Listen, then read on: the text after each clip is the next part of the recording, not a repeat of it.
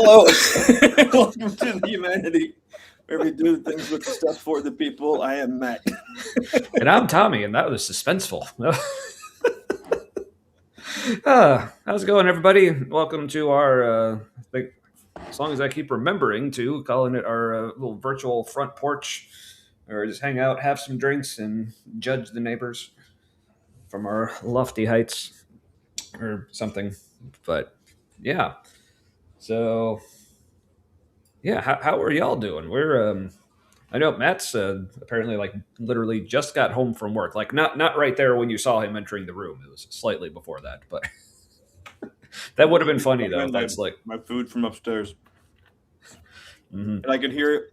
I could hear it in my earbuds, and the final intro started playing, and I was like, ah! Oh, but that would have been funny if that literally was you coming home. Like you see, like when like you're driving home from work real fast, but as soon as you're like 2 minutes out, you just give me a call. You're like, start the show. So I'm like, all right, and then you just like fly into screen. Maybe we'll try that sometime. All right, but let's see who we got here already. Like, hey, we got Spooky first. All right, back to old form. I love it. Yeah, slowly clawing their way to beating your number of subs. Ooh, plus they're unsubbing from you. Like, oh, so are we just like siphoning Spooky's subs? Is that what's going on? That'd be interesting. But let's see. But hey, he still set out the buffet. So hey, food's out, everyone. Help yourselves to a nice beverage or snack or full meal. We got a little bit of everything in there. So, and then we got. I keep calling you John Gooderham, but I heard Kip pronounce it Gooderham. So that does sound more right, but then again, it was also said by Kip, so I'm conflicted. Well, he speaks Canadian, so. Yes. But here we have John quoting Wes Huff, attempting to speak Hebrew to hilariously wrong effect. Oh, no. Yeah, this was, if people missed this, this was on Kip's channel, I think, last week, because he's been covering Wes Huff's course at... I think I saw part of that, actually. Yeah, at Peterson Academy. Yeah, where he's speaking from, it looks like the loading room from The Matrix, like where all the like guns and stuff come in, like rushing in on shelves and stuff, but he's just being wrong about the Bible. Yes, noise ending. Good. Help yourself. Make yourselves at home. Make yourselves at home. So what I'm having, this is skyline chili mixed up in a bowl, which looks like diarrhea and spaghetti in it, but it's very good. That is Skyline. So yeah. Hey, we got Ember on the Facebook side again. I swear, one of these days we're gonna get that latch fixed. Yes, missing the point. Oh, trust me, Ember, your aim will not be as terrible as these two chuckleheads tonight. But at least you're hitting us over on the YouTube side as well. Thank you for your multifaceted interactions and engagement, or gotta whatever. keep our Facebook numbers somewhere. Yeah, I was gonna say up, but that's not. No. Yeah, believe it or not, they're actually lower than they used to be, which is one of our oldest fans is from Facebook and a fan of Russia, and it's unclear if he likes us or hates us. Yeah, or if he just likes how much he hates us, or I think he hates how much he likes us. That's my theory. But I got Sapphire here, and apparently not feeling well, and that sucks. But yeah, hopefully you get to feeling better. I mean, I don't know what we can do. We'll see. Who else? Is that everybody? All right, I think we've covered everyone so far. Yeah. All right, cool. Well, thanks for showing up at this point, folks. Man, lots of things going on in my head right now. So maybe we should start with drinks, because I just realized I'm thirsty. Okay. So, you ready, Matt, or you want me to start? I'll go. This is the thing I can't pronounce. Svejak. It's a Baltic porter from, I want to say, Poland, but probably. I think that's what we kind of figured last time. That looks like Polish. Yeah. Yeah, Poland. So, it's very good. 260 for a bomber. It's pretty damn good. Yeah, I remember found us on Twitch again. It's like I keep forgetting Twitch is a thing, but glad somebody knows. Um, so I'm doing a new, at least to me, because apparently this one's been around for a while. But Three Floyd's Ride the Tiger. Like, Ride the Ride the Tiger. tiger. Yeah, but it's a rye IPA. Yeah, I don't seven and think a I've half seen that. ABV. So smells interesting. Let's see, and it's in a tall boy. So hopefully this should last me at least until we actually get to the video. So Yeah, I've got an Oktoberfest for my second. ooh, hey, me too, and for my third. But Yeah, me too. all right. Yes. Oh, you think you're the button? Well, Push the button, Frank. I am the button. yeah. I'd forgotten that was a clip, and I was just spitting out what my brain had, and it turns out it was a thing. Yes. Yeah, every once in a while, I remember we actually have clips as well. But speaking of which, one of the clips I just loaded in there today. It's a good clip, but for a sad reason. Unfortunately, we lost like two really awesome people yesterday. Yeah, the wrong 80-year-olds. Yes, I've seen that. That's a popular sentiment. Yeah. But oh yes, but real quick, yeah, at least try present in the YouTube, the Facebook, and the Twitch. Yeah, I mean, one of these days, if we ever figure out how to stream on something else, you can be present. Sure. Well, you just figure it out and let us know. See, Sapphire knows. Good taste. So anyway, so yeah, we lost Dolly Parton and Tim Curry yesterday, apparently, which is not cool. Whoever's universe or whatever's going on with that. Yeah. Well, Dolly lost her husband like a year ago, and they were apparently like super close, even though he stayed out of the spotlight like completely. Yeah. Yeah. So. Yeah. So I get it, and I saw somewhere apparently she had also like been dealing with cancer, but hadn't really been public about that. Mm-hmm. So they have gone to be with Harambe. Yeah, one of our local heroes. Yeah, like interesting. Oh yeah. Oh, I could see. Yeah, Tim. Wouldn't that have been like the best movie ever? Like Tim Curry, Dolly Parton, and Harambe.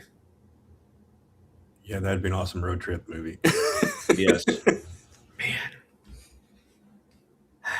Damn it. But yeah, interesting fact. I was actually at the Cincinnati Zoo the day Harambe was killed. I didn't actually see it happen. I don't think I was there when it happened, but I think we were there earlier.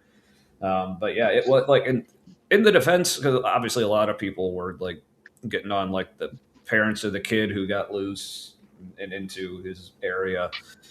But like I said, I don't know what exactly was going on there. But I mean, as the parent of formerly small children, like, yeah, kids, it's you turn your head for half a second and they're just gone. Sometimes it happens. But also in their defense, I remember that day at the zoo was just particularly crowded, and it was like rainy, like the weather wasn't great, so it was just all kinds of like chaos and messiness and all. Yeah, that when stuff. it's super crowded.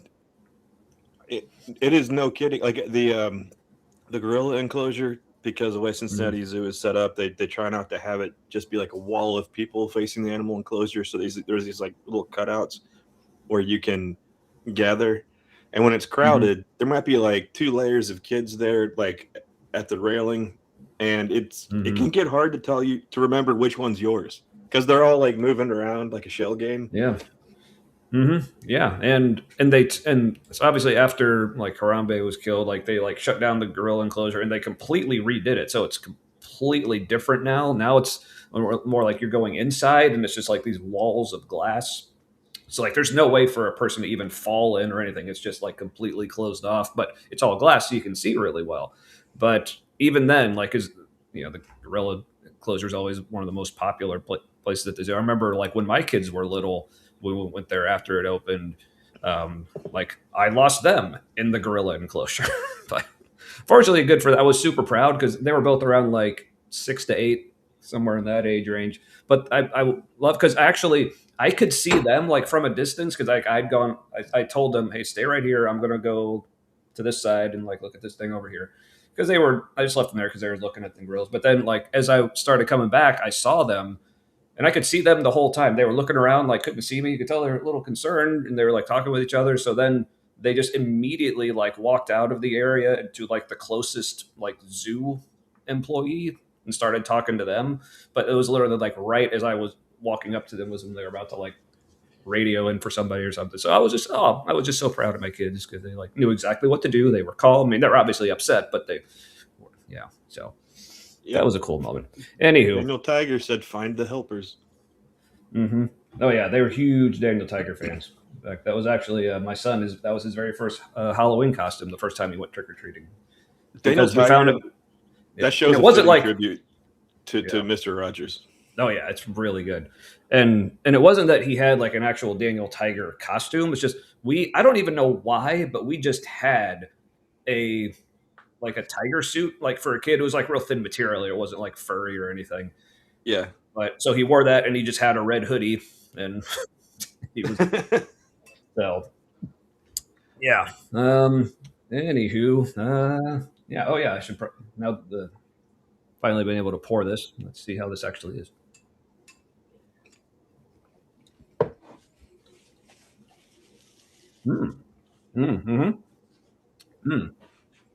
I like this kind of rye IPA because it's still got that kind of like spicy bitiness from the rye, but the hops in it a little more on the earthy herby. No, like the opposite from that. They're more the like can't tell if it's quite citrusy or more floral, but like more like the lighter, which I like as the contrast. Because a lot of IPAs usually just kind of like double down like with the hops to get like the super like herbal and piney and whatever. But this, it's a bit more of a contrast, and I like it. I would, you know what? I don't think I've ever had a British IPA. That would be really interesting with like a strong rye character and the British hops, which are, or the European hops, where it's just like, bitterness and earthy and I forgot my words. Yes, yeah, that's all right. Yeah, not too late enough. Maybe next time, David. Good to see you though. Let's see. Oh yeah, so lost Dolly Parton yesterday. I'll admit, like, not too familiar with her. Like, I think I've probably only ever heard one of her songs the whole way through, and that was like Jolene. I heard it playing it like on the music at like a restaurant or store or something. But I mean, aware enough of her to know that she was just like one of the coolest human beings ever to be. So yeah, a huge ally for yes. The queer community, including trans people, which is there was somebody shared a story on the Majority Report today where I don't know if it was them or somebody they know sent a letter to her telling her how much her music meant to them as a trans person and her like continued support for the community. And apparently the letter was so touching Dolly paid for her top surgery. Which that's a strong ally. Yeah, that's not just lip service. Yeah, that's amazing. So, I mean, I keep I don't know why, but I keep forgetting 9 to 5 was her. I think I've probably listened to that the whole way through, and I knew she is also. I also knew she was the original one to do "I Will Always Love You," but I don't think I've ever heard the entire song. So yeah, for one of the rare times in American history, a black person had the more popular version of a song. Like there's a whole lot of like bands like Led Zeppelin that stole a lot of their music. Inspired by black musicians who they took like exact riffs and all kinds of shit. Yeah. Yes. Awesome person. So so super sad to see her pass. It's just amazing. I have been to Dollywood which good I news! really Good enjoy. news! The Republicans have already defunded her children's book charity. Yes. Yeah. Yeah. Okay. Anyway, sorry. Yeah. But yeah, Dollywood's fun though. Went there a few summers ago, and much better than you would expect roller coasters at that place. Um, yeah. So if you're into roller coasters, if you're near the Pigeon Forge, yeah, that's where that is, Tennessee area. Go check it out. Um, Yeah, it's like back in the backwoods area of Pigeon mhm. Forge. Oh yeah. Speaking of stealing music, I guess Elvis. Yeah. Oh yeah, Elvis Yeah. did. Yeah. But Man, but can you imagine if Elvis had been black, also doing the gyration, people ooh, would have killed him yes, probably. because they almost did, and he was white. Hmm. Yeah, that would have been ugly. Um, but yeah, so farewell to Dolly. Um, yeah, sorry, I don't have any more eloquent words. Yeah, unless you had anything, Matt, before we move No, on Tim to Curry the was next always trip. good. I saw him in Oh, I think well, we hadn't got to him yet. I was seeing if my you had any goodness. final words on Dolly before we moved to Tim. No, she was she had always been progressive. Like 9 to 5 was sort of a women's rights anthem in the workplace, and apparently it wasn't over the line until she needed to be outspoken about the queer community, and then so many people who love country turned their back on her. And it's like she kind of helped create the genre that you listen to and love, and you're like, no, because I don't like her politics. Well, did you listen to her? She Right? was in her mind just trying to be a good Christian.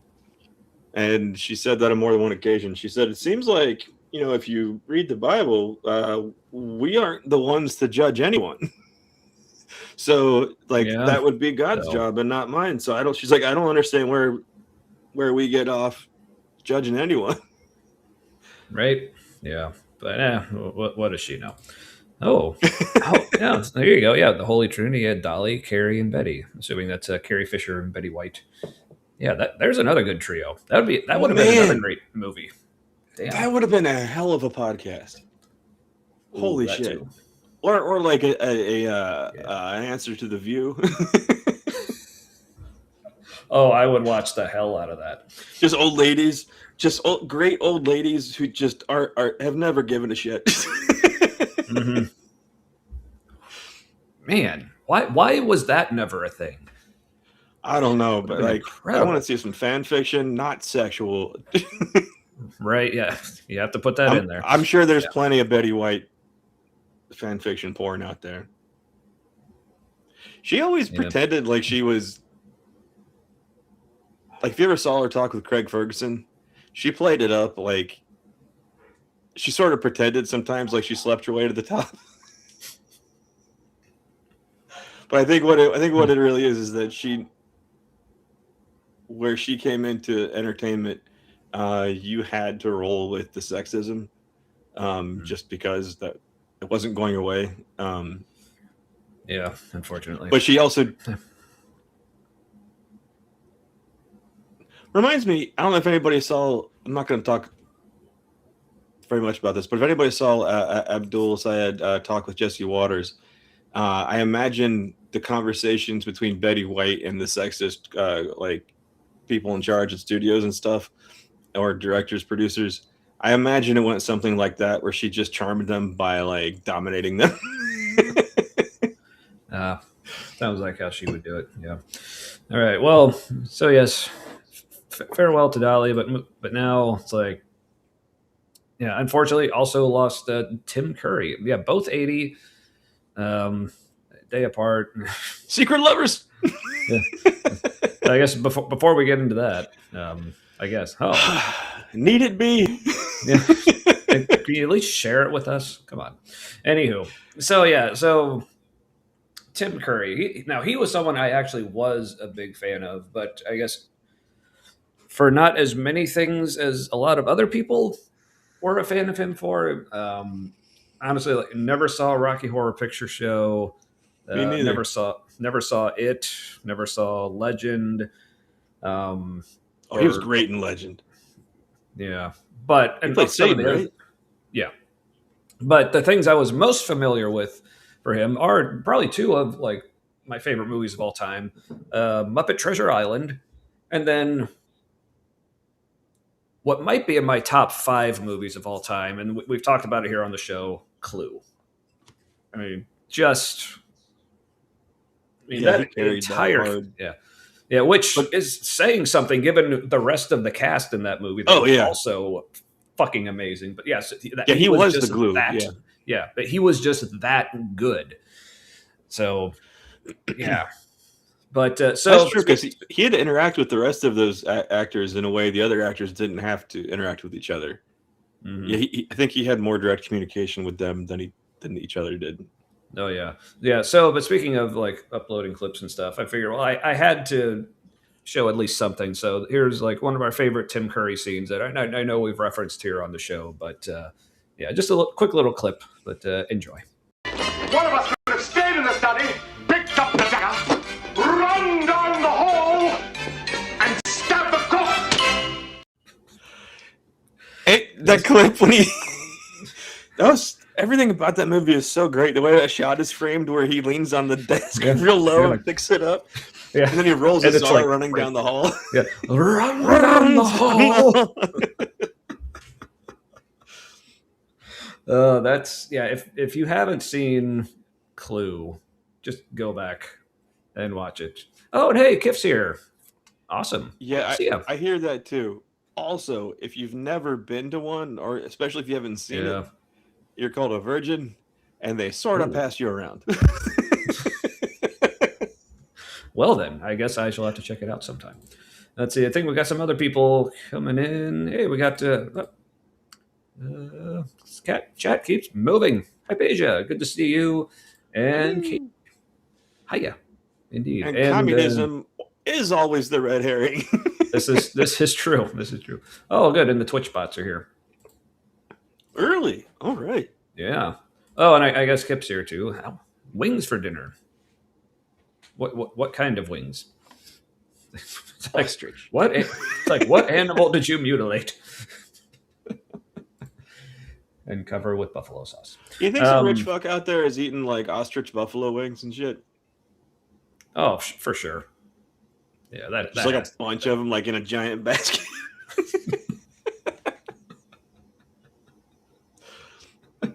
Oh, and hey, more people showing up. It's Emily. Hello. Good to see you.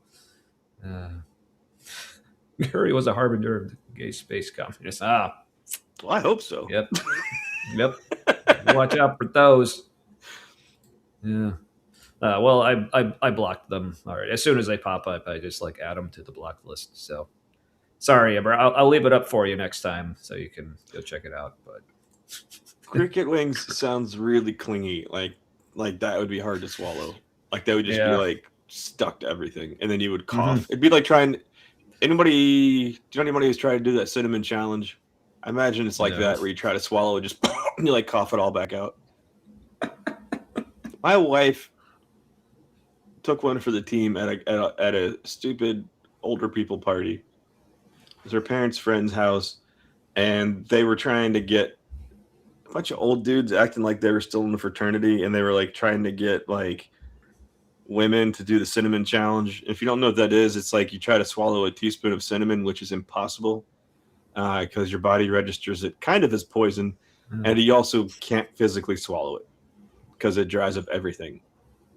And so she knew it probably wasn't possible at all, but she's like, I'm bored. And so she did it, and then coughed a cloud of cinnamon at the sink. Yay, good times. Oh, I was talking about the emojis. I thought Ember was actually looking for the bot. But yeah. Seriously. No, Twitch I guess they just have too many regular bots. Maybe they consider the emoji offensive. I don't know. Anywho. So, yeah. I know a couple people I saw up in the chat speaking of what we're having to drink, mention things. Let's see. We got Spooky having orange juice. Somebody else mentioned something. Can't find it at the moment. But Mango habanero and strawberry, like together, ooh, or like there was like a strawberry sauce and a mango habanero. Mango habanero strawberry does sound good. I got a cough. apparently Kip sent me a picture. Ooh, that does look It's good. just his dick. Well, if that's the case, you definitely want to get that looked at. Yeah, get that looked at. Well, definitely shouldn't be saucy. Oh, and I also just got the notification. Sorry, it just went away. But if anyone's getting bored with us in a half hour and are a member at Mark Reed's channel, he's doing Mark After Dark. So, but yeah, that does look good. So, thank you for keeping us abreast. And whoever said it, I agree. Blue cheese is superior to ranch as far as wings go. I'm definitely Team Ranch as far as that goes. Really? I just hate blue cheese. I mean, I hate most cheese, but I was especially the ones that are just that for a long time. Yeah, I was going to say like especially ones that are just at that openly moldy. But it's one kind of mold though, man, and this is the tasty one. Okay, you insist. All right. Anyone else feed keep buffering? Now I did change a setting because it's something I just discovered as I was setting up the stream yesterday. Apparently I can adjust the latency. I didn't quite know what that meant, but I looked it up and it made it sound like lower latency was good. So I lowered it. But it said it may cause like buffering issues for somebody. I don't remember. Aunt Jer knows. You're like, well, I already have those. Yeah. So now, okay. I don't like all blue cheese dressings. Some of them are just sort of ranch with a little bit of blue cheese in them, essentially. I like it where, like, there's, like, chunks in it and a lot of smashed up blue cheese in it. So it's like mayonnaise just holding the cheese together, essentially. Ooh. Now, here's a question. Speaking of, like, current events, I've been kind of following it. Matt, are you familiar with Joe Schmidt and what this is talking about? I'm aware. What's his name? The Mind Shift guy. I saw that he had something, Brandon. And I'm like, I need to watch that, and I didn't watch it or listen to it today. But I'm aware of the basics of the situation. He grew up a Christian, fell away in quotes, and now he's Catholic. I don't know if he was always Catholic. If he was Catholic always Catholic, Catholic is what he had grown up in. Well, big fucking surprise then. I don't. Right. Yeah, now it is surprising. Like I never like watched too much of stuff. Like I don't know if I ever actually watched his videos, but I saw him several times like with other people. Like he would talk like Alex O'Connor. I think he did something with Phil Halper. I think he actually may have done a paper with Phil Halper or somebody else recently we're talking about. But it was so weird because he had, and this is something that Brandon like pointed out in his video, not to spoil too much of that, but just like it's so surprising, especially considering like the arguments he had against theism before, than just listening to his reasoning now and saying what ended up convincing him is so bizarre. But no, it's never the brain stuff. It's always the feelings stuff that convinces you. Well, I mean, there was some brain stuff too. It wasn't all just feeling, but it was the type of like logical stuff he was talking about. It's like, yeah, based on the arguments he had before, it just didn't make sense. You're like, you should know better. But I wouldn't. With the way a lot of things are going on our planet, just there's a lot of unprecedented shit happening just on multi levels. So somebody who is intelligent, which it sounds like he was, I'm not really familiar with him at all, but it sounds like he was intelligent, thought through things. That makes you usually more aware of what's happening in the world. And if being Catholic when he was growing up wasn't something he like really connected with, especially with Catholicism, there are like deep, like you can get deep in it. Like they've been going at it for like what, well over 1,000 years. I think I don't fucking know really. But you can really get in there, and if you're feeling like apprehensive about the world on a level like you're not even perceptive of, I could see going back to that and kind of seeing it for the first time, because now you're thinking more deeply about things. I don't know. I don't care that much. I don't care that like I don't. If he converted to like a fundamentalist evangelical kind of thing, that would be surprising. But for him to go back to being Catholic, like, especially since that's where he started, it's pretty easy to be a lukewarm Catholic. Like, it's encouraged. Like, but high apparently people are the ones who are doing like the sequestering or being a priest or a nun and vows of celibacy and all that. It's like you're supposed to. The laity are supposed to not really have much of a clue. That's part of the whole system. Yeah, because also apparently part of the deal was he's, I guess, friends with Cameron Bertuzzi over at Capturing Christianity. So that was even bigger surprise there. It's part of his peer group. Yeah. I mean, so if sarcasm, that was sarcasm. Yes.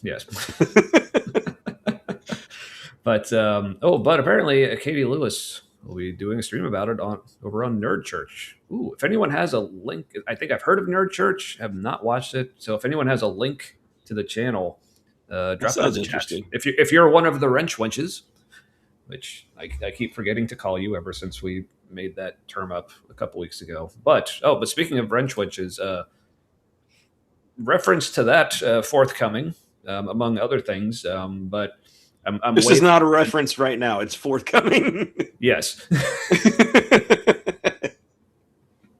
But we're waiting for Illyra to wake back up and join us before we share any more about that, if that's any kind of wake up, turkey.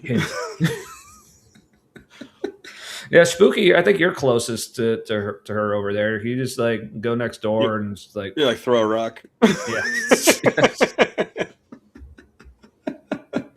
Oh boy. So yes. For some reason, my brain pictured picking up the country rock and throwing it at turkey. I mean, that would work. But okay, so I saw the whole like reverted over miracles is wild. I was not aware of the homophobe part. That's especially disappointing then. Who's the phobe? Joe Schmid. The like guy we were just talking about. Phobe or has been? Well, apparently, she's saying he went total homophobe, so I don't know if was with the reconversion or reversion. I don't know. Did his okay, was he an like progressive atheist for too long in quotes, and he became the gay, and he's like, oh, I need to be Catholic because they're the anti-gay. I don't know. When somebody suddenly like that, I don't understand. Yeah. Also, so I love the enthusiasm. It's like you don't even know who you're throwing rocks at, but you're down. I dig it. I got the rocks. Yes, where am I throwing? It's at Illyra. She's over in Turkey, and I was told by her that was a perfect pronunciation. So, suck it. I don't know why that escalated. Just the whole thing. Yeah, this is true. We don't need to be stoning her. Like just tiny pebbles just to get her attention. Or you could do one of the things like my dad did when he and my mom were still dating. This is actually like a really cool. Not quite. This is actually a really cool story, and I think like if I ever start dating again, it's like I wish I had this kind of game. But when he was picking her up for a date one night, because he wanted to do like the whole romantic, like throwing rocks at her bedroom window. That was like she was on the second floor of her apartment building or whatever. But he's like, if I throw rocks, I might like break the window. So his idea is like, I know, I'll throw peanuts. So he's standing outside her window He's just throwing peanuts at her window. So she comes to it, opens it up, and he immediately starts playing a song on a kazoo. I wish I could remember which one, but it was like an actual, like, really romantic song, and he's just playing it on a kazoo. So on a kazoo. Well, I mean, honestly, like that is kind of perfect because if she's into that, she's into you. Right, and apparently, I mean, they're actually it'll be 50 years for them in just a couple of years. So yeah, I guess it's working. So yep. I guess they like each other enough to at least have 4 kids. So anywho, well, before I start thinking about that too much, so Men break windows, but not ceilings. Womp. What? Glass ceilings. Oh, I got it. I'm not sure. So Ember was apparently very excited about something, but it's not letting me put it on screen. Like, ooh, well, hey. So take note, somebody. There are kazoos that you can plug into guitar amps. They have like a spot where you can put the pickup above the membrane. I have one, but maybe someone else could get one. Right. But also, hi Maya, good to see you. You're be more into the kazoo than the dude. Fair. That is fair. Yeah, yeah. They show up. Like, I can see them on my end, but I can't put it on the screen, unfortunately. But thank you. Yeah. So, yeah. So, anywho, well, anything else on all that before we get to the main event? Because I have another related to the main event story update to share before we get to it. But before we get to the thing we get to before we get to it, was there anything else? I don't know. Can you see this on the screen very well? Yeah. Sort of. Mm-hmm. That's a fancy schmancy living room I finished wallpapering today. That's when it was in progress. Ooh. That's why I didn't get home until like 15 minutes before we start the podcast. I'm a little beat. Because if you don't know, for every drop of wallpaper, you're up and down the ladder, including priming, 4 to 5 times. And there were a lot of drops. Yesterday and today, actually, no, it's been a long bit. And they're like, we need you to pay us in cash because, reasons we can't tell you. And because government reasons. And she's like, I couldn't get my card to work. And it just kept giving it back to me. And so here's a check. And I was like, okay. Because that means for reasons we just need to sit on that check until like next month. Well, fortunately, it's almost next month. Yeah. But it's like they gave her quite a big discount on that. Anyway, so that's what's on my mind. Now it's gone. It's off of it. The wallpaper looked great. She thought it looked great. The client paid me money. Because, of course. And she's looking for other rooms to wallpaper. So, like, just not even in her house. She's just like looking for other rooms. She's start, like, she's just collecting in houses nearby, and just taking rooms, like entire rooms. Right, just the room. Yep. Yeah. It all right. House kind of looks like a Chinese ghetto right now.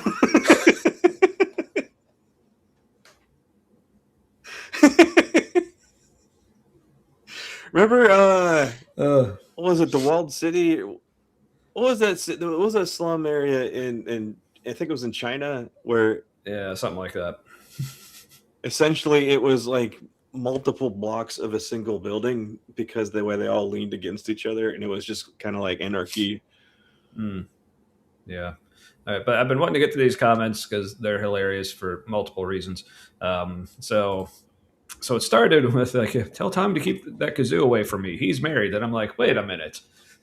I mean, I guess I still am technically married, but like it's in process. Then she's like, oops, met Matt. So yeah, Matt, keep that kazoo to yourself or to your own wife. Well, I've kept it so to myself. I've even rarely played it.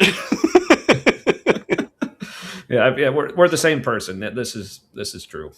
So yeah, it's actually one of the I don't know if you call it a complaint, but some feedback we got when we were doing the audio only podcast like several years ago. I had a few people tell us like when they were listening, they couldn't tell who was speaking, which is crazy in my opinion.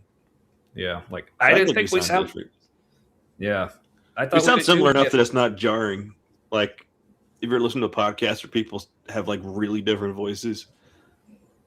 Mm-hmm. Yeah, it's hard for my brain. Oh yeah, and that's right. Yeah, see, Matt can't be me because noise ending is me. So oh yeah, the blue cheese that is now known as the schism, I guess. and sorry for the existential crisis that apparently came along with that.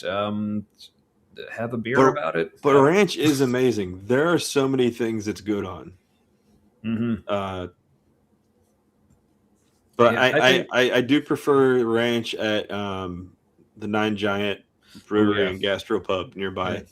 Yeah. They make their own, and it's like dill and cilantro and just. Mm-hmm. Oh yeah, it's a cilantro ranch. It's super good. And no mayonnaise. I think just heavy cream and like a bunch of other stuff because they make everything there themselves, and it's not as heavy. Mm-hmm. This is a weird podcast so far tonight. Yeah. But yeah, we'll still only have one Norman. This is good. This is good. And one former Herman. Oh yes, a bunch of former Hermans.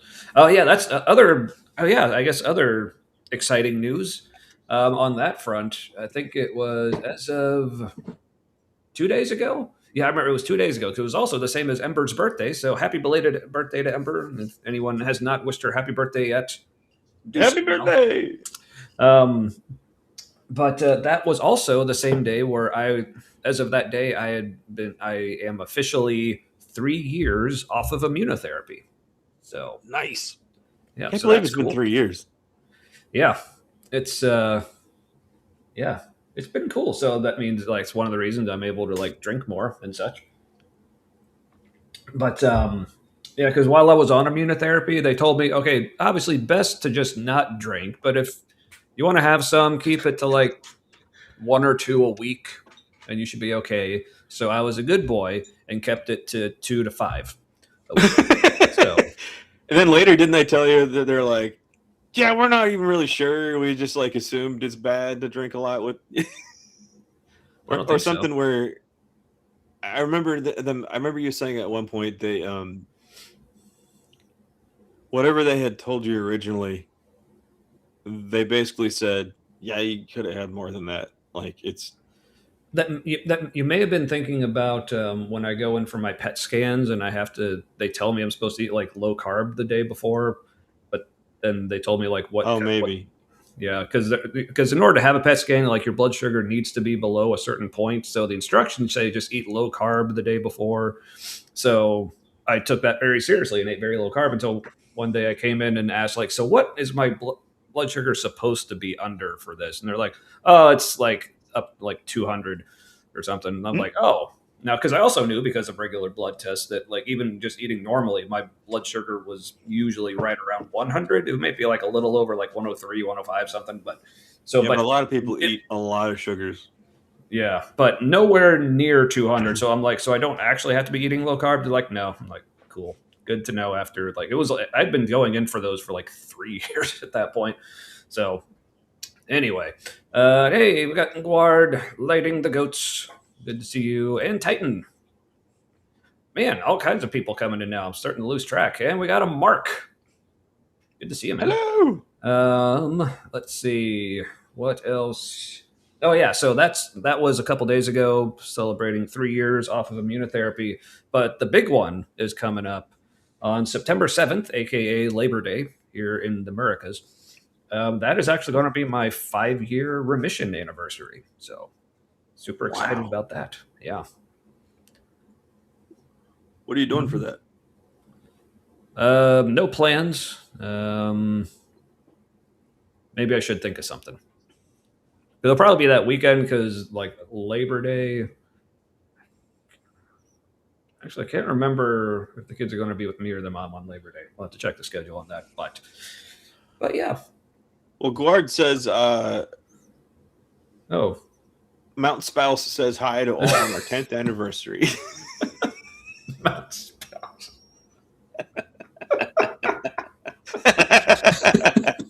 I said it that way because it's funnier because that is true. It almost sounds insulting.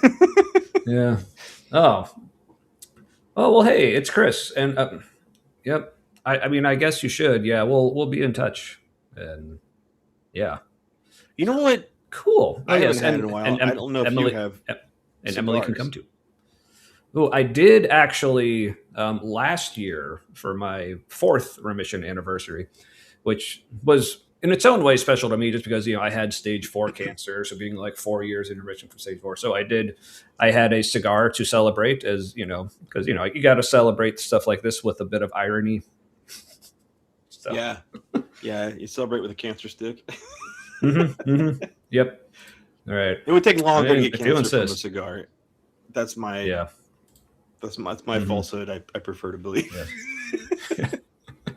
But yes, but seriously though, happy anniversary, Guard, and to your spouse. That's awesome. Good for you. Yeah, 10 years is a big deal. So thank you for even showing up in the chat tonight. That's That means you made it past a couple probably really difficult things. Yeah.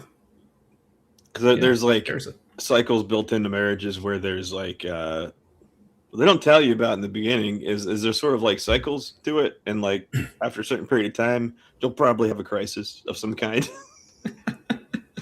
Yes.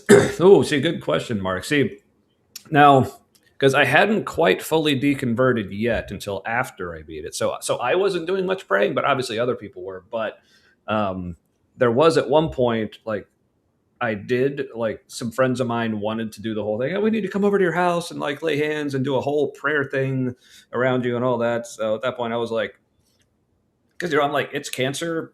Like, sure, I'll take an all of the above approach, just in case this happens to actually work. What the hell?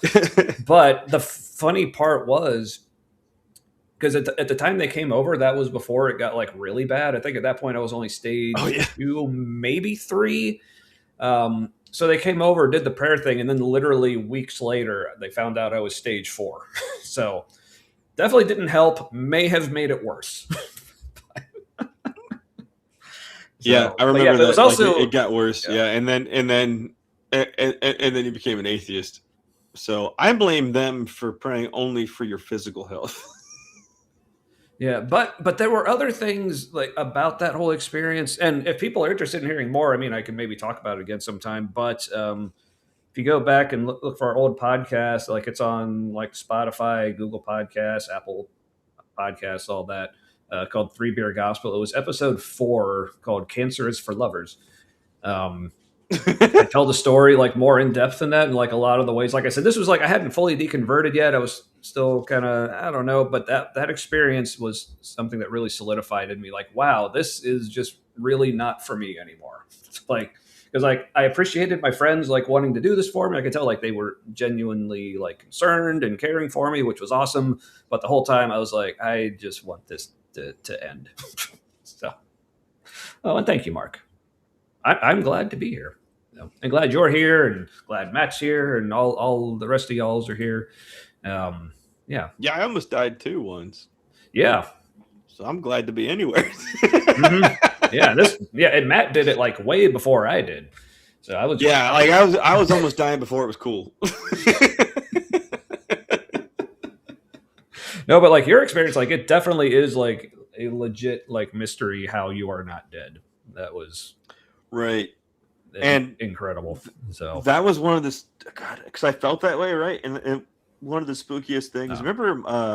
Mark is glad you're here too. So good. Remember Nestrick? Did you ever know him? I didn't last know him name? personally. I knew who he was, but Yeah, he had like a neck beard to like just.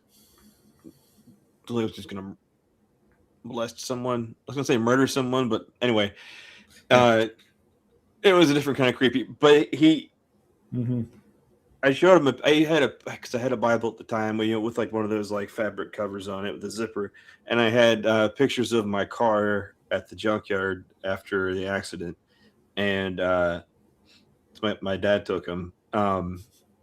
And I said, "This is what my car looks like," and he looks at me and he goes, "It does not make sense you're here," and he had like a way to like speak directly into the person, not just to them.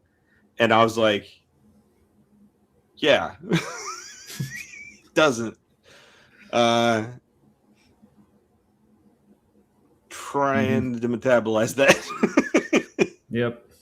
Yeah, it can be a lifelong endeavor. I mean, yeah, I'm still obviously like still working through a lot of my stuff too, but yeah, it's yeah. I in fact, oh, speaking of more announcements, probably will go more into that like the whole like aftermath of like surviving cancer and deconverting and all the other things that went along with that. Because tomorrow night at 7 Eastern, I will be on Freethinkers Fireside with our good friend Helen. So, Oh, good. yeah, tune into that. And also, Matt, she said she definitely wants to have you on sometime. So you should. Cool. I don't know. I think you're friends with her on Facebook, maybe. So you should like. I hope so. Message her. I am not friends with as many of the people as I should be on Facebook. Yeah. No, I think you are. I think I actually checked because I was curious once. So it's okay. I know your friends on Facebook. Oh, I have a great description of how my car looked in the picture, since I can't find the picture. But it looked. I had a Chevy Cavalier teal, 4-door, and it looked like I was hit by a semi in the passenger side. And what it looked like is it looked like the front of the truck tried to wear my car sideways like a condom. You could see like how the front of you could like measure the front of the truck on basically the imprint of the side of the car. And by side of the car, I mean it was like concave. Yeah. I still don't think I've ever seen pictures of that, but I am positive they must be somewhere. Yeah, that's okay. I haven't found them. Yeah, sorry, because you also haven't seen pictures of my tumor. So just picture a car where literally the only safe place in the passenger compartment was under the steering wheel, and the rest of the car is fucked up. Yeah. Yeah, like full on T-bone. Yeah, on the highway. Yeah, and they carried me out of there like impressed I wasn't dead, kind of thing. Yeah, so I guess welcome to why are either of us still here show. I don't know. It must be to wreck everything. Yep. Or like I said, I think I mentioned this. I think this was on Ember's birthday stream. I was talking about one of the reasons I love the video game Dark Souls 3 so much, because there's an NPC in there that you like do like side quest stuff with, and when you find him, he's part of this group of pilgrims. But I won't get into the full story just for the sake of time, and also for the sake of because it's a From Software game. I don't even understand the full story all that well. All I know is there was this group of pilgrims who basically were supposed to go to this place and die there, and then something would happen with their bodies at the place, and it would be this whole thing.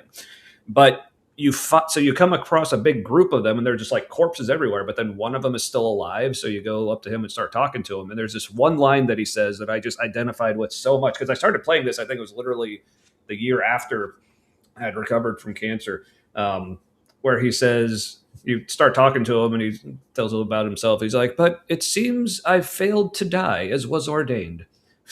It's like, oops, guess we didn't die. My bad. Ooh, I've heard this is wow, quite a club that we have. Yeah. All right, then. 3 blocks from the beach. Wow. That's a story. Because the ocean was there. Yeah, and at least and more so. But hey, Bartholomew's here. Good to see you, man. But yes, speaking, here's the link to me on Helen's show tomorrow. Go check it out. It'll be fun. Now, technically, Matt is also on Discord because like we're just on there as the humanity, but I am barely on there, and Matt is on there even less. So, I think. But Holy shit! 1-bedroom cottage has a surfboard. That's a good simple shape though, as long as it doesn't bump into anything to like bend it out of whack. Yeah, if it's not like nailed to the bolted to the ground like other houses. Because around here, like everything's bolted to the foundation, like your studs. There's like I think there's bolts like embedded in the concrete foundation. The studs are nutted onto that. Yeah. All right. Well. All right. House is all done with nut. It's all nutted down. Yep. Well, so are we ready to get to the actual things? Let's do the actual things. All right. Well, my first beer's almost gone. All right then. Well, but before we get to the video, yeah, this is true. All right, but before we get to the actual video, I received an update from some friends of ours because we remember at Crossroads, Pastor Brian Tome had been suspended for an incident. Well, the incident was years ago, but I think the whole like investigation, suspension, whatever came down back in. Well, April. He's still just as gay. Allegedly, in my opinion. Yes. Yeah. It's all right, Ember. Like, yeah, brace yourselves. We're about to do the things with the stuff. But so apparently he is now off his suspension and will be preaching this weekend. So, oh my goodness, we're gonna watch the fuck out of that. Which I'm like, do we need do we need to do a live watch episode of that? Oh, maybe. Well, I don't think we'll be able to Sunday morning because, like, some people may know, we actually share this Restream account with a few other guys. Right, okay. One of them usually does his show on Sunday mornings. So, and I would say we do that next week, but we already have plans for next week. So maybe, man, I don't know. So are the results of the independent investigation back? Is that why he's back to work? Well, no, like the investigation had already been done. That's when he was suspended. Like that was the result of the investigation. So now it's just the end of his suspension. Because like they'd said, like, okay, he'd be like, they gave it like a timetable. It's like, okay, you're suspended for this amount of time. So now I guess that time. Right. What did the investigation find or decide? Are they going to share that? Or is Brian going to share that? I don't know. But yeah. Bribe BT. Yeah. So unfortunately, I don't know if he wasn't suspended that long. I would have thought longer.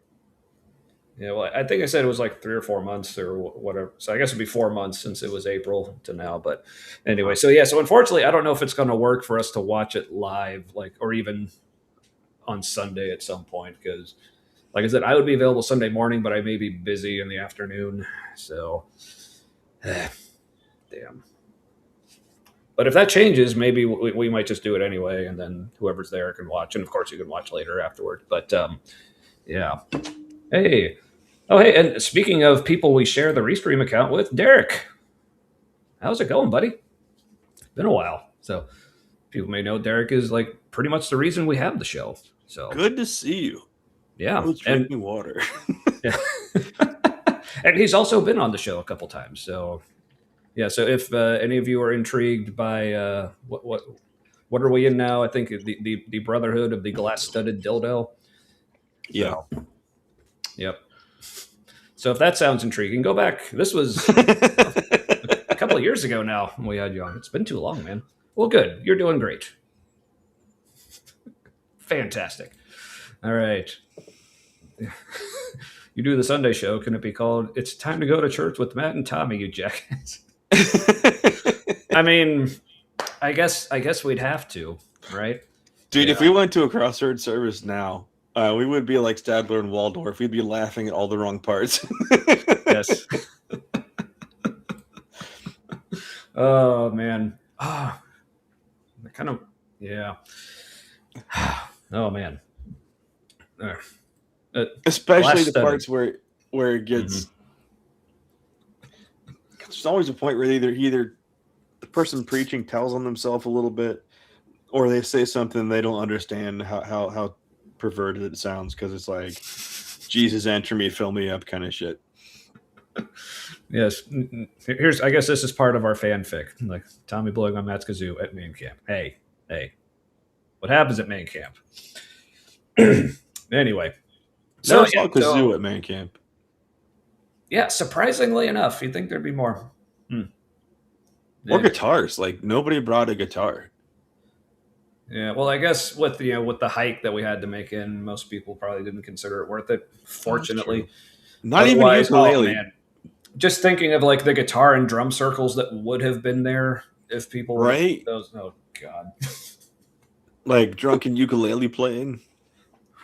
Okay, well, if it's drunk ukulele playing, I might be down for that, but no. But the way that these things usually happen at these like Christian events, like no, thank you. All right, so Brian Tome back this weekend. Like I said, maybe we'll see if we can swing some kind of like watching a thing. Like absolutely, like I said, I would love to have done this for next week, but next week, well, once we get through this evening, like we'll explain more like what our plans are for next week. All right, so speaking of. Brian Tome returns. 1,000 chuds rejoice. Yeah. Derek just wants to jump up and say the piccolo player's a motherfucker. Oh man, how much fun would Derek be at man camp though? For real. And Jimmy and Jimmy they would size him. Nash would size him up as a problem. Yes. Hey, we like Bartholomew doing the drunken drums. Yeah. Yeah, and I say this as a drummer. Correct. So, 6 guitars. Well, sounds like we're going to have quite the band. So you play them all at once. That would be. Anywho, all right. So that brings us to tonight's video. So, and this is something we've mentioned before. So I guess it was almost 5 years. Speaking of things happening 5 years ago, I think it was almost 5 years ago. I want to say it was like. No, actually, I think it was a little over 5 years ago. That's right, because it was in like June or July of 2021. Crossroads brought in this guest speaker who, and like I said, there's a reason we're not watching this particular message because, one, they took it down, and even if they didn't, it's the kind of stuff, we don't want to subject you all to, but, I bet Maya does. I don't know what this means.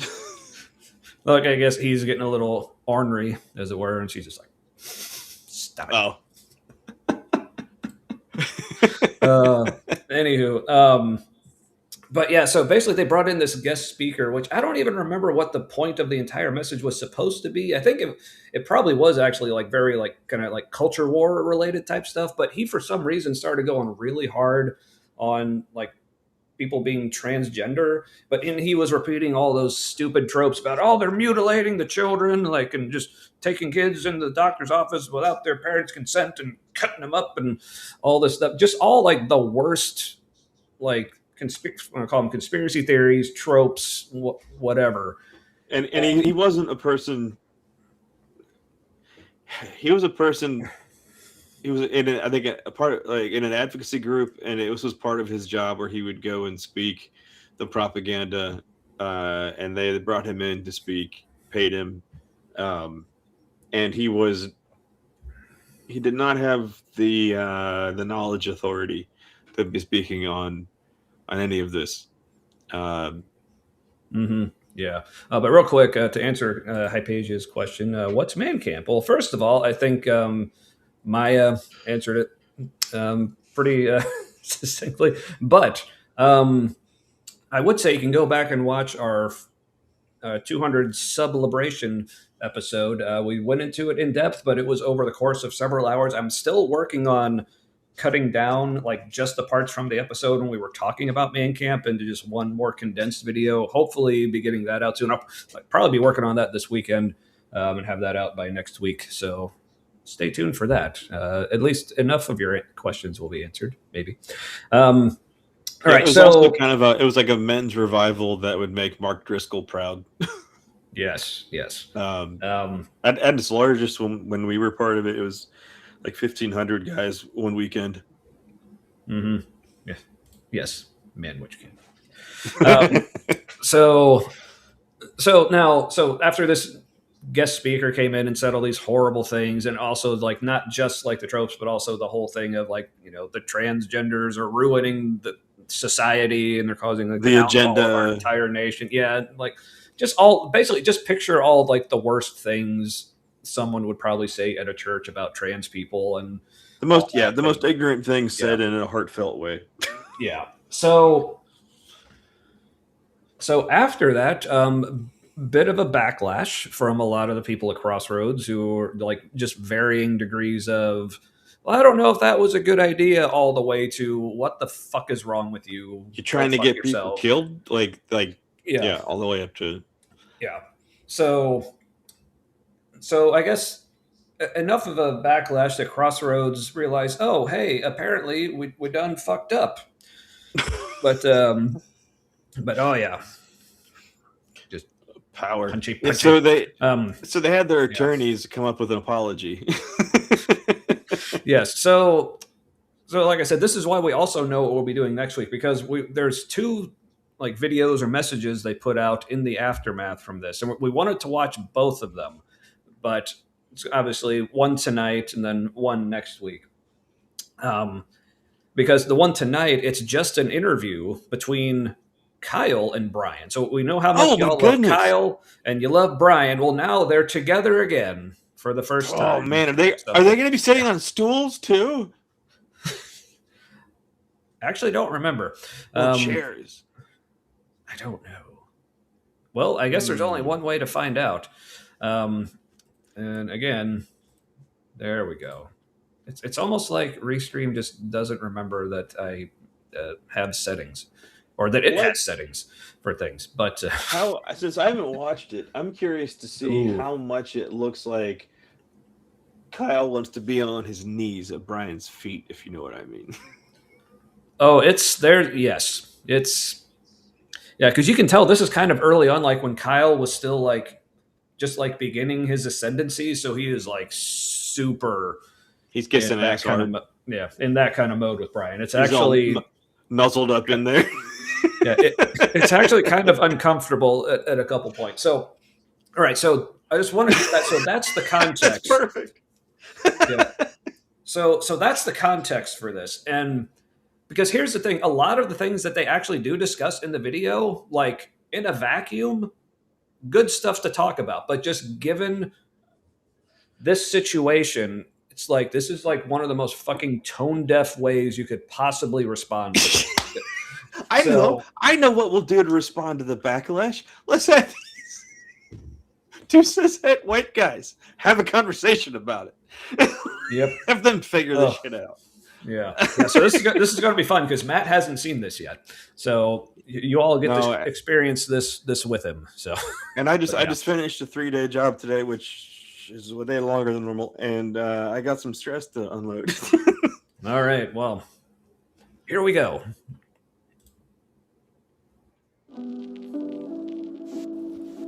Do you know one of the biggest reasons why people reject church? It's because churches and the people inside them disagree with each other all the time on all kinds of stuff. And if churches and the people inside them can't get along, why would anyone else want to join one? Hi, I'm Kyle, by the way. I'm a pastor here at Crossroads. It's my job to help you explore who God is and discover the life of adventure that I believe God has for you. Did you know there are over 45,000 denominations of churches in the world? That's crazy. And see, the crazy. It's like, dude, turn it down several notches. What is this? Like, how is this the best choice for? Okay, this is going to be the first thing a lot of people are going to see when, like, in this very like tense and possibly very like sensitive situation. We're going to have Kyle coming on and acting like he just had like a handful of gummies and and listened to Pink Floyd for the first time. It's like, you guys, have you heard of this? All right. I don't know why. Okay, well, I do. There it goes. There's just so many things. Yeah. So many creative decisions I don't understand. First of all, this set, I can't tell what the fuck is happening in the background. Right? Yeah. I Looks like don't there's either. a 2x4 studs thing happening there. Also, his outfit just made me want to punch him in the throat and walk away. Yeah, like appears to be crazy. Yeah, that Yeah, he's on that kratom or something. He's like, the legal cocaine. Okay, something is happening with his wardrobe that feels intentional. He's wearing two of the colors of the trans flag. and then he's white. So it's kind of rutabaga right here, but yeah, this is true. But that is intentional because they treat what the people are wearing in these things like it's part of their wardrobe, like it's a costume for these recorded bits. Ooh. So this is intentional, and I don't like that they're trying to use visual cues to prepare people to already see them as being on the side of trans people in some way. Yeah, that's very. Oh, but yeah, this because we have had like quite a few new subs recently. So yes, there are going to be some people here experiencing Kyle for the first time. So you poor dears. But hey, and speaking of new people, Kyle. Yeah, good to see you. Yeah, wave those flags. You too will learn to use the word Kyle as a slur. Yes. Kyle with a hard K. Yeah, see, this is the Kyle. Like, I think that's. I remember, like, kind of like the male version of Karen. I think like Kyle is the name people settled on for that for some reason. That's amazing. Which is weird because now I don't actually know this Kyle because all the Kyles that I actually do know in real life, Pretty really cool. awesome people. Yeah, we even had one on the show last year, Kyle Butler, super awesome guy. Yeah. Or there's like the Kyle that both Matt and I know is just really into ska and checkered things. Yeah, awesome dude.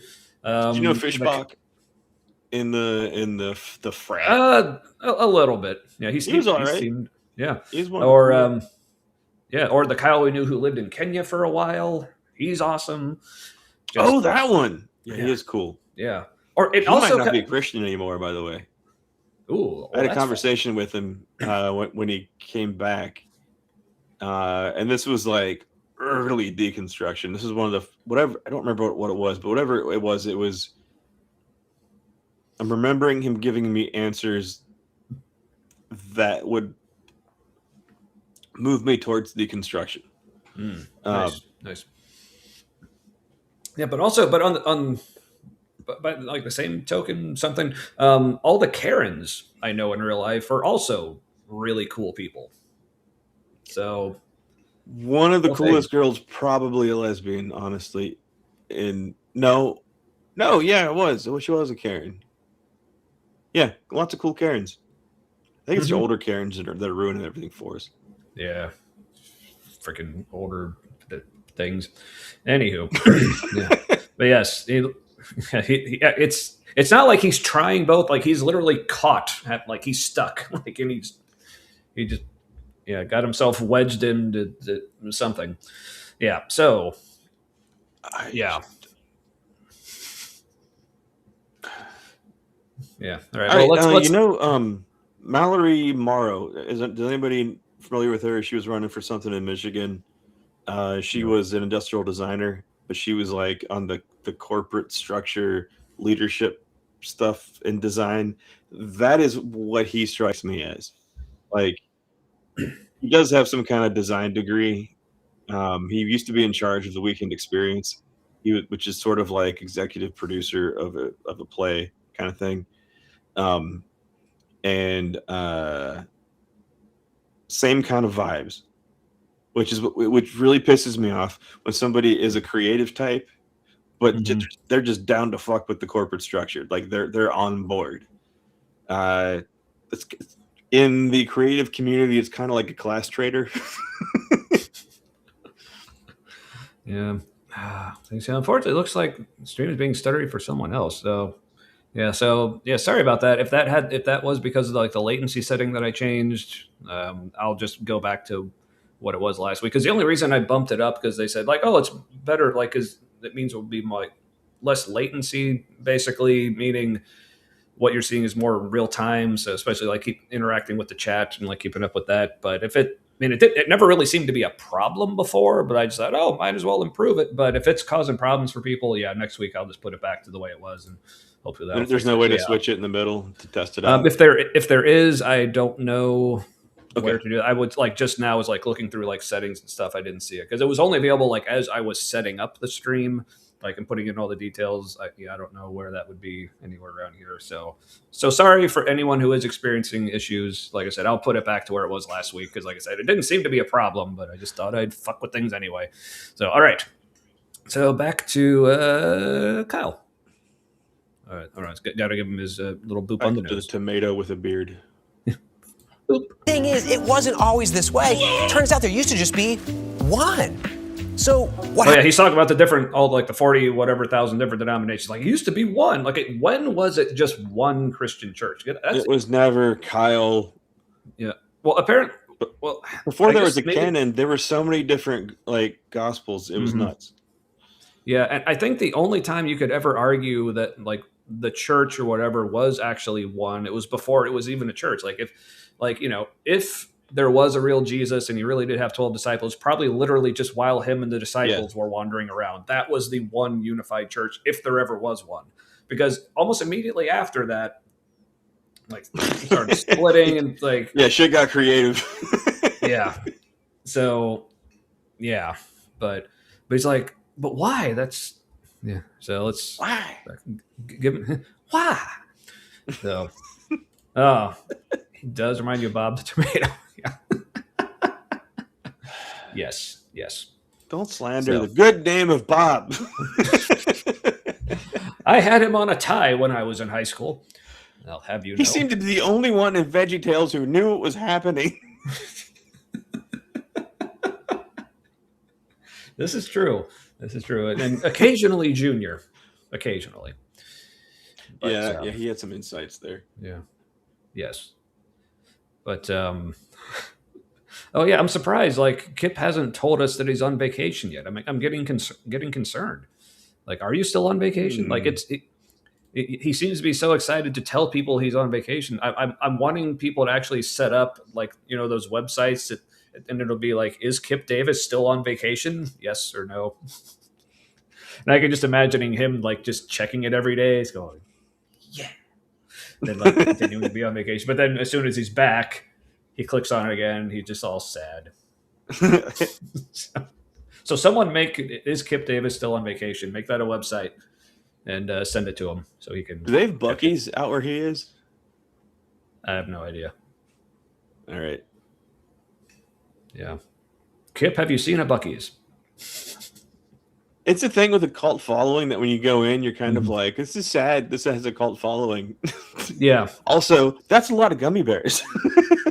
Yes, it is. Yeah. Oh, yes. One of these types of websites. Is California still on fire? Yeah. Or is California? Yes. Usually. Yeah. Anywho. All right. Canada's been on fire for like 4 years. Mm-hmm. Yes, this is also true. Something that bugged me, but anywho. All right, we should probably get back to. Yeah, let's get back to God. Yeah. Ooh, yeah. Fortunately, this is a shorter video, so we should be able to get through it. It's 19 minutes, but like the last 5 minutes is just like completely unrelated other things. Oh man, this was a heavy. This was full of worship. This service. Yeah, that's what that means. No. Yes. Ooh. Oh, hey, cool. Oh, So I'm assuming you meant "but my dog sitter" for Dagenfeld. It's like I thought you said I just bit my dog sitter. It's like, oh yeah, sounds like a great vacation. Why is she But I hope there? but I hope you found a replacement that you did not bite. Yeah. So, you know, got to take care of the Dagon. So, yeah. Oh, Kip has seen a Buc-ee's. Yeah, have you gone into one? Because it's a new kind of sad in there. Yeah, it's one of those places. Like, I mean, before, I mean, obviously, there's a whole controversy with them now, like suing all these like small businesses for having similar logos that really aren't, and when they're completely unrelated types of Like the businesses. crocodile or the alligator Yeah. one. Yeah. Even before that, like I've been to Buc-ee's. Now I do like the gas there for some reason is like way cheaper than anywhere else, even in other places right across the street. That's because you go into the store and buy something. Yeah. You're But that's the thing, subsidizing. like, yeah, my thing with Buc-ee's, the way I would describe it, like before the controversy, like now I am like actually like antagonistic towards it. Before that, the way I would describe it is just like I just aggressively do not get it. It's like, yeah, it's cool. Yeah, it's a big place. They have lots of things, but it's like, okay. And yeah. Anywho. Oh, hey, we got an Ollie. More Canadians. Hello. Always good. Because we have international appeal across multiple time zones, even. Alrighty. Though I think Ollie may be on our time zone. I think you're in Eastern, right, Ollie? Anywho. He's pretty much just kind of up north and I think he's actually a little east. Anywho. But I got a boop Kyle again, right? Boop. It wasn't always this way. Turns out there used to just be one. So what happened? Well, the same thing that can happen to relationships and friendships and families and break them apart. That thing is called disagreement. Because, yes, that is how we're framing this whole thing tonight, folks. We Don't get invited- angry at us for being prejudiced. You're destroying the church when you do that. Yeah, because, this isn't about, us bringing in a guest speaker who said some severely harmful, very offensive things. No, because they about- stand behind what he said. Yeah. Otherwise, they wouldn't have paid him money to come say it. Right, but let me finish. So it's not about like saying all these things that like hurt people, upset a lot of people, and because they were like legitimately offensive and harmful, and like dangerous stereotypes and things to be spreading around, and that made people upset. But now we're framing it like, oh look, we're just having a disagreement right now, and you know what? That's all right. People can disagree. It's cool. Let's just talk through this. It's like, no, Kyle, this is not just about a disagreement. But that is how this is being framed now. I don't. So. Yes, that kind of thinking bothers me so much because it's like you aggressively do not get it. Like this isn't just a disagreement. Like I understand you see it that way from your perspective, but literally what you're doing helps get people hurt either by their own hand or other people's hands. Either physically, psychologically, emotionally, like this contributes to all of those. None of what you're doing is a neutral disagreement kind of situation. Right. And for someone to just be like, I don't care what you say, I refuse to see it any other way than I do right now, and refuse to question whether or not I might be right. And because ultimately to them, it doesn't matter if they hurt people. What matters is if they think they're right. But yes, you will need to make this. But Aunt Jer, just wait. It's about to get worse. Like hilariously worse. Disagreement. Yeah. Yes. The infantilizing of the audience that especially Kyle does. He does sound like he's teaching kids club or some shit, which is what their Sunday school stuff is called. Yeah. For the kids, in fact. All right, but let's let them continue. Let's run an experiment. Cool. If I were to say to you, Simone Biles is the opposite. And they almost cut to the other camera quickly enough when he turned. Yeah, that was fun.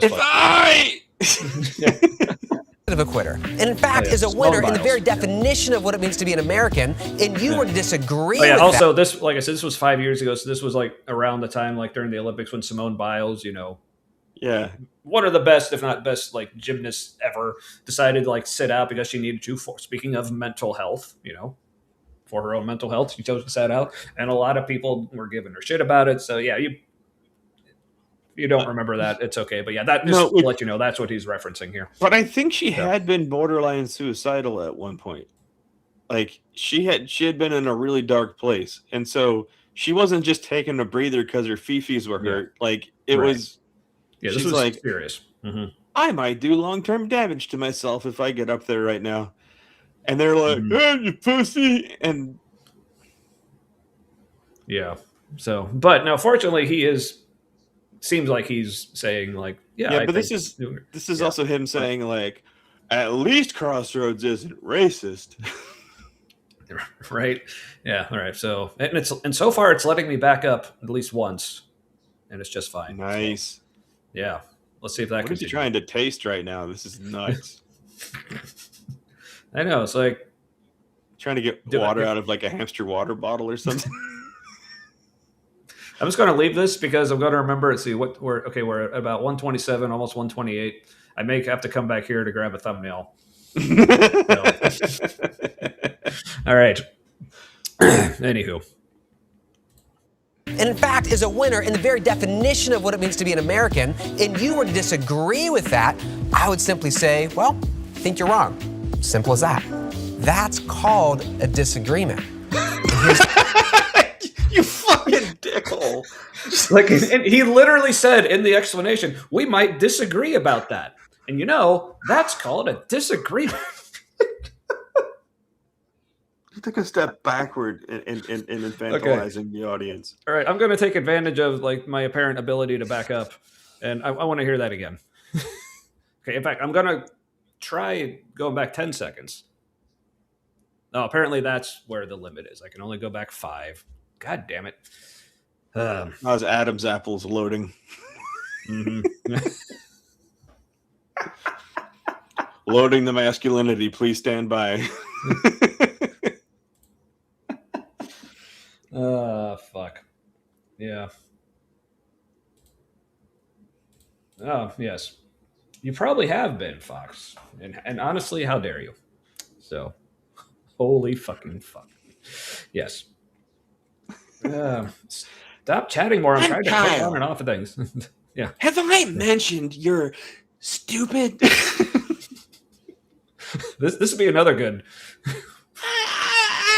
The stupid stutter that he does. Mm-hmm. Mm-hmm.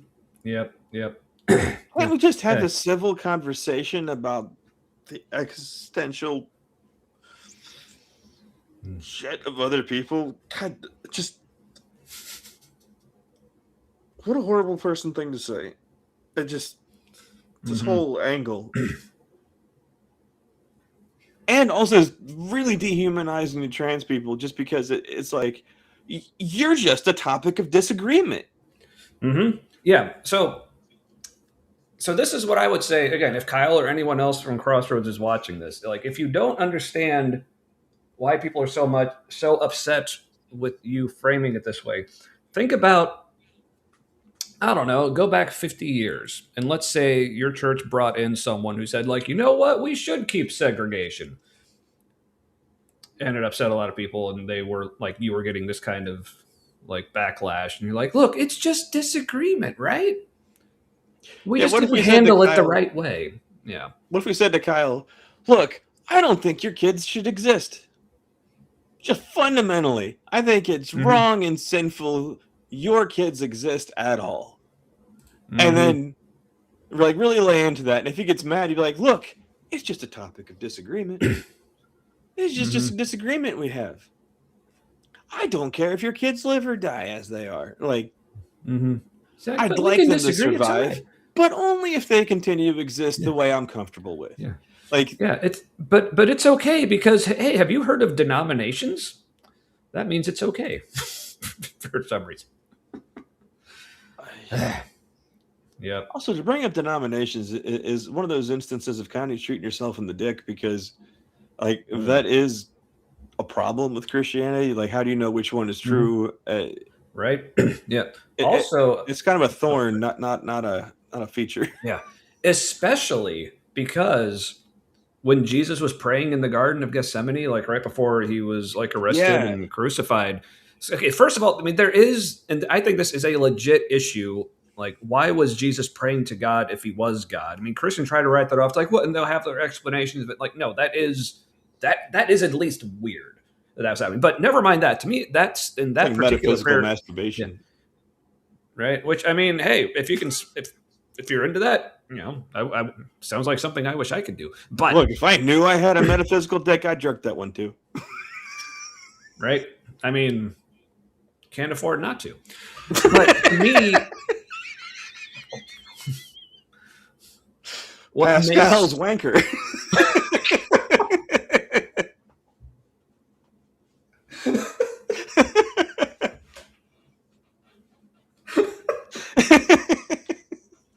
Can't afford not to jerk the ghost penis. Oh, and the callback to Three Beer Gospel. If you haven't seen that original one, that's full circle to a few years ago. Man, I knew we'd come back around to that. Anyway, thank you. All right, but so Jesus praying in the garden, to me, it gets so much worse than just why is Jesus praying to God? Do you remember what he prayed? He prayed specifically that all of his followers, he's like, not just these 12, but to anyone who hears their message. So basically all Christians, like down through history, or all followers of Jesus or whatever. He prayed that we would all be unified and like that we would all be one, just as Jesus said, just as you and I are one, like to God the Father. So, but not only that we'd be unified, but he's like that so that they would believe that you sent me. So basically, so Jesus is praying that all of his followers would be unified so they would believe him and his message and that he came from God and all that. So apparently all of Jesus' followers staying unified is critical to the survival of Christianity and people actually believing that it's true. So yeah, I don't know if you've noticed, Jesus' followers not exactly unified. So that's a huge problem. So apparently now we have no reason to believe. And not even the 12. Yeah. Like one of them helped to get him killed. So right. But here's the thing, so, like prayer come true. So like I said, not only is it a problem that Jesus prayed to God, but then Jesus as God praying to God and asking him for something didn't get what he prayed for. Like, how does that happen? So, because what are all the excuses we get? Wrong. Yeah, because what are all the reasons we get, like, when you don't get what you prayed for? You either say, like, well, you just didn't have enough faith. Like, you're going to tell me Jesus didn't have enough faith? Or you just prayed with wrong intentions. You're going to tell me Jesus was praying with wrong intentions. Like, just go on down the list. Any reason that we're told we don't, not God's heart, all that stuff. Yeah, any reason that we get that you don't get what you prayed for, like, how can any of those apply to Jesus, who is God? And like, yeah. So, or it just wasn't his will. Like, if it wasn't his will, then why did he, as God, pray for it? Then, anywho. So, Oh, yeah. Sorry, again. Yeah, God totally can. Yeah. See, that's how you know your comment's good, when me and Matt both go to click on it and it just doesn't appear. So. Or that just means we saw it at the same time. Yeah, or that. But it also means it was good because we both wanted to click on it. Correct. But it doesn't mean ones we don't click on aren't good. Yes. Right. Or the ones only one of us click on, especially. All right. All right. So let's get back. I think I backed it up enough and it's decided that it wants to play this again. is... That'll get you kicked out of somewhere. Judas helps Jesus achieve autoerotic crucifixion. Because you do suffocate to death on it eventually. This is true. Yeah, you see, that's the problem. See, he just overdid it. You know, that happens to a lot of people. So. Oh man, that would have sucked if Jesus died with a boner.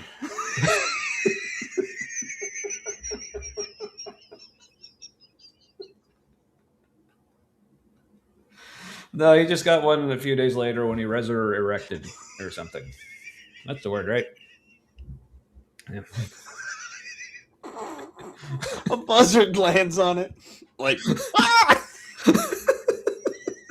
Oh, and also, did he keep it like after he came back to life? Like so now I'm like reimagining the whole like doubting Thomas. I assume he rose from the grave in every way.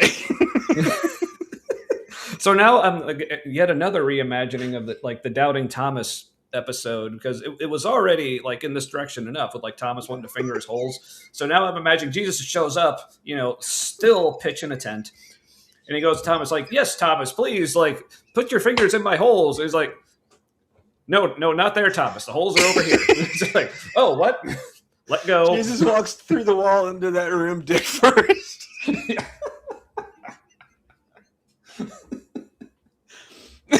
Yes, that because what better way than with an erection to announce you're coming?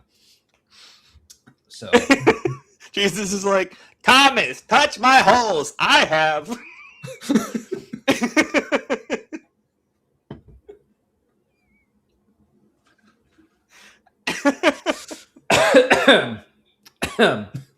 yeah.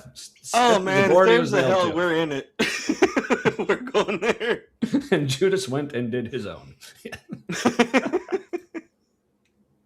All right. Oh yeah, this is okay. This is why, because again, you go back and read the story. Thomas never actually fingered him, apparently, because his hands were too busy elsewhere. Servicing our Lord. Yes, and I mean, it had been 3 days. Yep. Oh yeah, it was like his own personal like dowsing rod or something. Just. Yep.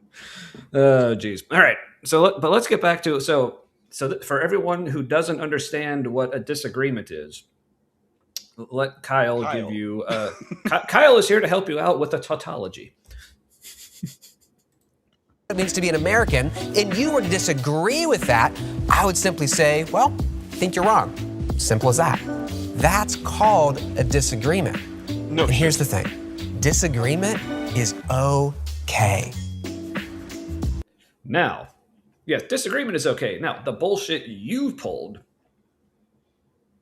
not, you might say. I love to watch him turn to the next camera. Yep.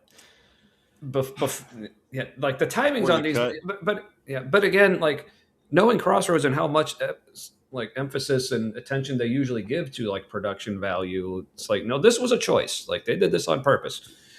But yeah, but also like, sorry to spoil this, I don't remember there being any peck shots. I think they finally discovered at least a modicum of taste. Well, they fired that guy because he was the one in charge of all the shots. Well, I mean, he was making poor guy. Anyway. Yeah. All right. Like, see, look at his face. Look how so seriously he's taking this. Yeah, he's super serial, guys. This is just it's even like what they titled this, like how to disagree. Like that's sorry, I usually say what it's titled before. Okay. Yeah, it's just all right. Let's keep going. Me and our senior pastor, Brian Tome, sat down to have a conversation about just that, about what it means when churches and the people in them disagree. Now, for those of you who've joined us before, this episode will feel a little bit different than normal. We do have a weekly message. It's coming just a little bit later than usual. Brian's going to give a special message for our entire church to hear, all about... What was that? Kyle's being very loud. Episode. So all I heard. He called it an episode. That's weird. Oh, did he? I missed that. Yeah, in this episode. Ooh, let's see if I can. All right, I can back up once. Let's see if I hear that. A little bit later than usual. Brian's going to give a special message for our entire church to hear, all about God's love. You'll be able to find. Yeah. Oh, yeah. That's. Yeah. Sorry, I guess I didn't go back far enough, and I don't want to push it again. But yeah, because I remember at the time, because this was after like both of us had stopped going, but I was still kind of like keeping up with some of the stuff. I think just because I'd heard about this whole controversy, like some friends of ours who still were attending. So I was like, so I was just curious, like, what are they going to do after this? So I was watching. I don't actually remember. I don't think I saw this. I only think I saw the actual services they did. shortly after that, because I think the next week it was just Brian. Like they didn't do anything special. They just did like the regular, but like, Brian at least said something about like, look, we understand this happened. Yeah, we feel bad, Sure you whatever. But do. he's like, look, here's what we're going to do next week. Is like, I'm just going to give a message about love, and it's going to be great. But I was thinking, okay, this might be a good thing because, like, yes, this might be an attempt to kind of like recenter. Okay, this is what we should be focusing on. What we did last week, that was not loving. What does it mean to really be loving? And how does God want us to like love you and like response to this hurt that we've obviously done and caused you or whatever? But as we'll see next week, that is not the message that happened. But yeah, so next week we'll be watching the actual message that Kyle is referencing here. That was so many kinds of bad. But moving on to beer number 2 because it's yes, not very high alcohol. It's West Side Brewing in Cincinnati. They do really good standard versions of beer, like real true to the style, like textbook versions. This is a Meriton style lager, just 5 point something or other alcohol.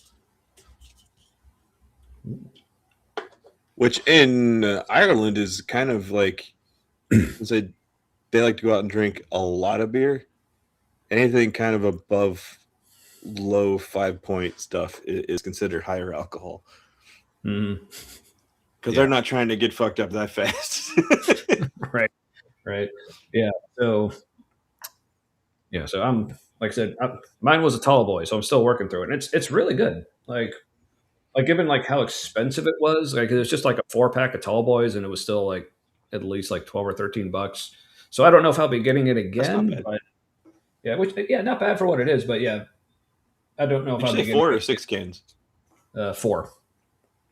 Oh, okay, yeah, that's pricier. So, and it's not even like an imperial or a double. It's just a regular like 7.5%. Like, I mean, it's good. Like if this was like just in a regular 6-pack for like the normal like $11 or $12 or whatever it is, like it might be something I get again. But like if that's the only way it comes, I don't know. But anyway, I got my Oktoberfest mug from Souvenir Mug from last year. Oh yeah. I got mine, Boldy. I'm using it. No way. So Prost. Maybe we should do a remote from that this year. Like do some clips. Ooh, yeah, that'd be fun. I mean, we've already done or something. I mean, we've already done it. We already kind of did a remote, like with some clips, with the videos, like going through like Flag Central in the middle of Kentucky on our way back from NanoCon. That was fun. That's true. And there's that one we never showed where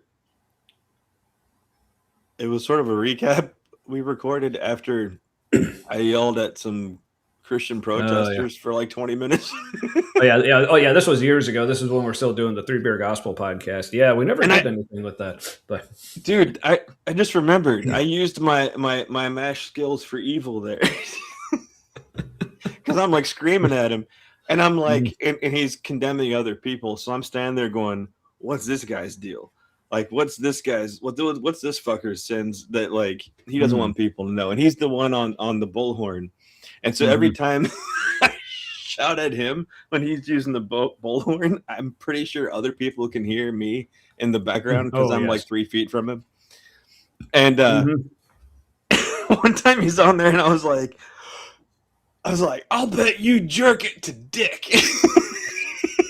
He was out of commission. He was like, another guy next to him was like, "I got it, man," and takes the bullhorn. And he goes off to the side and he's like, "Boo," 2 thumbs down. And I'm like, "Fuck off." 2 middle fingers back at you. Yeah, I was so speaking of that event. Wait, hold on. Remember when I said, "I'll bet you jerk it to dick," he like made this face and I'm like, "That's it."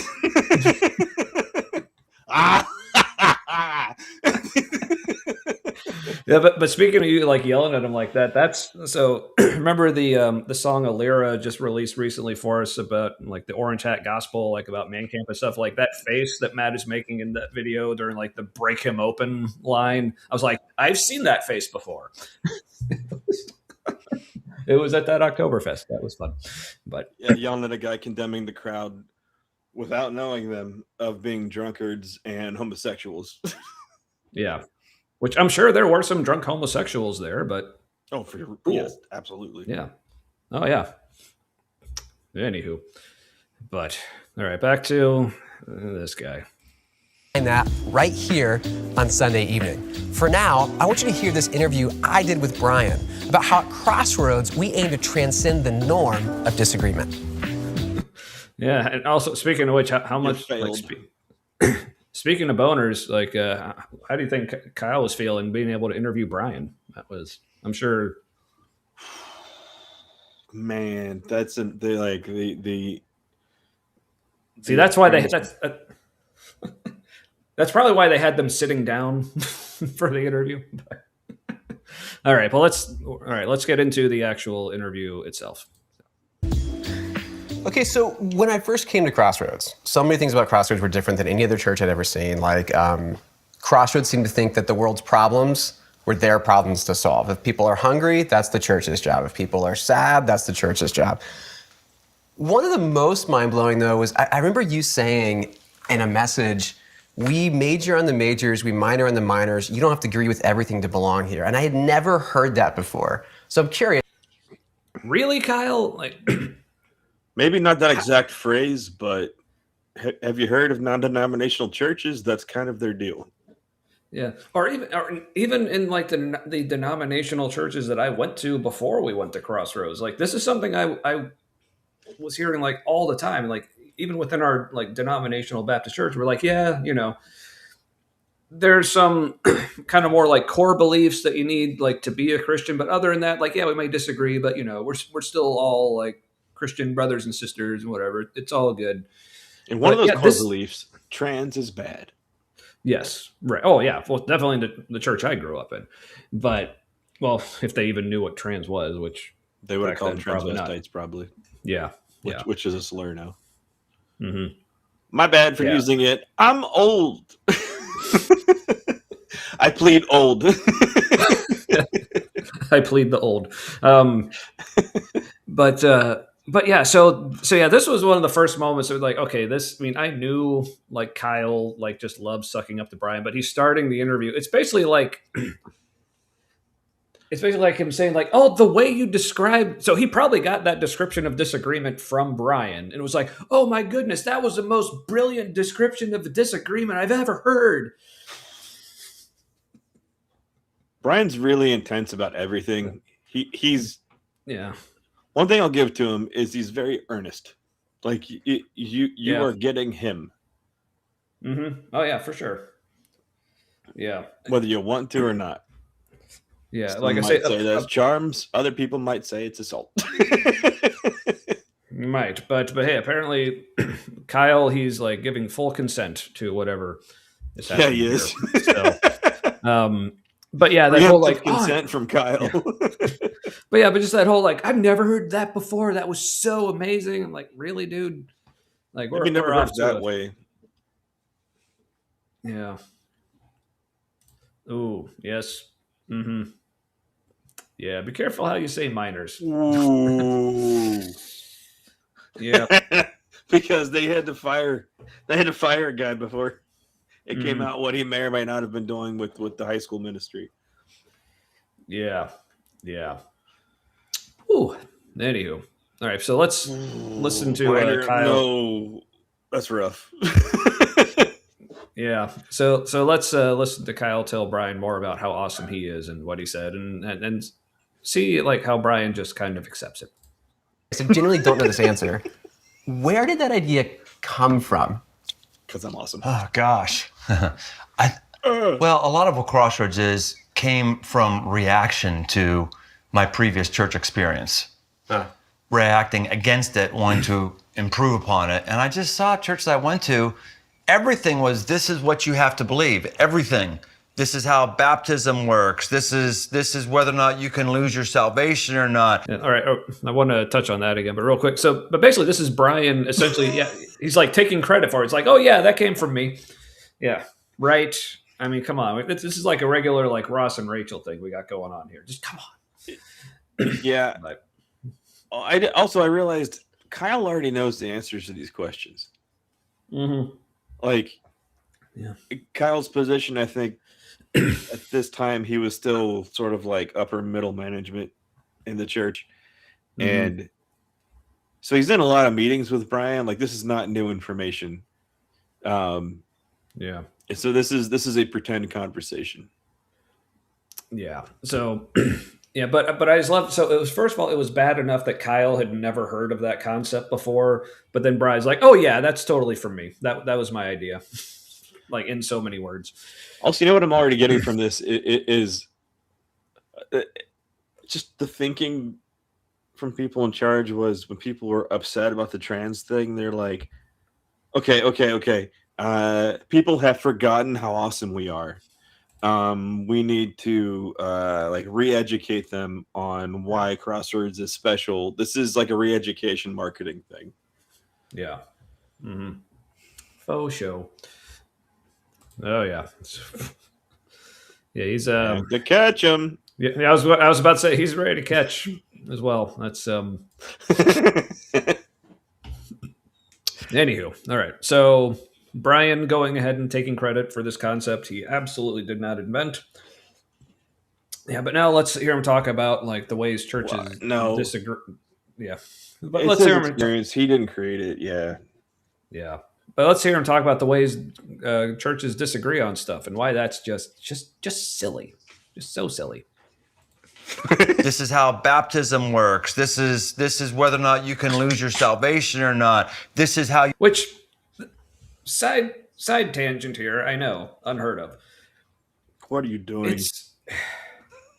I don't know. Let's find out together. Too much head. Overflow. I put a second beer in there and I forgot what the plastic makes happen. It sounded like you were commenting on the video there again. Like, too much head. Maybe. Overflow. Maybe. That boyish giggle Brian let out before he started talking. Kyle's already over there. Yeah. But speaking of like disagreements, to me, like, okay, I can appreciate, the sentiment behind, okay, yeah, there are things that Christians can disagree on and it's fine. But when you actually examine some of the things that they disagree on and they're okay with it, like one of the things he just said there, whether or not you can lose your salvation. Why is that a question? Why is that something they even can have disagreements on? Like, shouldn't that be like pretty like nailed down to pun intended? Like, how are Christians not okay not having a definitive answer on that? That just blows my mind.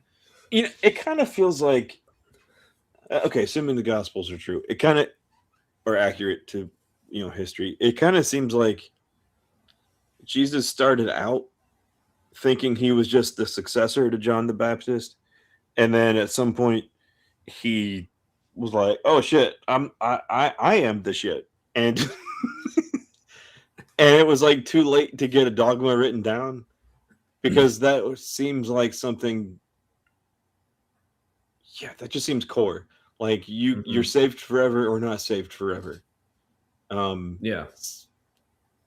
And you would think you would want as a church to be able to tell people that. And then if they are able to lose it, to like warn them, okay, here's the ways you can do it. Like, again, that should be a pretty like for certain kind of thing.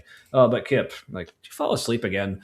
Well, he's taking credit for it. Okay, Kip, have you ever heard this phrase that a church says, like, when it comes to different doctrines and beliefs, okay, we major on the majors and we minor on the minors. Okay, we have our core things that you have to believe these to be a Christian. Everything else, like, it's all right, we can disagree. Apparently, one of those things is whether or not you can lose your salvation, which, again, that's just fucking wild to me that they're okay with not having that like as a for sure core thing. But and they also amateurly assault the minors.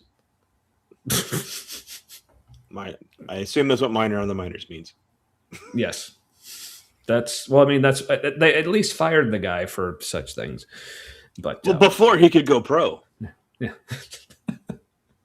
Sorry, this is really bad.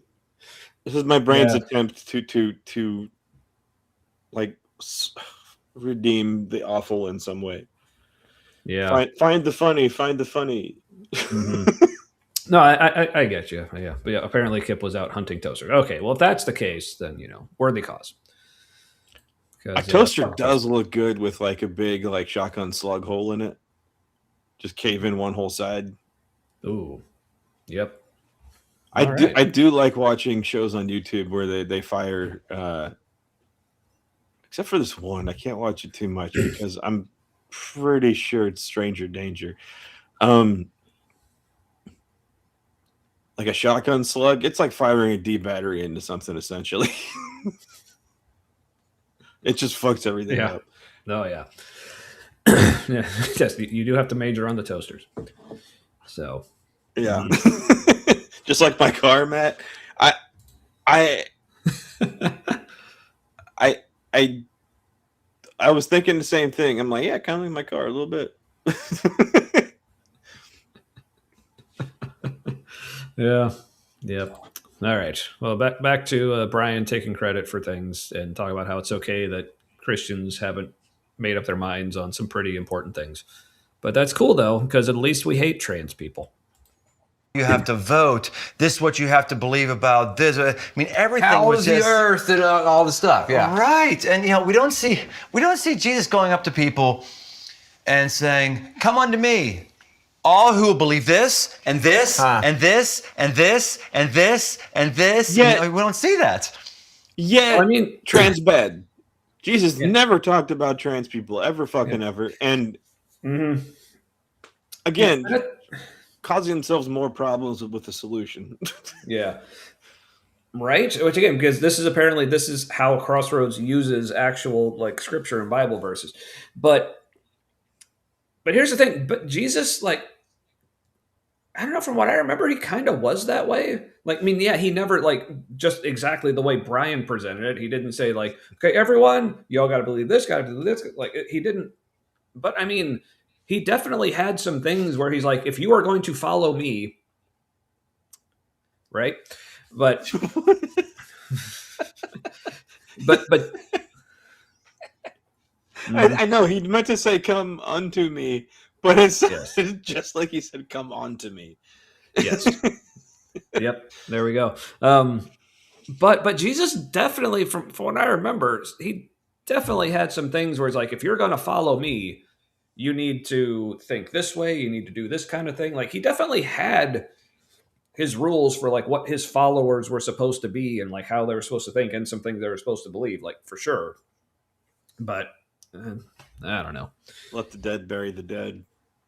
Yeah, I mean there was the whole like Sermon on the Mount, which like what was that other than here's things you need to do and think and how you need to act and all that to follow me. And I like don't have a problem with a lot of that stuff. That seems pretty all right. There's proto-humanist stuff in there. Mm-hmm. Yeah, but then he also like said some super problematic things about, in order to follow me, you got to like hate your mother and father and everyone. And even if people want to try to reinterpret what he meant by hate them, it's like no matter how you slice it, just the idea that you need to adjust how you feel about your own parents for my sake, it's like that. No matter what he meant by that, that's just fucked up. But yeah, that's just cult material. yeah. And he'd say things like the effect of basically, if you're not for me, you're against me, which is like some of the worst, like black and white type of thinking you can have, which again, very cultish. So we had a president try that and he got ridiculed for it. If you're not with us, you're against us. It's like, yeah. You're declaring war on the whole world. The world's big, man. Well, no, he was like, well, I'm just letting them know. And if we're declaring war on them, they're really declaring war on themselves. It's like hell. They chose to do it. It's like war with the United States is locked from the inside. Iran bombed themselves from the inside. Oh, fuck. And he also said things like, if you love me, you obey me. Yeah, so again, I'm not buying this whole like Jesus retcon that he's attempting here. It's just bullshit. But I did it one time. Yeah. Oh yeah. But Kyle's digging it. You can just tell. Oh, and that gets worse too. So let's continue. That face. What is that? His come to me, face? All who are. Yeah. He's like, oh, everything you're saying is the most amazing thing I've ever heard. Oh, is he pooping? Is he the big O? What's happening? Yeah, I was gonna say like for multiple reasons. How many times did they have to change Kyle's pants during this shoot? That's what I don't actually. They could also be in a garage. I think they're just at Brian's house. I think that they maybe mentioned that at some point or For those reference who to it. But don't know, which is most of you, Brian lives in. Last I knew, he lived in. What the fuck is that place? Is it Mount Lookout? it's either Mount Lookout or Mount Healthy. I don't remember which one. No, it's not Mount Healthy, dude. That's Okay, like a step up from Trailer Park. okay, yeah. So then Mount Lookout. Yeah, that's. I get all the mountains around here confused. So the houses are unique, and a decent sized one is like $750,000 easy. Mm-hmm. More than that now. I work at somebody's house yeah. a while back, and it was like 1.5 million, I think, for the house. Yep. All right. So, anywho, now and again, because in case anyone from Crossroads is watching this, I know like Brian doesn't have all this money just from Crossroads. He also has like outside like business stuff that he does, like And unrelated investments, and no, he gets paid really well, 6-figure salary. Yeah. Plus, I guess makes sense. It's a decent sized organization that he's running.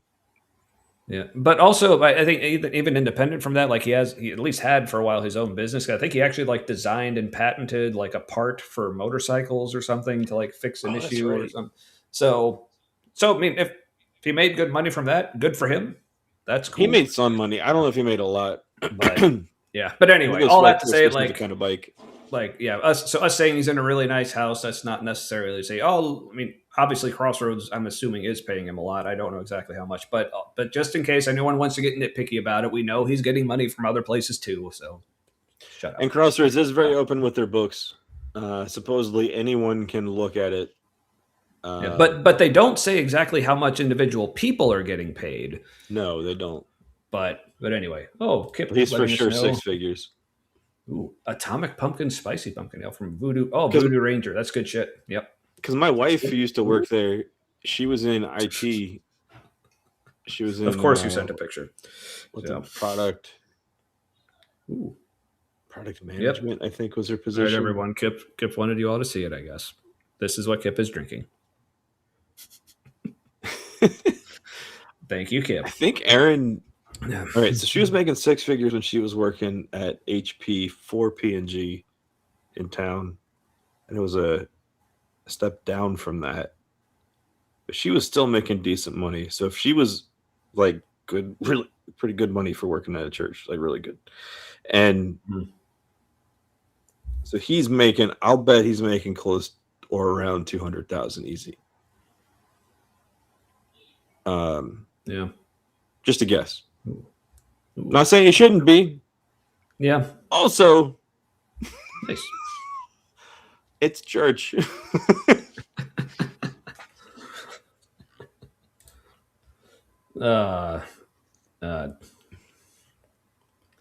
Kip, why do you got to talk about IP? Aspiring Philosophy made that much? $250,000 is not actually that much, though. I mean, it's a lot. Yeah. More than what are they fundraising for? I don't know. But see, here's how bad money IP to buy is. a good opinion.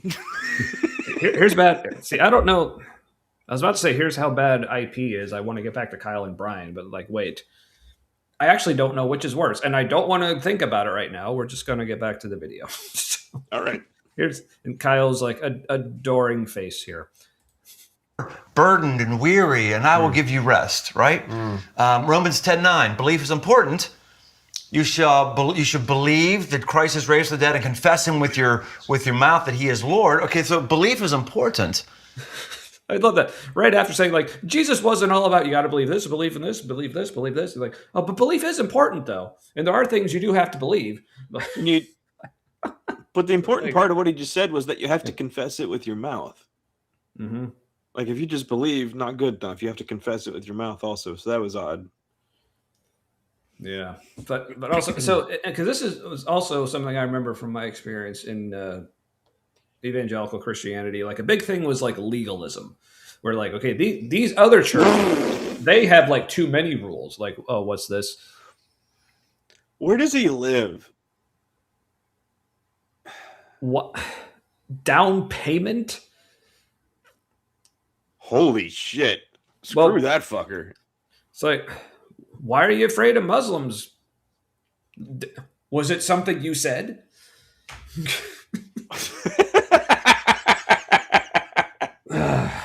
Also, does he think Muslims haven't mastered the gate?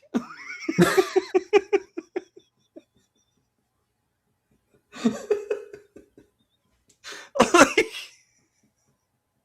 oh no, they can't get me here because I don't have feet or cars or bicycles or any way to move about ever. Like, or say like a step ladder, or god damn. Yeah, so there you go. Yep.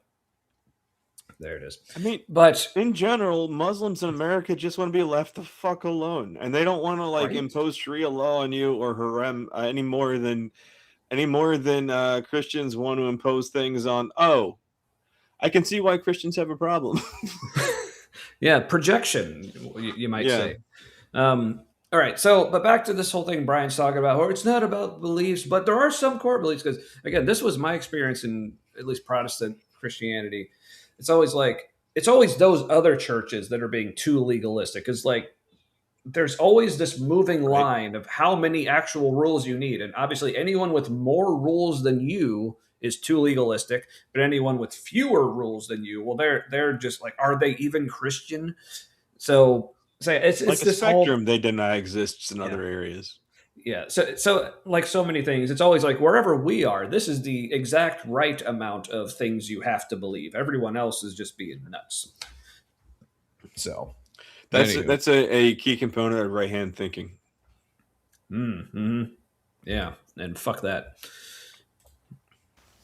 But belief in a very small number of things is necessary to come into relationship with Christ. And the more and again, it varies. Oh, but speaking of right-hand thinking, which reminded me of left-hand thinking, which also reminded me of, speaking of that friend of ours we said who does the Sunday morning show, friend Aaron Tomlinson. He was on with us a couple times. The most recent time, he was talking about left-hand path thinking, and that was a super fun and interesting conversation. So go back and watch that. It'll be, if you go on our YouTube channel, we have a playlist for special guest episodes.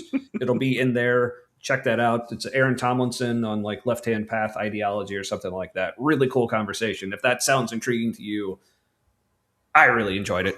And Aaron's a cool guy. So, all right. Yeah. Anywho. Yep. Okay.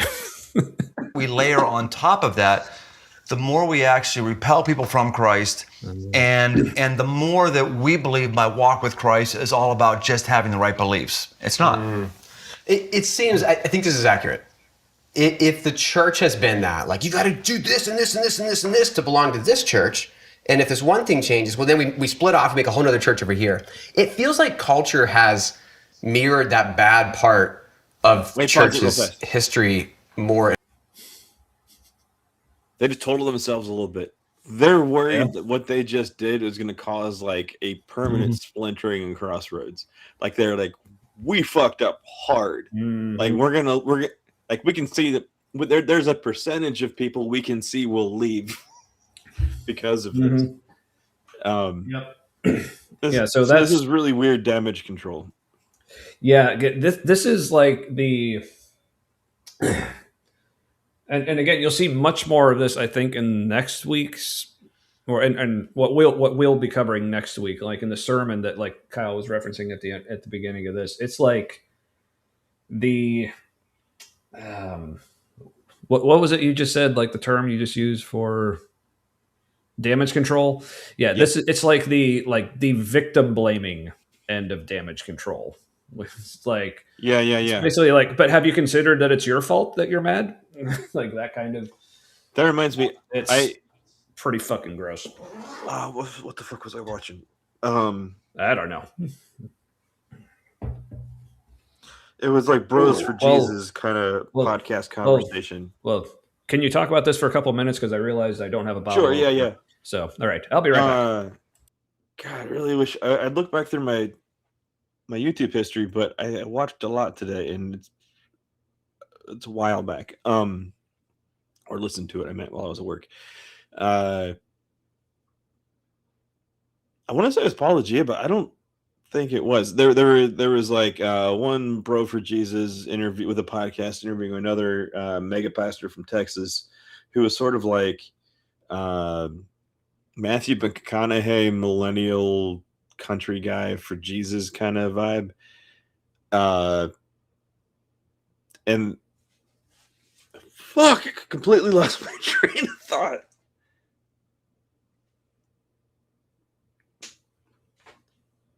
Hey, chat, what did I start out talking about?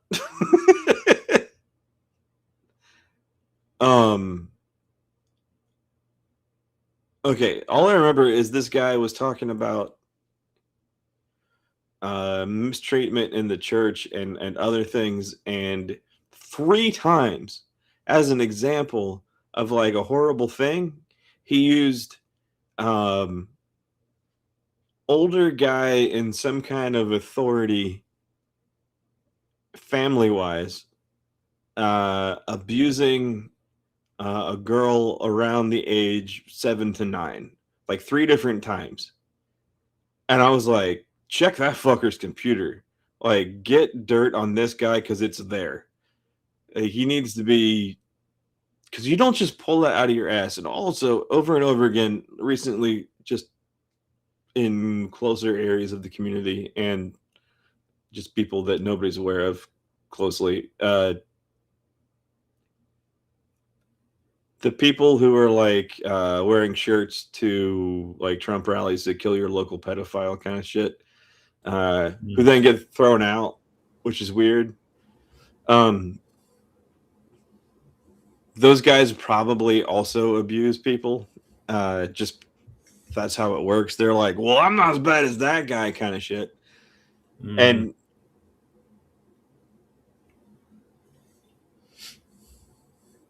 it's just rampant in the church community. It's just, yeah. Oh, I remember what it was. Blame the victim, and have you considered it's your fault? And okay, so maybe you were, maybe you were abused when you were a kid, and you're like, and you're still not forgiving that person. Well, that's on you. Like that kind of. Yeah. I was like, holy, back that was all the way the fuck up. Like, that was fucked up for sure. Yeah, but it's okay because Lil is here to yell at everyone. Yay! Yes. Also, every time when Kyle's talking to Brian and he takes like a weird pause, just imagine him like trying not to say "daddy" during the pause, and it's really funny. I've been doing it, and it is a good time. But speaking of Lil, and I know I mentioned this to her and mentioned it to Matt, but I'm just saying it here. So hopefully this means other people hear it. So this will actually become a thing. And I know because both of you said this was a good idea. So this is, but since Lil is looking for people to join her on politicalities, particularly on Thursdays, I told Lil, hey, Matt would be great for that. And she's like, he totally would, with exclamation points. And then I told Matt that I said that. And he's like, oh yeah, that would be great. So I'm saying people like we need Matt and Lil on politicality. So I'm not allowed to talk about it at home very much because I just monologue. And Aaron's like, she's like, you can't just walk into a room and tell me terrible things. Which that's fair. That's fair. And I was like, yeah, you're right. But also it's important. She's like, it's important for someone to know. Maybe not me. Yeah, so now Matt can tell the politicality audience if it works out. Like I'm saying, and not just because Matt's one of my best friends and I also love Lil, but just like knowing what I know of Lil and what I know of Matt and watching the two of you doing a political show, like that just sounds really cool to me.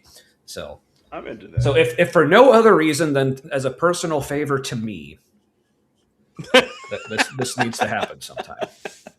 So, all right. Anywho, all right. See, Lil continues to yell and agrees. So.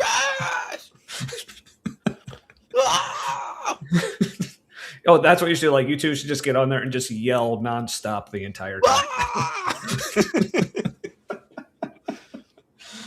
I appreciate that, Lil. But I will say, especially when it comes to politics, like I definitely have like my thoughts on things, but I'm not nearly like the expert on so much stuff. I just get angry.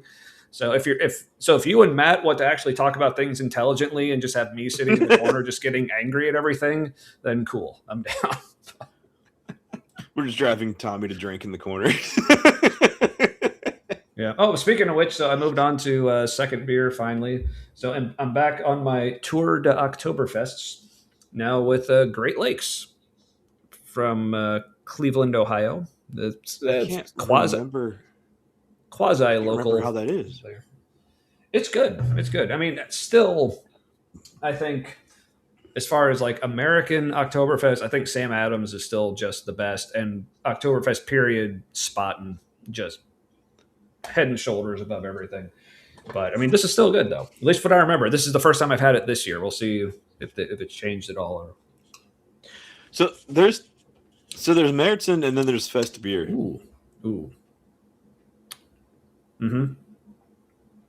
Finish your thought. I want to. Yeah. And Fest beer is sort of the going the distance Oktoberfest. Like if you're going to be there for hours, maybe a day. Yeah, it's a little lighter both in like color and the body, lower ABV. Yeah, still very good though. I mean, it's by no means just like Bud Light or anything. But this, It's kind of reddish. Yeah, this I would probably put it like not necessarily as far as quality, but as far as like the character of it. I would probably put it somewhere between like a Sam Adams and like a Spaten or a more like traditional Oktoberfest. Like, yeah, I'd say this is really good though.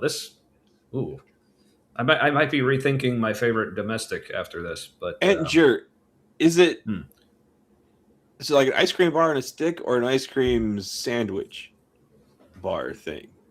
Because I could get on board with some, like, you know how there's normally chocolate wafers that's in between? If it was in between vanilla wafers, sort of like a beefed up strawberry shortcake ice cream bar thing. Ooh, You remember those? There we go, We could get those in our cafeteria in high school. okay, but what kind of Pop-Tart? There's so many. Frosted brown sugar is king. See, I've become a big fan of the blueberry, and one I remember, but I barely ever see and haven't seen in years. Grape. Ooh, Those were I know like- grape. I don't know, but those were really good. I But should be in a Pop-Tart. Because Ah, that brown kind of sugar. grape is not even a real grape flavor. yeah. Yeah, There you brown go. sugar is king. Mhm. Also, if you Yeah. get like a knockoff like cheapo Pop-Tart, if it's brown sugar, it's fine.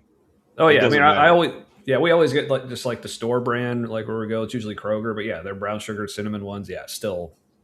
Yeah, if you get the fruit ones, Fantastic. yeah, they're not as good. No. Yeah, fair. Yeah, but yeah. See, you two have so much in common. All right. So, all right. Because when we kidding, it's just like fruit flavored sugar. Just give me brown sugar, just full on like brown sugar with cinnamon in my Pop-Tart. Yeah, just drop all the pretense Yeah. and add some cinnamon. Yep. There you go. Yeah, Brown sugar in it, all kinds of sugar in the pastry, and then just give me like hard sugar and a nice icing on top. Yeah, with just a hint of cinnamon, and yeah, that's why it's amazing. Anyway, all right, so I'm looking forward to Matt joining Lil on politicality and seeing if they can get to politics and stop talking about Pop-Tarts. That'll be fun to watch. Yes. Anywho, all right. And more where people they can't understand. You don't have to believe all the stuff to be part of us. What do you think the fix is for that? Well, this is very clearly our culture. It used to maybe be a uniquely Christian thing. That you are right. That is the dividing of denominations. We can't live with differences with one another. How was this ever a uniquely Christian thing? Where people have disagreements, say, well, if you don't agree with us on these things, you're not part of the group. How the fuck was that ever a uniquely Christian thing? It's not even uniquely a human thing. It's an animal thing. Yeah. Oh, Oh. Well, Matt, Christianity thinks it invented in groups and out groups. which also weird flex, but okay. Also, Will just sent you. So first of all, Matt, remember that I'm assuming this is on Facebook. So remember that Facebook Messenger exists. Okay. And then check it. All right. Yeah, that was like, yeah. See, thing I like kind of remind people is like, okay, Matt does not have the unhealthy relationship with social media, particularly Facebook, that I have. So no, I see the worst yeah. people chatting on Facebook, and I just want to just yeah. So basically, if you ever message Matt like through Facebook or whatever, also message me because I'm fucking always on it. Let me know, and then I'll let him know just in case he doesn't see it. But I'll see it eventually, and it might be a couple months. yeah. So feel free to let me know as well. Anywho, all right. So Brian weirdly trying to let Christians take credit for being divisive, which again, weird flex, but okay. But also not okay because what the fuck are you talking about? Just no. I kind of want to see where he's going with it. Yeah. All right. Well, let's find out. He's going to dive on that. Others, let's just keep dividing and all that stuff. So what? He's like, I'll fall on that sword. What's next? Oh yeah, fall on that sword. Yeah. But culture has taken it. Modern American culture has taken it to a much more harmful extreme. I mean, you. Right, because speaking of Christians' history of being divisive on people believing certain things that are different than what the in-group is supposed to believe. America took it to a new level. Yeah, that's why we see Americans like doing things like burning people at the stake for thinking differently, or give us time. yeah. Or like inventing torture devices for heretics, stuff like that. Obviously, no. Yeah, we don't even invent our own torture devices anymore. Yeah. Fucking boiled with water. We didn't invent that. Yeah, but again, it's just like he is just wrong on so many levels on all of this. It's like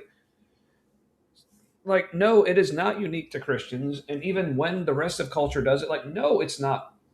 We haven't made it worse. Have you not read about Christian history, all the stuff that I just mentioned, the Inquisitions, the Crusades, how can you say what modern American culture is doing is worse than what the church has done over disagreements over the centuries?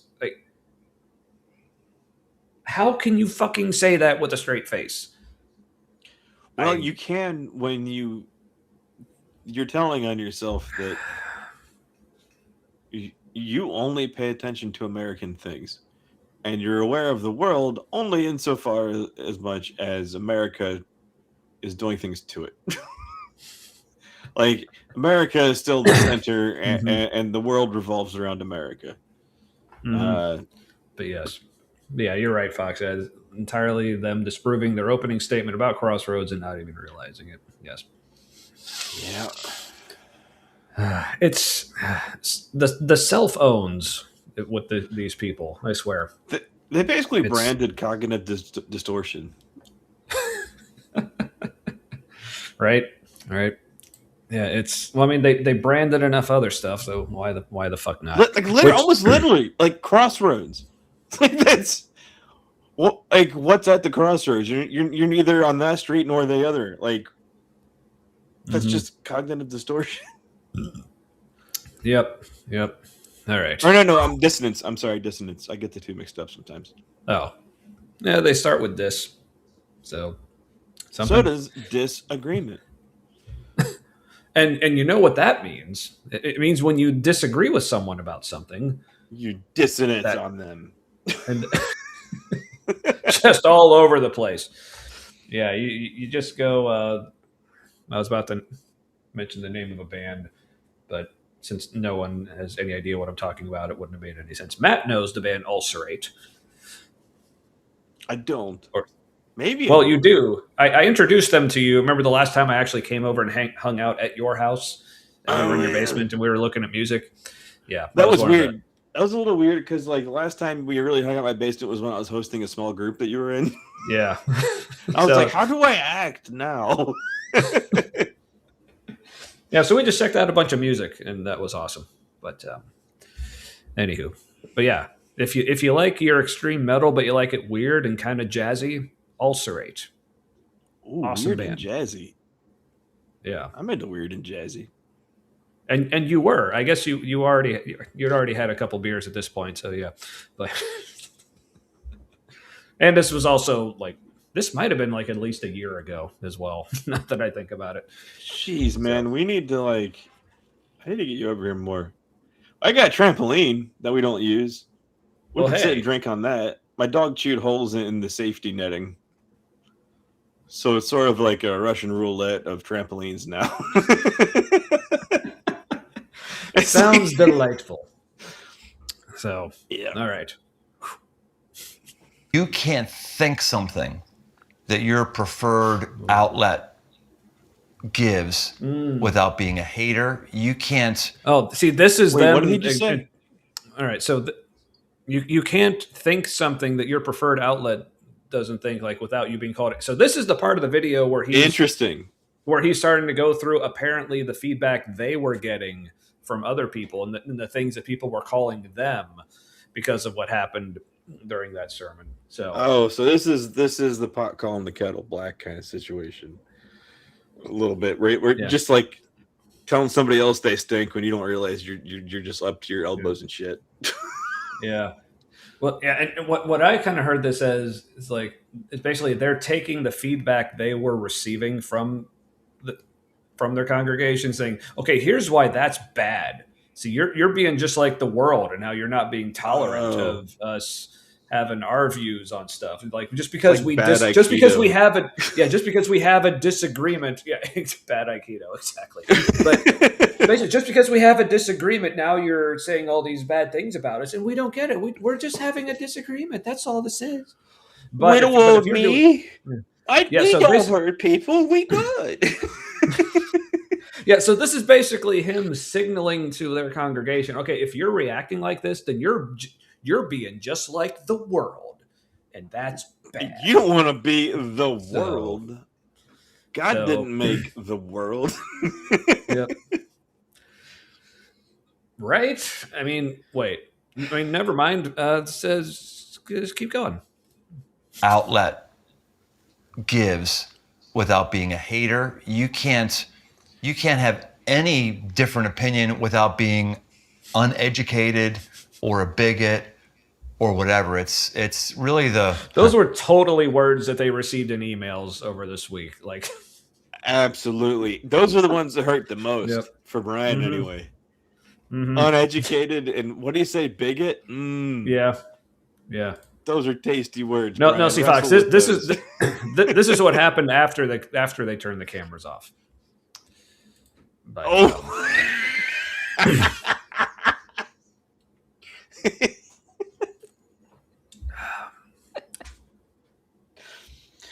Brian's like, so Kyle, what you doing? It's like, be anywhere. It's like, this is kind of like, no, it's like I can totally see like Kyle like asking Brian like, oh, so Brian, or what? What are you doing after this interview, and why is it me?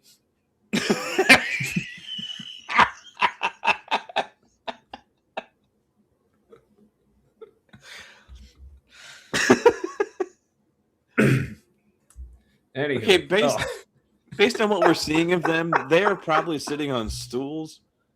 Well, you know it was. Oh yeah, the riding crop. Oh, for sure. Yeah. Yeah. I would venture to say even riding boots. Spurs probably involved. Yeah, they're Seems like sitting on Spurs. some sort of stool, I think, in this environment, and I would love to see like you pan out and see the whole environment, because it feels kind of like they're sitting somewhere in between the living room and a hallway on stools, which would be a really awkward thing in a wider shot. Yeah. This does seem like an odd, almost like liminal space they're at in this house here. But that's true. You found the one liminal space in a Mount Lookout house. And these are all like everyone is unique. Like there's all kinds of like weird character things about the house. Yeah. Everyone has its Ooh. own sideways shit. Oh, but look at this, Matt. Apparently, I mean, I knew we were already in the presence of divinity because Maya, why did I say Maya? Maya had graced us with her presence, but now Hypatia as well. Wow. This is... I have an aspiring goddess So very honored. close to me, a trans goddess. Mm-hmm, So you be you, as loud as Yeah. possible. Fuck yeah. Yes, Mount. Oh, that's what it is. Mount Liminal. That's where it is. Thank you, Noise. All right. Oh, there's... Who did I call liminal space as a person? Do you remember? I don't. But, Didn't I call somebody that? I mean, this sounds like something you would say. I just don't remember specifically. Oh, man. It was a hell of a burn and very accurate. That does sound like the most like hilariously insulting thing to say to a person, like telling that they just are liminal space. It's like... You're so nondescript, you make me uncomfortable and creep me out, and I think you're evil. That is good, though. Whew. All right. Yeah, Chad, tell us someone who you would describe as if liminal space was a person. I was going to say Kyle, but no, he has more personality than that. He's definitely not the middle of the spectrum. Yeah, he's a place. Yeah, that does sound like a Mattism for sure. Ooh, Mark Zuckerberg. No. I see where you're going. But I think for him, it's just because he has so much money and power. But if shape-shifting aliens do walk among us, if he's not one of them, I don't know what's what. Yeah. Then... Generally humanoid is how I would describe him.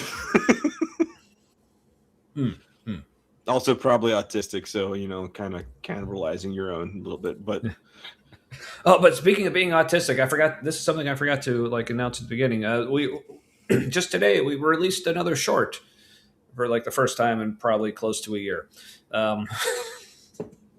It was they're a clip so from good. us. They only come out like that often, Yep. Yeah, they're it's rare commodities. They are. There was a clip from when we were on Dr. Kip's show a couple weekends ago for a bunch of Scripture Saturday. Because it was this was the other funny thing about that. So he let us also stream that on our channel as well.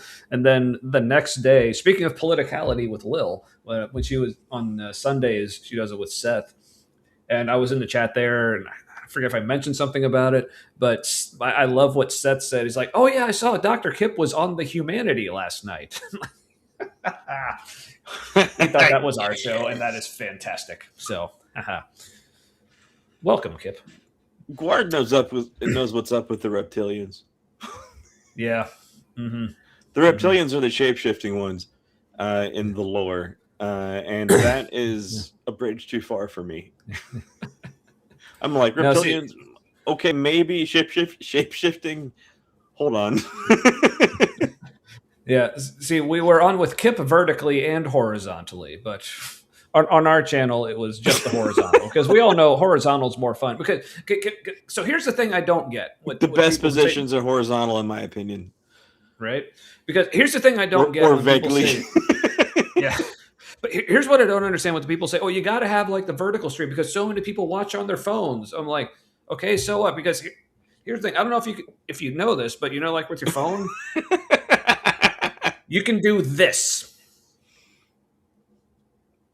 And then also on the horizontal stream, it's so much easier to if you do flip it, if you still want to have the chat up, and so many things about it work so much better on your phone with the horizontal stream than even the vertical. So I don't get it. Vertical for shorts makes more sense. Yeah. But yeah, if you're longer form content and you're getting grumpy, who wants to watch longer form content on a vertical orientation? Mm-hmm. Yeah, because get out of here, Gen Z. Right, because especially if you're watching it on a live stream, you want to have the chat up as well. So if you have it on vertical, sorry, if you have it on horizontal, if you watch, you can still watch it vertically, and then you have like the show at the top, and then like the chat is at the bottom. But if it's on the vertical, like the chat is like covering up a large portion of the screen as you're watching, and like that's no good. So, isn't that weird? Vertical orientation is now a boomer thing. Is it now? Wow, man. I think because people were into the vertical orientation for a minute, right? And then the boomers always are. They're super late to the party, but think it starts when they get there. That is it exactly. Yes. Man, that's very yeah. So now that I'm done berating the whole like vertical stream thing, like I'd let you know that is a thing we do have the capability of doing. So if anyone, sorry that we have the technology. But if anyone actually would like us to also stream vertically, like we can do that too. Just let us know. It's literally I just have to hit a couple extra buttons. Like it's no. Well, I think we would also have to redo the logo here because I can do that. Because it's just too wide. So when we put it in vertical, it like cuts it off, and you're just seeing like entity or something. I can shrink this. This based on how long we've been doing this, that's a little bold now. We can get that smaller. Yeah. So. Yeah. Also, I think if we kept it smaller, that might also be something we could keep up like the entire time. Like that would be like in the lower part of the corner. But then when the chat comes up, it would cover. Oh, so maybe it could go at the top. I don't know. Yeah, we can discuss that later. But also, Vertical Boomer as an album title is a bit hopeful based on the age of the actual boomers these days. It's aspirational. There's a whole lot more seated and horizontal time than diagonal. That could fuck with people. Let's make that happen. There, diagonal. There. Was that funny? Let's do it at like opposing angles. Yeah. So you keep having to like, depending on who's talking, you got to like rotate your phone. Or we rotate it, depending on who's talking. It like switches. Yes. Or even in the middle of talk, we're just doing it randomly just to fuck with people. Oh, that does sound like something we would do. That sounds a little Sir Sickish. Because he does that sometimes where like he's talking sideways, all of a sudden it goes back to normal. I was high recently, Oh man, like it never happens. And there was this thing where like he showed himself, and then he did like multiple copies, and then the copies like swallowed up into the one, and made my fucking night. Nice. Oh, so somebody. All right, so somebody, and it was one of our regulars. Sorry, I can't remember who it was. So remind me if this was you. But I think it was when I was watching Ember and Mark Reed's like one of their. Was it watching a debate review, or was it just Mark watching some? But anyway, somebody was watching a video, and it was one of those YouTube channels where it's just they don't really make their own content. They just like post another video and just have themselves like in the corner watching it, just going like, "Oh yeah." But it was like, so like this dude was just like in this little circle, like in the lower right hand corner. And someone had the idea, like, what if someone did this, but the whole time they just made that circle rotate, but like so slowly you don't notice it. But then like all of a sudden like halfway through, like, wait, why is he sideways? And then he like eventually gets to like upside down. That would be entertaining. So whoever that's when it becomes like this like kind of like almost like a philosophical meta experience. Yeah. Yeah, so like I said, I know I recognize that person as one of our regulars, but I'm sorry I can't remember who it was. So if that was you, please take credit for that in the chat because that was fucking amazing. Yeah, I wanted to say it was noise ending, but I wasn't sure. So, but yeah, that does sound like something noise would suggest. But yeah, that was amazing. Anyway, speaking amazing, here's not that. It's Brian. The worst of the old school church religion with all grace stripped out of it, all Jesus stripped out of it. And that's why. Oh, so you saw. So again, sorry because I know it's been a while since we were actually watching the video. So what we're talking about here is how like church apparently invented being divisive over small disagreements. Right. Weird. But you say, but now the world's doing it. But now it's somehow worse than how the church was doing it, even though they're not actually torturing and killing anyone over it. But because he's like, oh, now Weird to because say the church is the origin of that. Like, what are the implications, Brian? Anyway, Yeah, Tommy, continue. Yeah, but also given that history, he's saying like now the world is doing it worse because now it's without like all the grace and lovingness of the Jesus and whatever. I'm like, again, dude, have you ever read church history? No. Right? Did he? Yeah. Did he or did he not me too, graduate Katie. seminary? Yeah. He did not. He famously and brags about starting seminary, but then dropping out because he thought it was dumb or something, or they thought he was Right. dumb. Who knows? That's about perfect. Yeah. Yeah. Yeah. All right, well, apparently orthodoxy Noise can't is- remember if that was his, but he'll take credit. So yeah, either way. Oh, okay, that was you. That's what I thought. Cool. So yes, that needs to be a thing. Nice. Oh wait, hold on, wrong one. Yeah. So Katie, yes.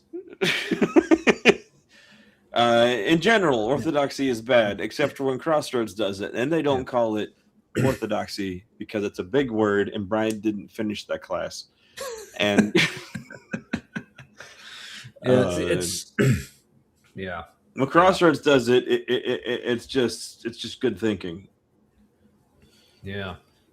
Yeah, but now, but again, as crazy as that was, now he's saying, oh, but now the world's doing it, but now they're doing it even worse because it's without all the grace and understanding and compassion that we were doing it with before, with all the And we're doing now. This Yeah. is super compassionate. What we're saying about trans people, you Mhm. just are too dumb to notice. You're too Right. indoctrinated with your one areas of your conscience and. Because really, like, you have to be ate up with dogma or in-group shit to not just be like, I don't know, trans people seem pretty happy and kind of more themselves than I am. So, right. like, maybe it's all right. Yeah. Instead, they're like, oh, I thought there were only two categories of everything, and they are not. And that hurts to think about and accept, so they bad. Yeah. Right, but I guess if this is true, then I guess I'm very thankful that the world is doing disagreements without the grace and compassion such as this. So, Right. thank you, the So world. glad. I mean, Anyway. but these days everybody expects the American Inquisition around here, so like it's just Yeah. Lissai. gotta surf that wave. With all grace stripped out of it, all Jesus stripped out of it, and that's All of why it. we're not able. Part of why we're not able to live in harmony with one another.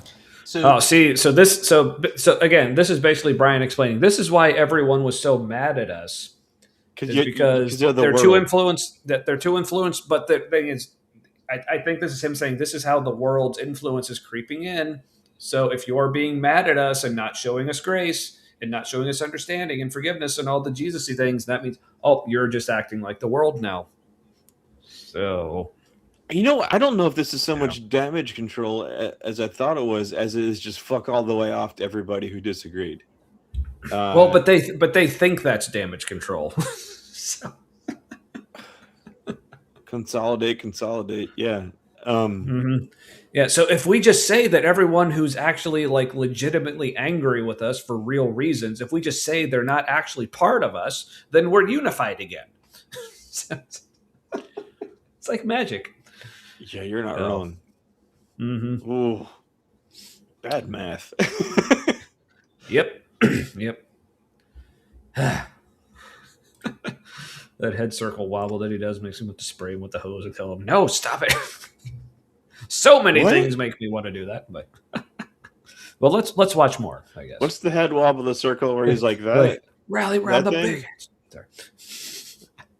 Yeah, circle the wagons around the biggest bigot. Yep. So they're afraid because the fact that they don't feel like real men might mean that they are trans. And girls have cooties. Ew. But hey, fortunately for me, I got my cooties shot in elementary school. So, and it was the infinity one, so it's good forever. So, yep. Yeah, it's weird how a lot of the manosphere stuff, that's even like not even a thing that's exactly real anymore. But like the manly men they're like, of course we want to spend more time around men and only want to really spend time around women to prepare or to fuck them. Like women are essentially where we put our penises, and the men, that's where the valuable relationships are. It's like, I think maybe you kind of want to put your penis there too, man. If you're like, those are the only valuable, like intimate relationship, emotionally intimate relationships I have, and I have physically intimacy with my wife. I was like, dude, there is a queer category with your name on it. Mm-hmm. And welcome, by the way. But speaking of by the ways, like I just thought these two comments were hilarious back to back. Like, by the way, you guys live in a police state. It's like, yeah, but now knowing that Kip is in America right now, I think Aunt Jura with a pertinent question: what happened to you, Kip? Like, what did you do? Are you in prison right now? Like, are you in prison right now for something? But then what started going through my head was like Kip like playing the role of Randy from that episode of South Park where he's like keeps getting arrested for like picking fights and stuff. It's like, no, what isn't this America? I thought this was America. I'm sorry, I thought this was America. Isn't this America? So Kip, here's the thing about our police state is that like a good third of our country don't think we do. Mm-hmm. And that number is dropping, and we're almost near the tipping point, which is going to be awesome. But no, it's a real disorienting thing when you're like, but it's the Gestapo, and they're like, but they're not called the Gestapo. And you're like, right, but that was never the point. You get that, right? Like it wasn't their name, it was the kind of shit they were doing. That was the issue. Yeah, that's the important part. Also, but then you got to like introduce people to the whole concept that it wasn't just Jews hurt or killed in the Holocaust, and that whole plan. There were a whole lot of like other minority groups, including the whole Pink Triangle crew, who got like offed along with the Jewish people in the concentration camps. And yeah, it's like just because you aren't doing it against Jewish people anymore doesn't mean the rest of it's cool. Like that's just as and because also remember, like one of the first groups that the Nazis targeted, again, not necessarily like with like the camps and everything, but one of the first groups they targeted as far as the different action was basically trans people. Like one of their first things they did was like destroy. I don't know if it was like a research center or a library or something, but where people were doing a lot of like research and publications like about people being trans. It was basically the Alexandria Library of Gender Studies. Yeah. That was like one of, if not their first targets. So also not weirdly, based on what's happening with the what the fuck is it called? The Chuck Wagon Republicans. That's not what it's called. I forget. There's some Republican log cabin. Yeah, they're dropping the T from the LGBT, which they think is like proof that they're not bad, but also Nazis super gay. The further you went up in the hierarchy, very gay. Infighting in the queer community is bad. Yeah, it's unfortunate for sure, but always good to know that Fox is up for a good international incident. Hell yeah, man! I just love that phrasing. If you need an international incident, like Fox is your guy. Whatever that means. There's so many people in this country who are like, Just give us an order. Yeah. Well, Fox, I think, is Canadian, if I'm not mistaken. Oh, yeah. I'm sorry we're not going to be buying your steel and your aluminum anymore. Yeah. Ultimately, more sorry for us 'cause that's going to hurt. Yeah. Yeah. So also, please remind me, Fox. Like I want to say, I think you're Canadian. If you're not, my apologies. Please correct me. But yeah. Anywho. Well, at least Kip's beer was spicy and cinnamony. That's Interesting. Was it a winter warmer or a pumpkin? Well, he described it earlier. It was a pumpkin beer, but I think it also had like jalapeno or something in it. It was from Voodoo Ranger. Really? Yeah, remember I showed a picture because he sent us one on Discord. Oh, Because yeah, of course yeah. he did. Yeah. Jalapeno pumpkin. I didn't catch that. Nah. Okay. Fox is Canadian. Cool. So yes. So thank you for offering international incidents. I know you just said it to Kip, but I'm assuming it was like for everyone. So wait, only get one chance at what? Salvation. Like, oh, had I better lose myself in the music the moment? Ho! Some mom spaghetti or something. Anywho, Didn't he say ho at some point in that line? Oh yeah, that's definitely in there. Yeah, you better never let it go. Oh, yeah, that's where it was. Yeah. Yep, you got the it. Christians All in the fraternity house, a couple of them were really into Eminem. Ooh, backsliders. He was the guy who was into that. His name was Matt, and he was the one member of this one pledge class. It was like just proof that fraternity was dying. Like, and he wasn't even. There was one pledge, and people didn't really accept him because he was like really into women, and you can't do that. And he listened to like black people music, I think was part of the problem. But nobody would have said that. They just would have said that is too aggressive and sexual. Which is code language for I'm racist and don't know it. Yeah. And also, by you being aggressive and sexual, you're turning me on, and I don't like that. So. Yeah. One of those guys was actually gay eventually. He realized that. Good on him. Yeah. Mm-hmm. Yeah, for sure. But anyway. Another one's still closeted as far as I know. Yeah, but probably several others who were by. Mm-hmm. Yeah, but anyway, back to this. I know. You take a lot of grief. I know. No. I know. Have you ever read your email? Come on. I don't know if you have. Come on, really? Sometimes they get forwarded to me to answer, so I read some of them. Bless you. Yeah, so this is in the stage where Kyle is just like embracing the role as Lack. He's like, "Oh yeah, I get some of your hate mail, Brian. Don't you love me so much? This is great. I'm the sin eater. It's okay though." Yeah. Yes. So yeah, this whole. I'm sure Kyle was like super enjoying this little interaction. It's just take a lot of grief, and it'd be easier if you just went like, you know what, fine. We're just here's the boxes you got to check. Here's the 25 things you have to believe to be part of Crossroads. You save yourself a lot of grief. Isn't he kind of doing that? Except he's not saying you need to believe these things to be a member here. Be a member. We'll take your money. You can still be wrong. We'll still be kind to you. It's all right. But we're trying to convince you that you're wrong. Mm-hmm. Like, we will not change to meet you where you are. You must change to meet us where we are. So he's kind of doing what Kyle is doing, but Kyle is also strawmanning that where they are by saying, "Yeah, check these 25 boxes." Not these 25 boxes. You just can't be a full-on member if you're queer in any way. Yeah.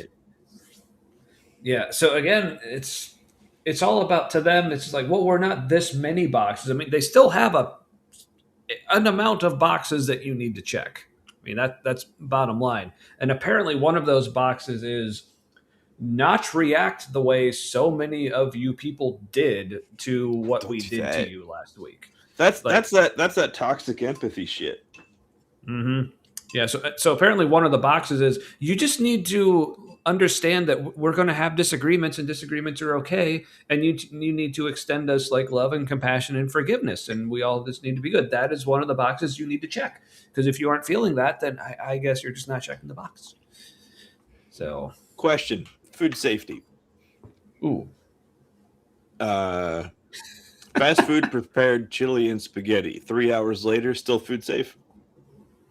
Yeah, from what I remember, it's like the official like across the board kind of restaurant regulations is it can be in between 40 degrees, aka like refrigerated, or 140, having been cooked. If it's between those 2 degrees, it's good for 4 hours. So all right, right on 3, so we're still good. Alrighty. Last week I think I pushed it and I had some problems the next morning. But apparently Aunt Jer disagrees. So. and David is just, whatever. So no, it's probably fine. In that fraternity house, somebody had a cheese coney, which if you don't know that's a hot dog bun with a hot dog, and then diarrhea consistency chili on top with mustard and onions and cheese. So much cheese. For people not familiar with same 2 weeks later. For people not familiar with Cincinnati chili, it's apparently actually more Greek style, but think of it more like a meat sauce than what you would normally think is chili. And like a slurry. And that's what this town is obsessed with for some reason. But these 2 assholes both definitely have toasters cluttering their counters. Oh, they do. Fuck them. They've got a toaster and a toaster oven. And maybe even a microwave that'll toast and air fry their shit. No, the microwave. No, it's all like separate use. They have a microwave that only microwaves, but then they have a completely separate air fryer in addition to all that. Oh, right. So, yeah. Because I'll tell you, here at my house, we have a microwave, and it is just a basic microwave that just microwaves. But other than that, all I have, and also it's not taking up more space because I have it just sitting on top of the microwave. It's a toaster oven that is also an air fryer. So I'm like all set, just like right there in the footprint size of a microwave. So, look, Kip, I mean, maybe you need a police state. Like, if you're not frying your cheese curds in Canada, what the fuck are you doing? damn. They're ready to go. I would imagine just drop them in. Yeah. But we've got food freedom here that you don't have. Okay, but no, it is not just a convection oven because I air fried a bagel and that was fucking spectacular. Like it was not just like I just put it in an oven. It was life-changing. I think air fryers are just like a more intense convection oven because in an air fryer it's just blasting hot air at it. Convection oven just kind of has circulation. Mm-hmm. Yeah. Anywho. Oh yeah. Stoves are cool. You got to have a good stove. So I think we deep fry more shit here than in Scotland. Ooh, that's. Oh yeah, by quantity for sure, because for how many of it, but per capita, variety too. Well, I don't, and also just per capita, I'd be curious, like who has the more like consumption of deep fried things. Oh, and thank you, Kip. I'm assuming you meant hero, but because you're you and you don't know how to write, clearly you just misspelled it. But Tommy's the right here, right now that we need. Yeah, I am right here, and you do need me here right now. So yes, I think a song by Fatboy Slim on one of his earlier albums. Right here, right now, right here, right now. Anyway. Okay, so first of all, you're going from Wikipedia. But second, see, it's not just a convection oven. It's a small convection oven. And that's different. Maybe it's more awesome when it's small. Maybe it goes harder when it's small. Also, anybody can edit Wikipedia. Did you write that in there, David?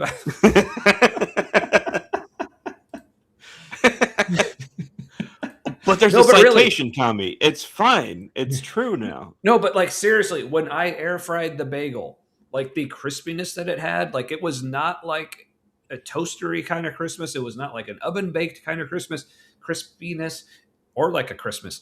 It literally was like a fried crispiness, just without the oil. Like it was.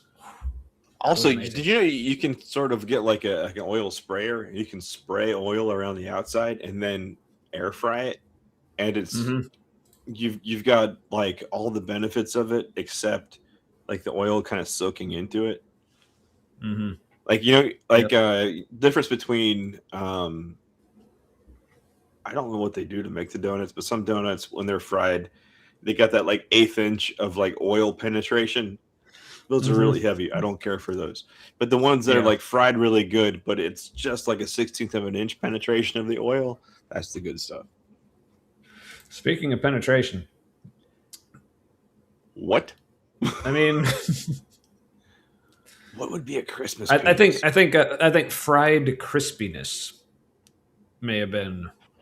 Okay, Yep. but a fried Christmas penis.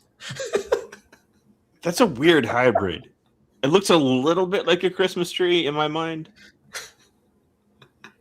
but I really can't render it. It won't.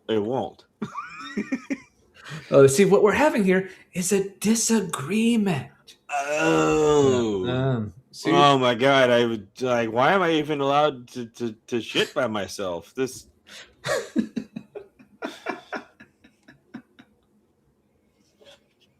Oh, here we go. Yeah, new American atheist holiday, Christmas for fried food. I could get behind this. Yes. That needs to be a thing. When are we doing that? Yes, and with cookies, yes, because I mean you can fry anything, so why not cookies as well? Which, by the way, Wait, a batter dipped chocolate chip cookie fried, the soft kind, not the crispy kind of cookie. right now I have had deep fried cookie dough is a thing as well. All right, But yeah.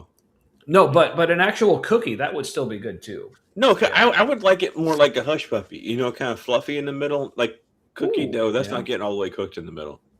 Yeah. Oh yeah, definitely not. But also, I don't know. We're agnostic about the play button. Let But Kyle we're- finish, Kip. Like we're Look at talking him. about fried things, but but there was He's on the downslope of the parabola right now. He's climaxed. oh yeah. Here's what I was going to. So here's something I was going to say. Just general advice. So if you have a deep fryer, deep fry your bacon. Oh my gosh! 'Cause, like- Next step Because like below see- that see- is oven fried bacon.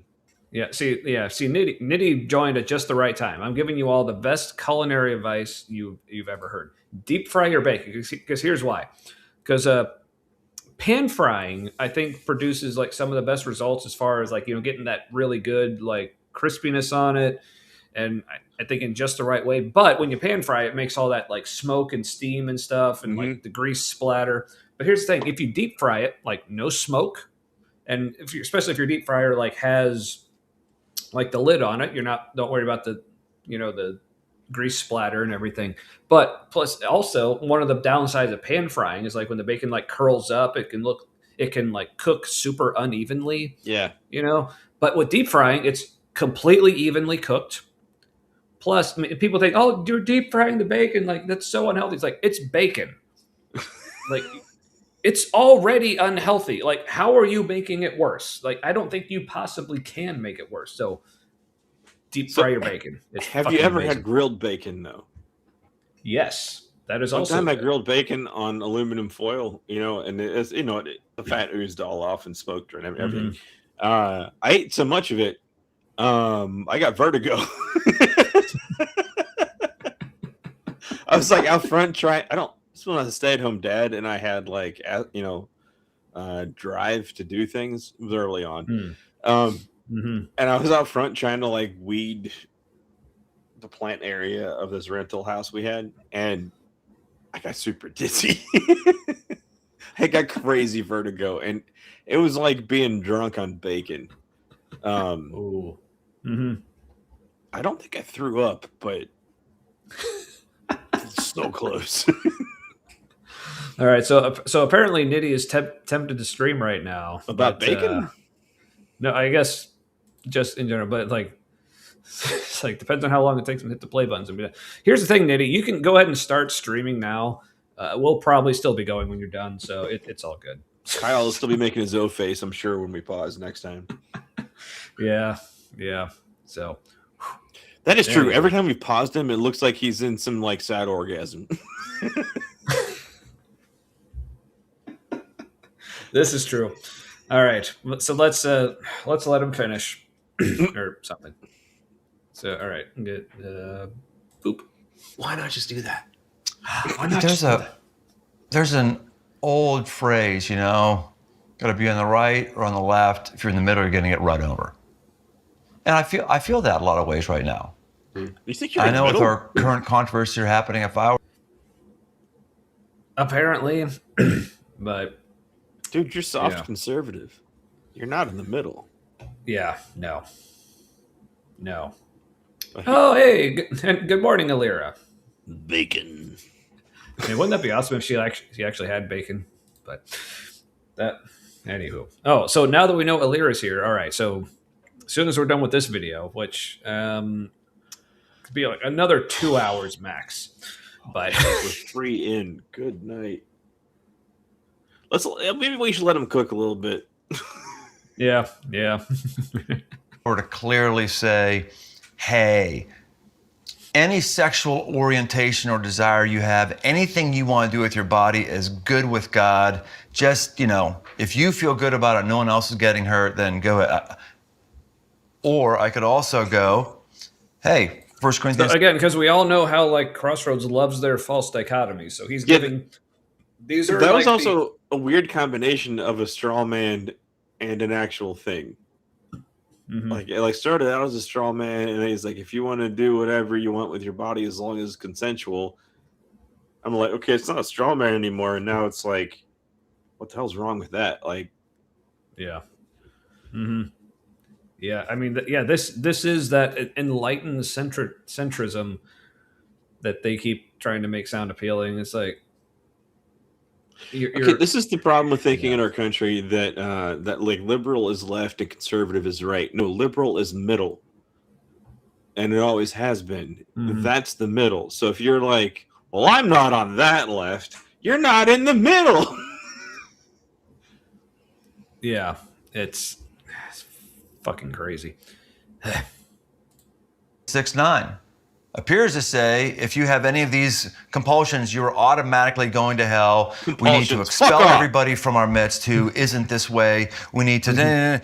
Those two things are. See, but here he's expressing like the extreme right, but again, like that position, if you're trying to remain biblical, like that position has verses to support it. Yes, that is So- more. Yeah, that's more biblical than this radical middle that you think you're in. Mm-hmm. Yeah. Well, we don't want him to overcook it. That's the concern here, David. Anywho. Gotta slow cook the bigotry. Oh yeah, that's our show. Like, yeah, it's we're all low and slow, like good old American barbecue with like hickory and shit. Apple. Very simple. There's a very clear. Sorry, my computer just updated Apple Music and just assumed I want to start listening immediately. We did a thing. Aren't you proud, Daddy? Let us listen right now. I was like, anyway. So basically, Apple Music is being Kyle during this interview. Yeah. That's cool. Aren't you proud? Yeah. Support choir Yeah. for either one of those things. And both of those things are defensible with sound bites. But when you're somewhere in the middle, you understand that oftentimes truth isn't as simplistic as either side makes it. Tell me more. And I'm not committed to being in the middle. I'm not in the middle, or we're not in the middle on a lot of things. Not at all. But speaking of getting through, I realized I've just been playing this on normal speed. I'll at least bump it up to 1.25. All right, let's do that. See how we do with that. But yeah. All right. Very extreme on things, but never consistently extreme left and never consistently extreme right. I think what you have to do is you have to be committed to being on the side of truth and love. What does that mean? Well, being on the side of truth means Good job, Kyle. Thank you for that.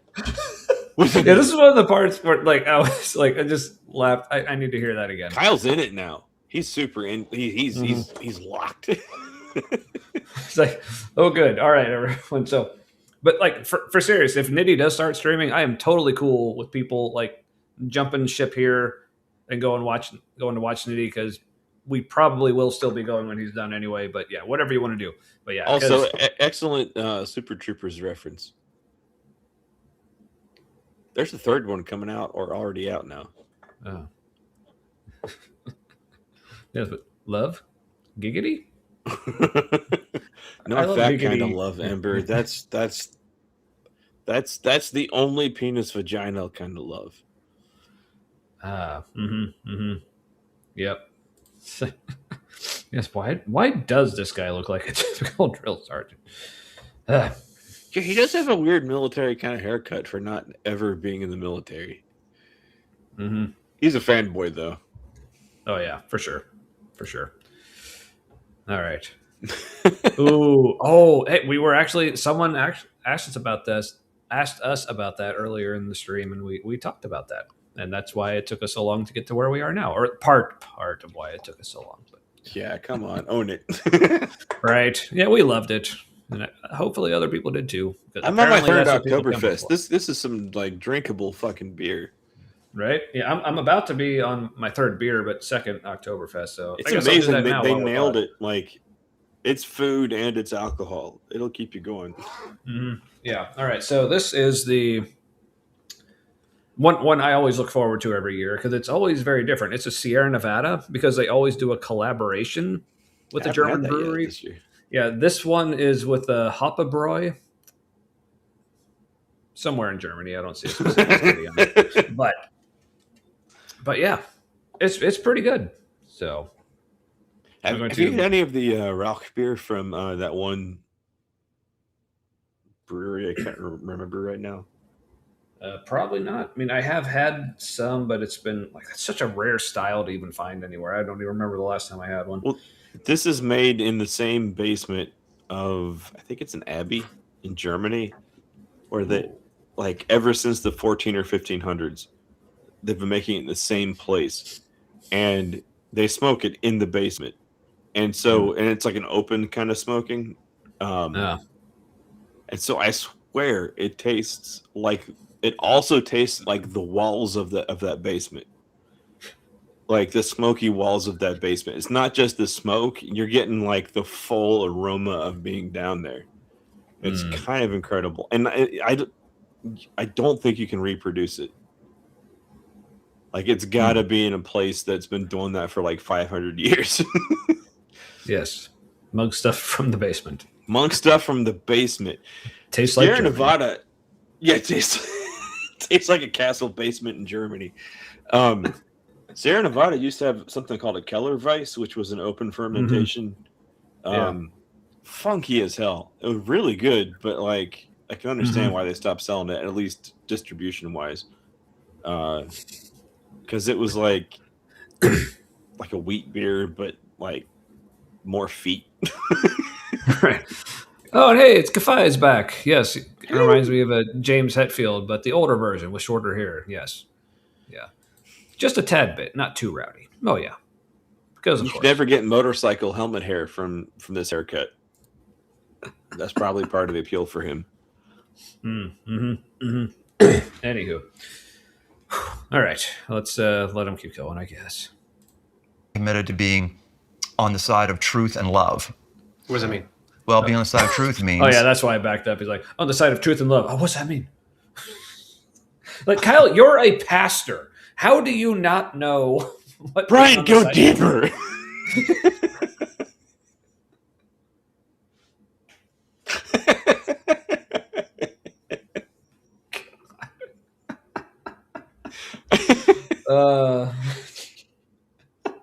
Touch me theologically like only you can. But yeah, this is one of those moments like Kyle, like this has to be acting, where it's like, oh, what's that mean? I can't tell honestly if it is or isn't. Yeah, I know, right? Oh, whatever. He totally wants Brian to hurt. What is love? Baby, don't hurt me. Yeah. Yeah. I don't know that truth and love are always on the same side. Yeah, this is that. Yep. Mm-hmm. Okay, ideally, yes. But Like you can say the truth in love, but it's not always received as if it's love. That's the hard part. Right. Anywho. Truth is an objective standard that can't be argued with. You know, this stuff that we talk about, well, that's my truth. I prefer we said that's my opinion. Get out of fucking Okay. town with that shit, dude. No, everybody's But also- experience is their truth. Yeah, but also real quick, yeah, bye Nitty. Like, Bye, Nitty. yeah, like I said, if people want to go, like, skip here and go watch Nitty, and you can come back later. Like I said, we'll probably still be going, but Poacher. yeah. Anywho, but yeah, so this is one of those things where, yeah, like I said, like, because like when people say things like, "Well, this is my truth" or "That's your truth," like,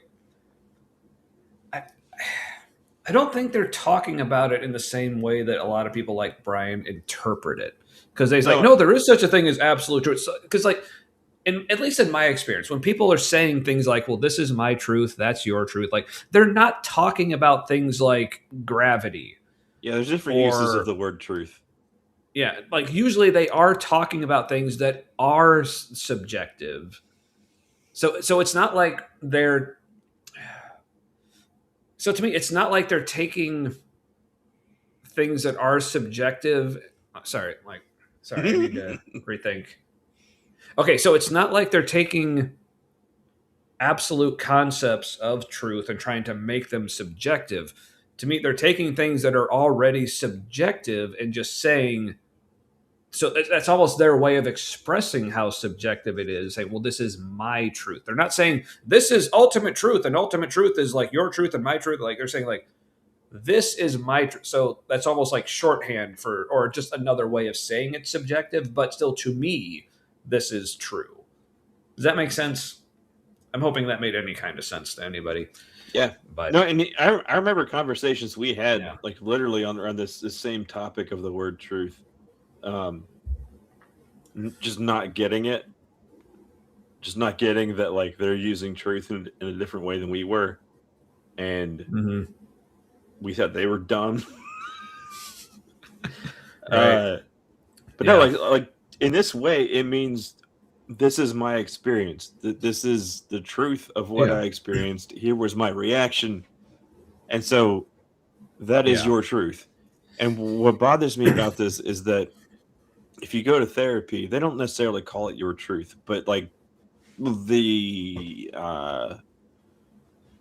all the accoutrements around your truth in therapy, it's very important that you explore your experience, your truth, you understand it, accept that that's what happened. Yeah. And for him to just like recklessly piss that away the way he is can be really hurtful to people. I don't think he wants to hurt. Now, trans people, he's like, well, they're hurting themselves. All right, fuck him. But as far as like other kinds of like abuse and stuff, accepting your truth of what happened and like, do I forgive? Do I not? What does it even mean? Is it okay if I don't? Yes. All that kind of stuff. Just he's like ignorantly pissing on a lot of stuff that he just doesn't even realize he's hurting. Yeah. So, all right, I think I thought of a better way to express what I was trying to say earlier. So let me know if this makes sense or if this works or whatever. So when people say this is my truth, like, so he's taking it as if they're trying to diminish the value of ultimate truth. That's not what they're doing. What they're trying to do is elevate the validity of their experience.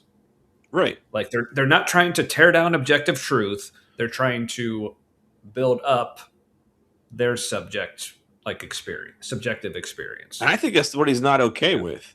He's like, sure, that's your experience, but that is not accurate. And that's where it gets So again, easily. So again, this is like such like, because again, you got to remember all of this is in the context of the week before they had a guest speaker who said some super offensive and harmful and hurtful things about transgender people, and talking about like the trans agenda and how like they're mutilating kids or whatever.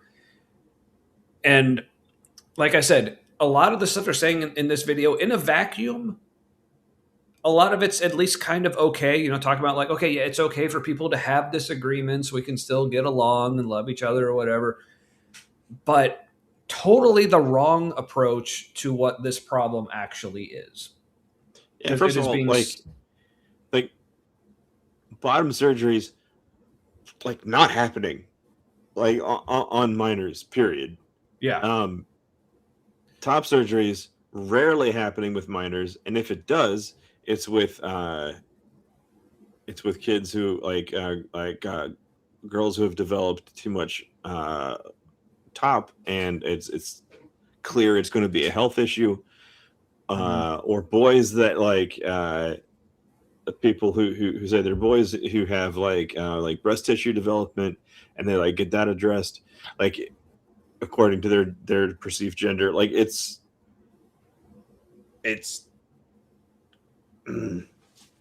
yeah. So this is all just in that context of like, just capital remember, like, T tossers, right, Andrew? Yeah. A tosser is a it's like American Irish, like it's like a worthless coin. Yeah, something you just toss away. Yeah. But so just again, just continually keep that in mind. Good band, by the way. Also, Tossers out of Chicago, punk band. Oh, because of course. Yeah. But yeah. So just keep that context in mind when he's talking about like, well, this is what. Yeah, when he's talking about disagreements or that whole thing about this. Well, this is how the world handles it, and yeah, this is just so just fucking tone deaf the way they're approaching this. Like they're just completely missing the point. He's like, yeah, and you know what's crazy is, I don't know about Kyle, but like for Brian, I kind of feel like if he knew what he was doing, if he was able to see that, I think he might. I'm not saying he would do something differently, but I think he might think twice. Right. Oh, yeah. And yeah, as Ember makes a good point. Yeah, they're not doing these kinds of surgeries to trans minors. No. Like, intersex minors would like a word, or intersex adults who used to be intersex minors. Yeah. Yeah, and like at most they're doing puberty blockers, and that's usually for mental health reasons.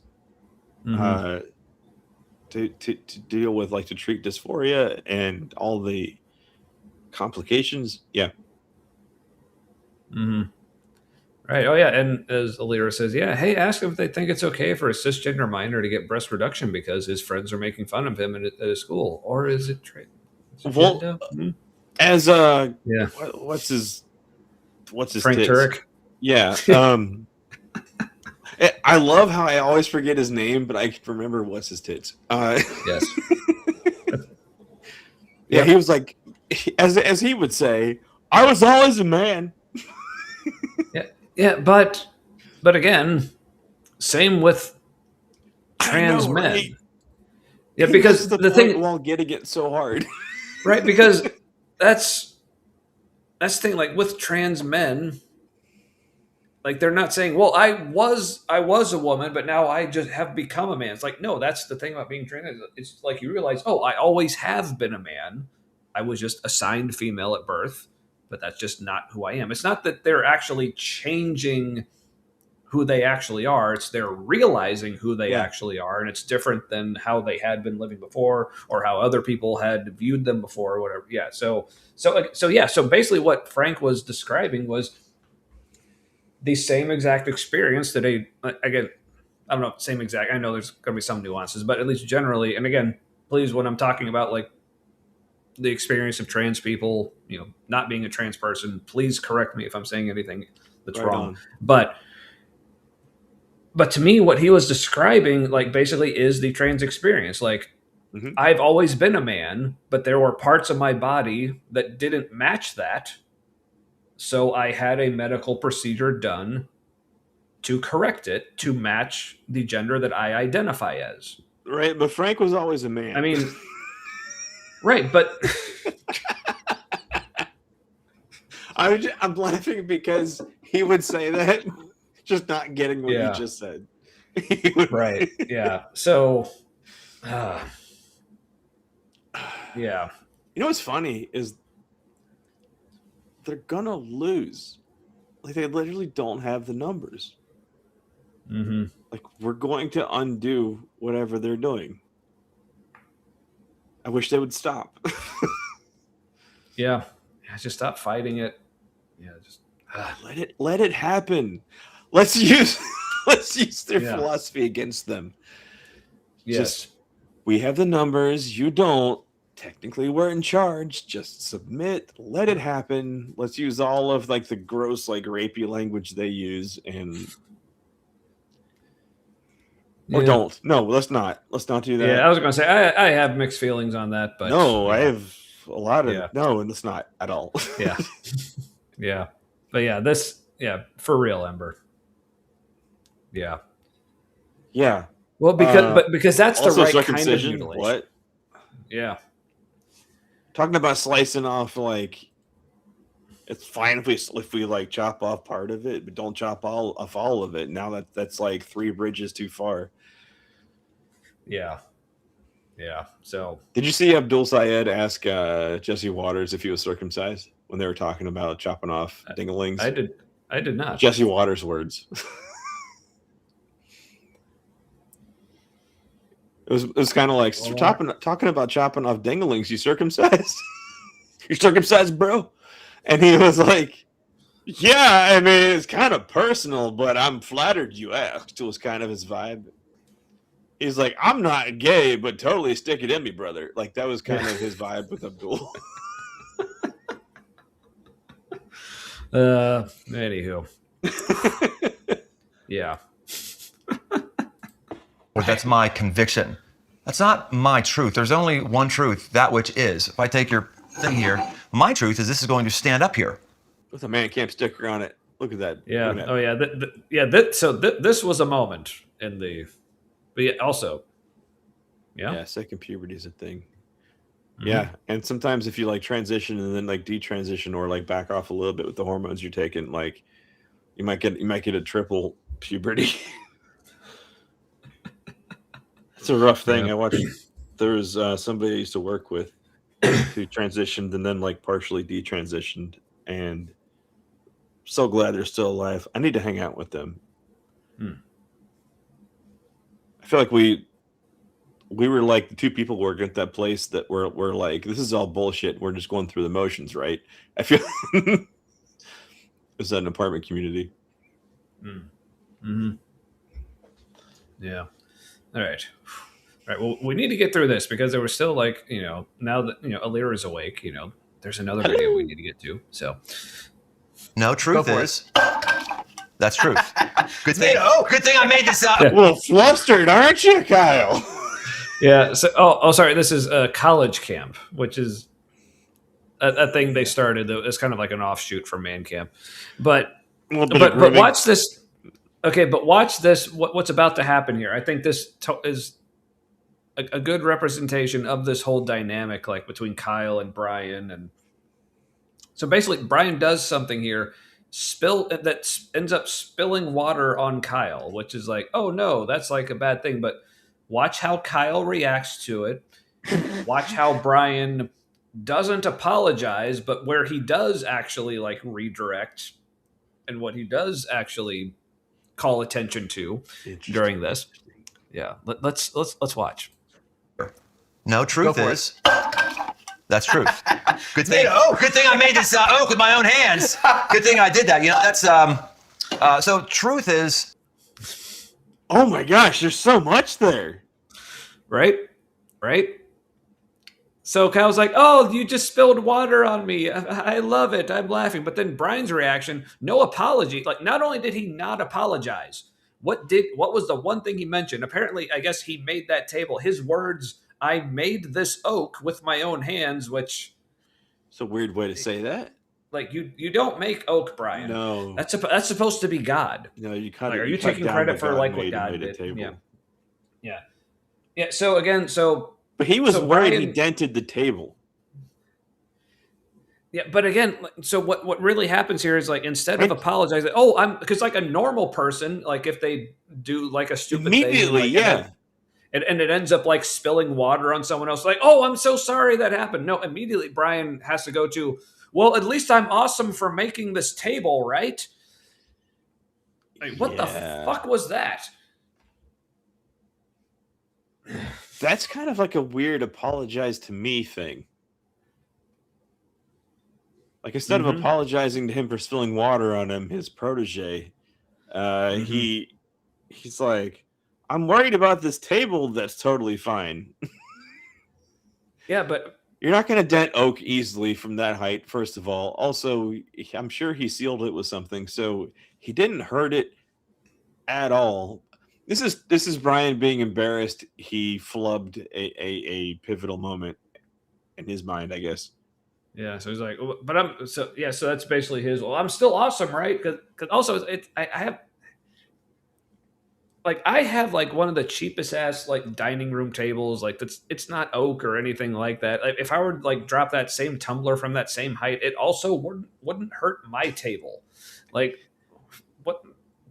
He's like, "No, I just messed up, but I still have to say something about how awesome I am instead of apologizing." But then, of course, like Kyle's not helping. He's like, "Oh, that was great. Do it again." He's like, Well, also like on a cause and effect note, Yeah. Brian's adopted, and so there's certain things that happen, kind of like this moment where he's like, I'm fine, I'm still fine, right?" Like that kind of thing. Like that's sort of like "Yeah, that could be a thing." Yeah, that's sort of something you internalize when you're an infant up for adoption. yeah. That it would be great if he would actually like talk with like a therapist about that, but He has. The issue is, one, I think that therapist that he's talked to is on retainer by the church, so kind of a church employee. Secondly, I went and saw this past year with Erin when she was going to church there. Not a great therapist.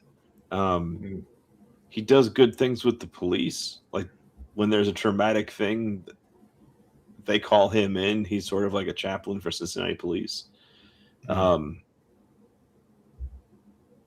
He also seemed very emotionally distant from like everything we talked about. And it was he's one of those people, and this is not, I don't know how it is for people who are neurotypical, but for people who are like me, who are neurodivergent, we kind of need somebody to like walk us through things sometimes. If it's like client led all the time, we can talk ourselves in circles just fine. Like we're pretty good at knowing how to talk around our own shit. And so if that's the kind of therapist this guy is with Brian, I don't know. Maybe it's only going as far as Brian wants. yeah, Which is good as far as consent goes, however. yeah. It'd be great if if Brian would want it to go a little further. That'd be good. But all right. made this oak with my own hands. Good thing I did that. You know, that's I so suck, Brian. Truth is unbent. Yeah, I was like, "Oh, that was great. Do it again." I mean, yeah, My lap is wet and cold, Brian. yeah. Like I think just that one little moment there just said so much. Just so many layers there. But yeah. Anyway, we should probably move on. Truth is not really up for debate. Now, we don't always understand exactly what the truth is on things, but when you come to see that you're going to... But why is that? Why would you not understand what the truth is on all things? The Like- truth escapes you, Brian. But if you are, as a Christian, as a believer, someone who has accepted the very Spirit of God Himself into your very being, who is the truth, like how at any point can you possibly be unclear on what the truth is? Like, how can that even happen? Yeah. But I don't know. Also, What do I given that know? I don't see chair backs, and they're probably on stools, but they're at a table he made. Does he have a high top dining room table? I don't know. Because for me, I gotta know more about the person before I'm like, is that douchebag proof or not? Yeah. All right. believe something that might not be understood by the mass on the right or understood by the mass on the left, but you believe that's what God says. You just go there, period. And then the love aspect is you have to be really cautious of how you talk about that. And that's a mistake we made a couple weeks ago. It wasn't a mistake talking about children taking puberty blockers. That wasn't a mistake. It wasn't a mistake raising a white flag and saying, hey, can we talk about what's happening here in many of our clinics? Yeah. So here it's like the one Puberty blockers save lives, period. Like pediatric experts. Like that's the science. Yeah, because and they're not giving them out. They're not giving them out like candy.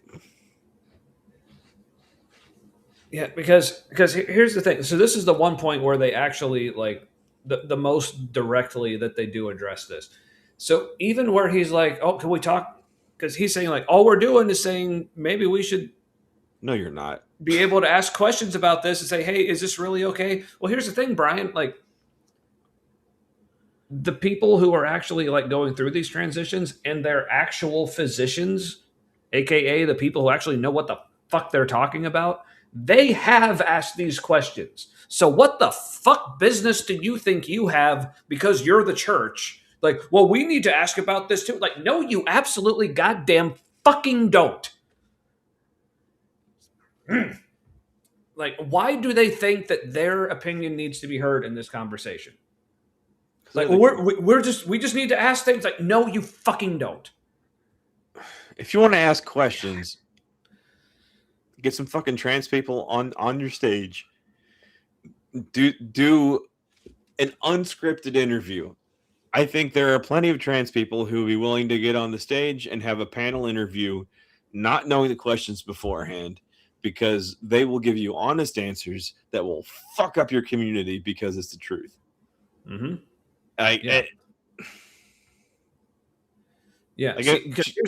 You could easily get people who would say, I wouldn't be alive if it wasn't for puberty blockers.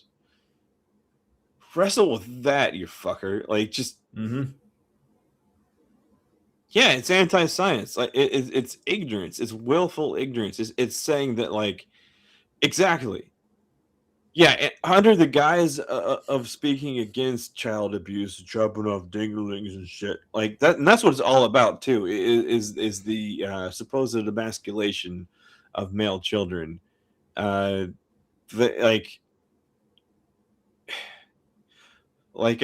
to male trans people, not much of a concern for the church.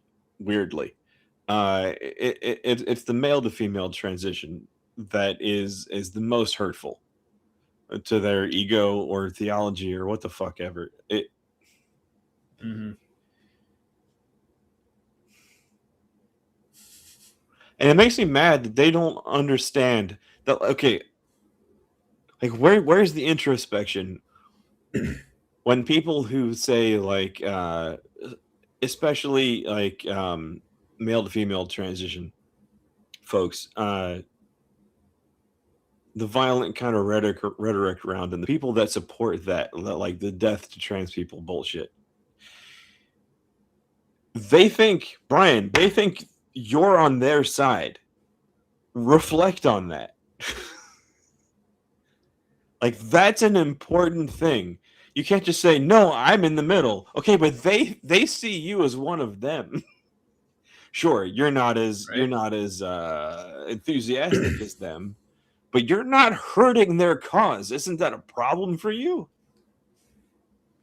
Yeah. So I guess to answer your question, Brian, about questions is like, well, shouldn't it be okay for us to like, just ask questions like, hey, shouldn't we be talking about kids using puberty blockers or whatever? Like, I mean, unless you're that kid, their parent, or their physician, no. It is none of your fucking business. So and no, they're so you far should. ahead of you in understanding what you think they should do. They did just. You are irrelevant. Yeah. So I mean, if you have questions in the sense that it's just something you are legitimately just like ignorant about and want to know more about, then sure. If you find someone who's going through that, who is comfortable sharing with you and answering your questions, then sure. But in the position of a church like yours, who, when your version of, well, we just want to ask questions means bringing in a guest speaker who's going to come in and talk so negatively and hurtfully and offensively and harmfully about this community and and if that's what you mean by it, then no. Yeah. You have absolutely no goddamn business asking questions that way. And the cowardice of bringing in a third party. And instead of saying it your fucking self. That's a pussy move, Brian. Yeah, and they hate trans women because they believe that they can't believe anyone would actively want to live as a woman. Yeah, that's a big part of it. There's a super sexism there. And they see transness as a perversion. So seeing trans kids makes them angry. Yeah, that. Yeah, I mean, I don't. Having someone very close to me who is trans, I still don't know really what to do with someone who.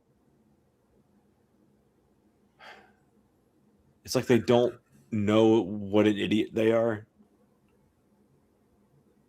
It's like, sure, I'm not going to just be like, oh, it's fine. And at the same time, I'm like, if that's the reality and they may or may not be capable of seeing beyond that, because I'm kind of a cause and effect guy when it comes to free will. I don't know. Like, I'm going to move against that shit for sure. Yeah. Yeah. So again, this is like to Brian, Kyle, like any Crossroads people who are watching this, like, yes, it is okay to have questions about this kind of stuff, but it is not okay to present it as like, we're just asking questions, like, in the way they were just asking questions was just an outright condemnation of it. Like, that is not just asking questions. Okay. And again, if you are not one of the people directly involved in this, then it's actually none of your fucking business. So you can have questions, but you are not entitled to any answers. Trans kids don't need you to rescue them any more than women do. This whole like white knight bullshit. Yes. Fuck yeah. Very well said. Thank you, Matt. You're welcome. All right. So, with that, that wasn't a mistake. What was a mistake is holistically over the service there wasn't an attitude and demeanor of love that I exhibited. That was the problem. So, wait, that you exhibited? You were the one talking, Brian. Yeah, I mean, I think like he was on stage at some during that. Like I said, I watched this service. Like I said, this was like 5 years ago. And okay, so he's going to take some ownership then, I guess. Yeah. Which, okay, cool that he's doing, but he's taking ownership in the wrong way. Again, he said like, no, we still should have tried to address these issues. Oh, we just did it the wrong way. It's like, no. Yeah, Brian, we said all the right things in the wrong way.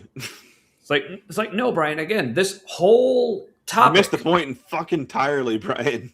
Yeah, again, yeah. That's why we titled this Like stream the way we the did. emails that you mocked. It was about the Yeah. content, not. Well, I mean, your Yeah, attitude because- didn't help, but like. Yeah, because this is the problem with a lot of Christianity is because it goes back to like his whole discussion on like what truth is and like ultimate truth, because so many Christians just think that, right? I mean, oh yeah, I'm that's certainly not. No, Denny part of almost made him gay. You're getting it wrong. I am Oh, yeah. gleefully using his past and his anecdotes against him. Yeah. I don't know if that's all right. Yeah, but if you're not familiar with what we're talking about, go back and watch. I think this is also a playlist on our YouTube channel. Back in January, for the whole month, we covered their series on deconstruction, and there was a certain story he told about a mentor of his. It was during And like the financial third or, patron.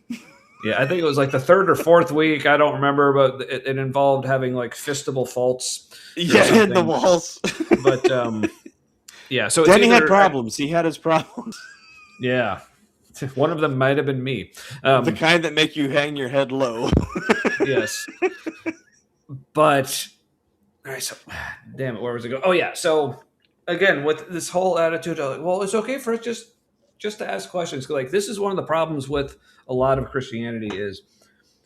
So speaking of when Brian was talking about like having like the real like ultimate like actual truth, it's like when they think they have that actual truth, when they think they have that truth, they feel it is their place.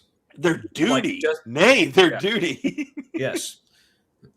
They think it is their place to ask these kinds of questions in areas where it is actually, where in reality it's none of their fucking business. But in their mind, it's like, no, we have the absolute truth about everything. So everything is our business. So we can like insert ourselves in whatever kind of situation where we think we should or whatever. Yeah. It's...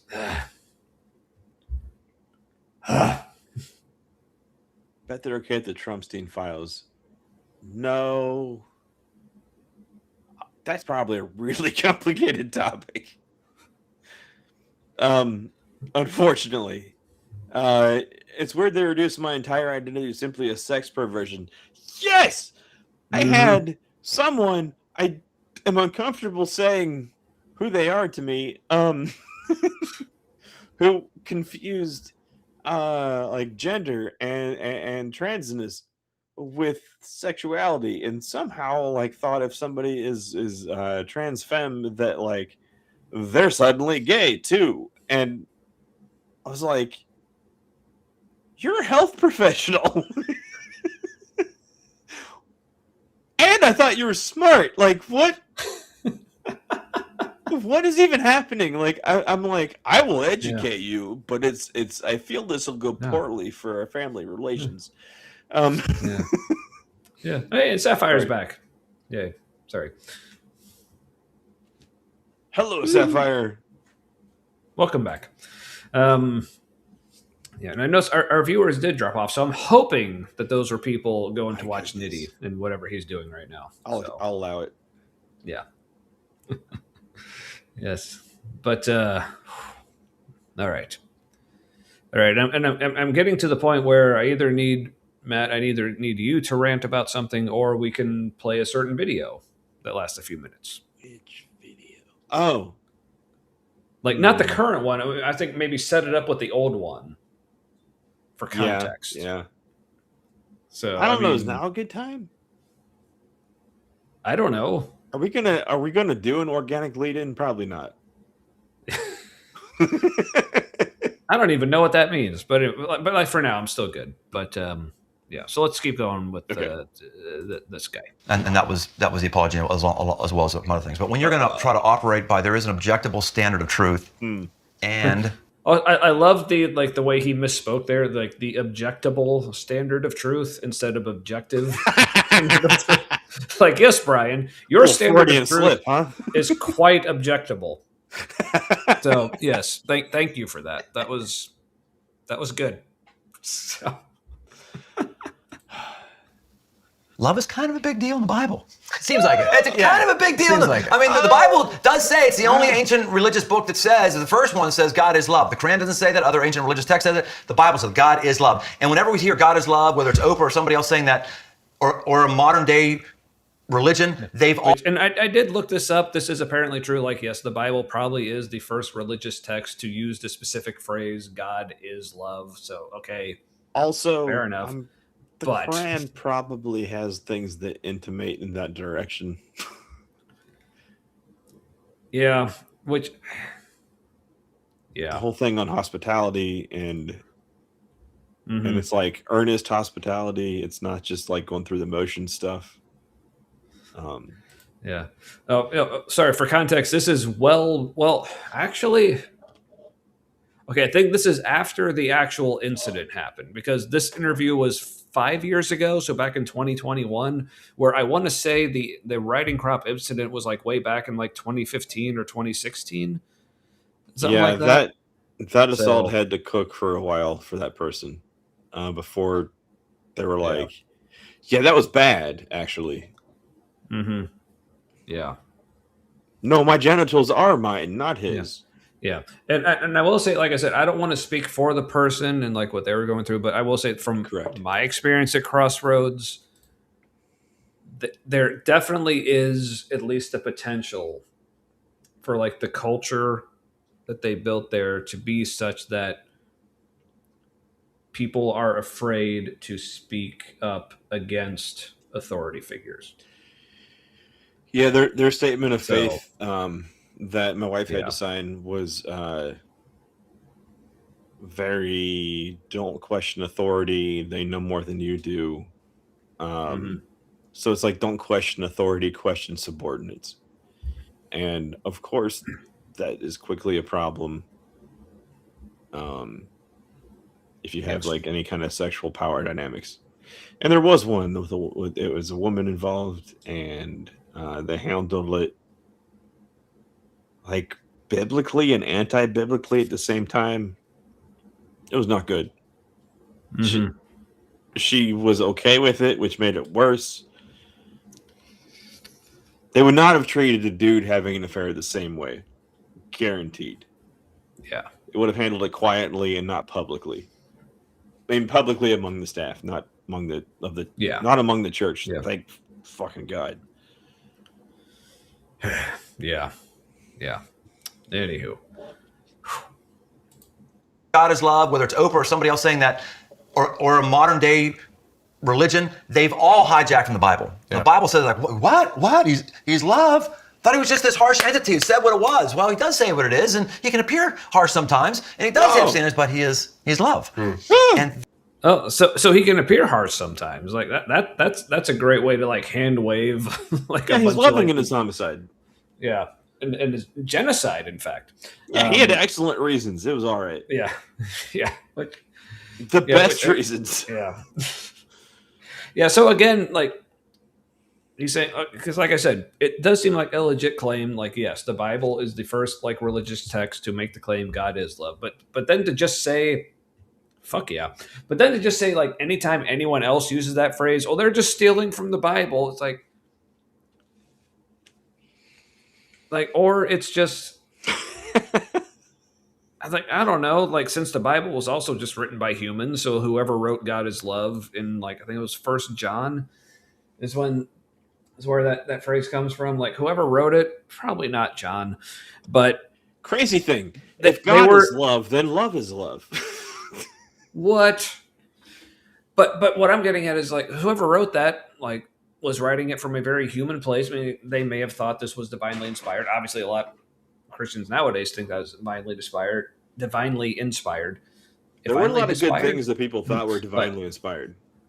Yeah, but what I'm saying is, so anyone else who is saying that in like modern times is probably just coming from the same very human place where that original verse came from. It's not Yeah. saying, well, we're stealing from Christianity, we're stealing from God or whatever. It's like, No, it's just a human thing to, if you're going to think of some kind of divinity or deity, to think that it is not just loving, but is love itself. It's like, yeah, that doesn't necessarily mean they're stealing from Christianity. It's maybe just like a common human like perception or longing or think that or something that they want to be true or whatever. It's like, I mean, I think Jesus stole from Yeah. John the Baptist and Rabbi Hillel.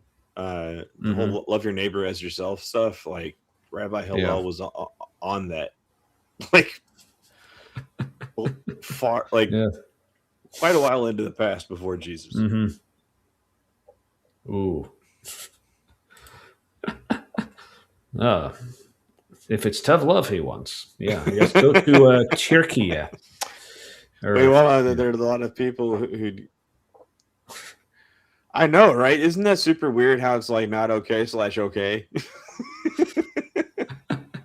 with the tough love? Right. Oh, and printing words on paper is apparently also a uniquely Christian thing. But also, hello, Bryce. Good to see you.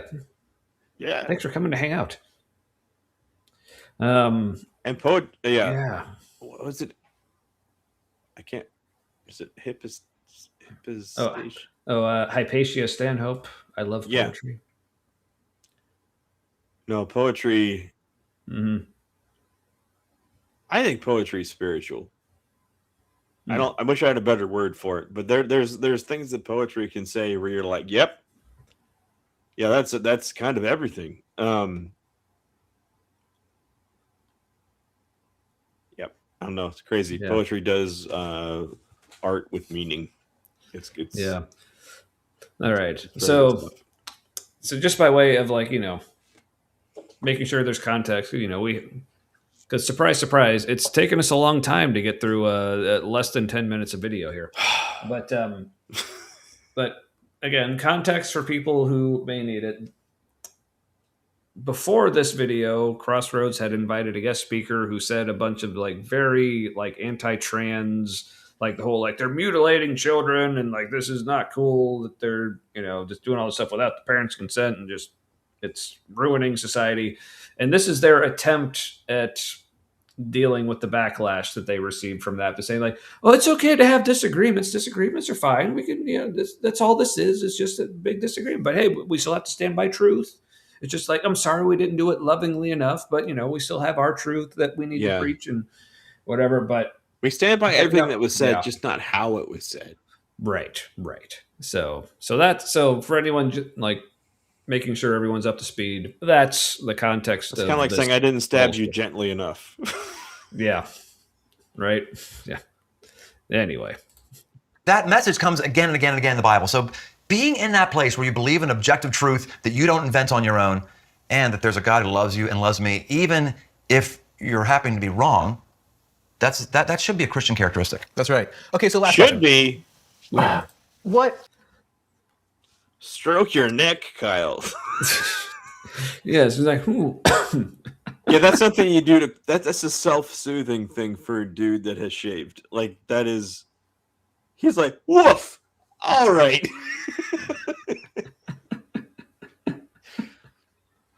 Ooh. Thanks for stopping talking there. But I do love a good happy note. Got blessed with a lot of very, very nice face licks from a gentle, friendly, and beautiful chocolate Labrador Retriever earlier today. Oh, that's awesome. Good times. My dog that passed away was a black lab mix, and they are crazy in tune with emotions. Not necessarily the brightest dogs. I have a pit bull now, and she's definitely smarter than my lab mix. But yeah, the emotional intelligence of a lab is awesome. It's a good connection. Ooh, at an AA meeting. I don't want to process your thoughts going through that sometime. Yeah, it's good to process. And thanks for sharing. Wow. Yeah, I hope things are going well. That's a lot. Yeah. Yeah. Cool. Well, as always, good to see you. I mean, hope you're well. Glad you're doing well with that. My dad was I know AA doesn't like to say recovered alcoholic, but in his case, I think it fits. But yeah, he had a rough go for a minute. Hell, I don't know, 15 years. was more than a minute. Yeah. Yeah, on a cosmic scale, that's like a minute or something. Yeah. I don't know. Anywho, so here's Kyle doing weird things with his own neck. What is it for me, for us to be part of this church? What is the attitude you want us to bring to the collective family dinner table? You're not asking us to agree on everything. What is it you're asking? But It's a fucking dinner table, Kyle. It's a mega church. Get off of it. yeah. But also, like, to me, that was such a weird way to phrase it, because he's basically putting Brian up on the special. Like, okay, what attitude are you asking all of us to have? Like, as if I need my pastor to tell me what kind of attitude I need to have. Like, what? You know what's extra gross about that is, like, years ago, like when I first started going there, Brian didn't like that kind of like adherence to personality shit. Mm-hmm. Yeah. Boy, did that change. Mm-hmm. He used to say, if God wanted us to shut this place down tomorrow, we would do it. He stopped saying that after a bit. It's like, well, I guess I got to the point. Well, clearly God doesn't want us to. So, right? Yeah. Shit. Us to do. I'm asking you to put on a mindset you're not going to get anywhere else in culture. Ooh. Nowhere else in culture do you have to sit in a room with people who look different than you and act different than you and think different than you. Are you fucking kidding me? This is America, you fucking... Oh. No, but he's going to elaborate and give you all the examples of where that doesn't happen, and so therefore it never happens anywhere. So in America, college, everyone in there pretty much looks the same, or at least the same. Oh, sorry, I want to make sure we get top. Damn it! It says no. Blame everything but the Wi-Fi. Hey, we'll get to that. No, like honestly, like seriously, my Wi-Fi is good. I got like a full gig, but it's this fucking laptop. Nearly too much head. Ooh, that's what Kyle said. No, he didn't. Well, that's what he thought. He wasn't going to say it, but it's like, oh, Brian, I'm you and act different than you. And anywho. all right. Now that YouTube has decided it wants to comply with things. All right, here we go. So here's how going to church with a diverse crowd is so different, because we never get diversity anywhere in any other part of life. His first example like almost killed me. Think different than you. If you're in college, everyone in there pretty much looks the same, or at least they're the same age, right? If you're in a boardroom. College. Where did you go to college, Brian? Oh, you went to it's like well, Calvinist something or other, right? Calvinist it's like, well, they're at least the same age. Like, okay, the same age. And literally nothing else is the same. Well, again, unless you go to like a super like specific, like very small private Christian probably college. But like, I went to like University of Cincinnati, which is like a big state university. I mean, it's not like the biggest, but lots of Indians. If you're in engineering anyway. Yeah, but so diverse. Yeah. Like to the point where, like, as a very conservative Christian that I was entering college, it was a problem. Quite uncomfortably so. So, like, what the fuck does he mean that college is not a diverse atmosphere? I think you went to a really white seminary. Yes. Like, God. No, that's so weird, because that's even where like a lot of Christians say that like you shouldn't even go to college because it's the devil, because there's different people there. Yeah, usually that's the way it's described as a problem, is because it's too diverse. Exactly. God, what the fuck are we even talking about here? But he continues. Everyone pretty much has the same economic thing or whatever. If you're in a neighborhood, you're probably in a neighborhood of whatever town you're in, and people probably there vote the same way wherever it is. Did we click on the same thing again? Yes, we did. Yeah. Hi, Miranda. Again, simultaneously in the chat, like awesome things are happening. Yes. Fellow traveler on that road, like awesome that like you guys have community, and that like we happen to be here for the same thing. I mean, like, Yeah. while you're doing that, very, very cool. Yeah, and I love that you all can like be talking about like serious things while we're doing like whatever the fuck it is we're doing right now. That's also cool. I love it. So, whew, It's a privilege. good to see all of you every damn time. So, Yeah. Also, if you haven't watched Sherlock, it's a good series. He's a recovering addict in the series. is it something you feel like you could talk about for a couple minutes? I could probably talk about All right, then I'll be right back. So I do need to get back to Sherlock because I never finished the series because I didn't want it to end, and it already felt like that it went one season too long, but not too long. Like because the extra season was also good. Also, I loved it because Sherlock and Watson's played by somebody Lou. I think. Shit, I can't remember.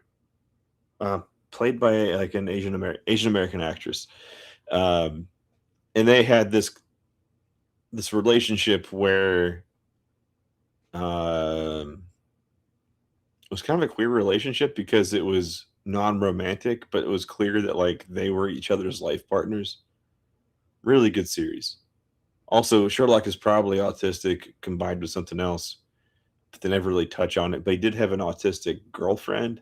Unfortunately, not played by an autistic actress, but played by an actress who pulled off autism super well. Good series. Brian is doing a lot of underbright in this freeze frame here. Right, so you couldn't hear me obviously, but I was shouting. It was Lucy Liu. Lucy Liu. Yeah, Man. I kind of have a celebrity crush on her. a little bit. Yeah, because she just seems very cool as a person also. Mm-hmm. Indeed. But speaking of not that, here's a Brian and his big dumb forehead. So We can do that in the rest of culture. When you come into Crossroads, and including coming into where we are online, not just in a building, but into an online presence, you're going to be filmed. What was that? All I heard was and also he's a little pandering to the online crowd because I know that's their future. Yeah, right. Oh, yes, very cool in Kill Bill. Correct. Yes. So I only saw the first one, but Sherlock Holmes books are really good too. I need to read some of those again. It was a highlight of junior high for me. Ooh. Mm-hmm. All right. People who are very, very different than you, and you're going to have to learn to and think different than you. You're going to have to learn to gird your mind, or the Bible also says gird your loins, and just find something different. Right. Again, I just want to bring Just more your brain attention is your dick, Brian. right. A little bit. But again, just bringing more attention to the fact that like churches like Crossroads are the only diverse environments like this that people ever encounter. Which again, this is one of those things like how the fuck are you actually saying this with a straight face? It is more diverse than most. As far more as diverse than churches go. Yeah. However, still for a super church, white. yes. Yeah. But saying that like people never encounter such diverse environments out in the real world, like, are you fucking kidding me? I literally don't remember eating all my chili.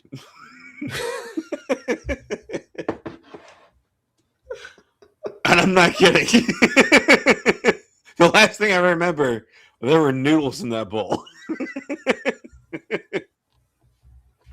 Sorry, you were saying something poignant, and I was just like, I ate food.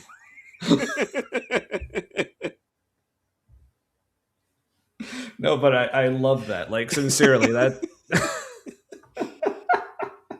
just like that was like non sequitur doesn't even begin to describe that, Nope. and I love it.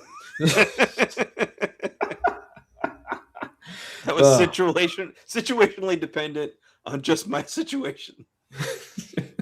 Yeah, it's like Apropos of nothing, but thank you of though. Segues. That was not one. So, all right. I think we're getting close. Like I said, this. Yeah. So I think we're almost actually done with the substantial Really? part of this. Oh, Yeah. man, this is so sad. Yeah. Oh. Wait, so sad that it's taken us this long to get through it? No, or... what a phoned-in attempt at smoothing things over. Oh yeah. This is. Yeah, we've definitely. It doesn't get better. I'll say that, but Inside of you that the rest of the culture is going to demand. We demand that you actually open up your mind. We demand that you actually listen to beliefs that are different than yours. We actually demand. right, because that's also something that kidding the me? world. Because that's also something that the world never does, is expect you to be open-minded and listening to different points of view and perspectives. Like, yeah, the rest of the world outside of Crossroads, that never happens. All right, in all fairness, Brian, I demand that you open your mind up to different things that might be true. What's this hierarchy of people who can demand the attention of others? Man, the white supremacy that you just don't see you're flexing. Mm-hmm. Right. Like it would be bad comedy if he was a black bastard trying to pull this off. Like it just wouldn't work. Hold on. Yeah. No, it would, because there's that other guy. What the fuck is his name who yells at the microphone? He's the one who talks like this all the time, like you're stupid and far away. At Crossroads? No. Oh. Online. Shit. Oh, the apologist that we've covered. Alan Parr. Yes, Alan Parr. Yeah. Where he had a defense of slavery and shit. Yeah. I was like, oh. Mm-hmm. Uncle Tom doesn't do you justice. Yep. Yeah. Anywho. You don't just work in the house. You're in charge of the house, aren't you? You fucker. All right. Well, I want to get through this so we can get to the other video we want to play because it's awesome. So. That you learn to be at harmony in a community where there's things that if you were the senior pastor, you were on the board of spiritual directors, it wouldn't happen that way because you would change it. Hey, guess what? All of us have things about Crossroads we would change, including me. Including you. Including me. No, you changed that. Absolutely, including me. No question I would. Which, again, that reaction from, oh, you would change things? Oh, that's so hilarious. What are you talking about? You would change it? As I jerk you off. It's like, I find that so unbelievable because it's That's awesome. You're awesome. You're too perfect, Brian. I've got a big voice. I've got a loud voice. I've got more probably singular authority than anybody. smaller There's penis. stuff that happens at Crossroads all the time that You wouldn't change anything that I'm doing, though, right? I would change you. You would be canceled. You would just delete it and cancel. But we have to. I love like the way Kyle was saying stop there. It's like, no, seriously, stop. You're actually hurting me that you would even suggest that you would You're get actually rid of killing me a little. But I have to keep laughing. I would change you. that- Oh, man, a little Freudian slip, Brian. Right. It's like, I wish you weren't my successor kind of vibe. You're the best I can do, Kyle. Oh, fuck. Yeah. You are an old man's weak flex, Kyle. Oh, God. Oh, I'm so glad. The Bible says we have to bear with one. What? So I'm so glad I don't care what happens to Kyle. That does help. I mean, I don't. Yeah. I don't want him Yeah. destitute necessarily, but I do wish an existential reckoning on him. Yes, that. Oh, but Crossroads, you could say it's their club. It's actually the name of the church where Brian here is the senior pastor and Kyle is pastor under that, I guess. But yeah, Crossroads is the church. You could call it a club. Yeah, Sure. it nearly functions like a cult, except they get you to check the final boxes on the cult, list in your own head. Yeah. So it's kind of in a weird gray area. Yeah. Yeah. Also, I guess, and for the new people who don't know, this is actually the church where Matt and I used to attend. Yeah, So, yes. I was big into spiritual warfare, and it's kind of a subculture there. Yeah. Um, And we cover like a sermon or message or video like this from that. That's usually a like last week of the month thing that we do. Yeah. So keep it regular. Yeah. gotta stay regular. This is true. Speaking of which, I take fiber supplements now. What kind? Is Is it the psyllium husk? It is. Yeah, in the pill form. Mm-hmm. That's how you gotta do it. Don't do it in the whole like Metamucil sister cell. Like it's like an orange slurry. Yeah. You gotta drink it, and you kind of want to vom as you drink it. But yeah, just take the pill, drink a bunch of water with it. All good. So, That's how you do it. oh yeah. Another. Yeah. When you're in a church, you have to actually bear with one another. That means bear with ideas that you think are stupid. Right, And they may Brian? be stupid. They actually may be. Which again, how does he think this is unique to churches? Bear with one another. Don't just bear with fucking leadership, Brian. It's not what the verse says, Brian, in your fucking Bible, Brian. Yeah, but again, remember, in the context, again, like in a vacuum, this is a great concept. Like having patience with one another. Like when you're in a community with people, Equally, yes. It's good to have like diverse opinions, Mhm. and when there are just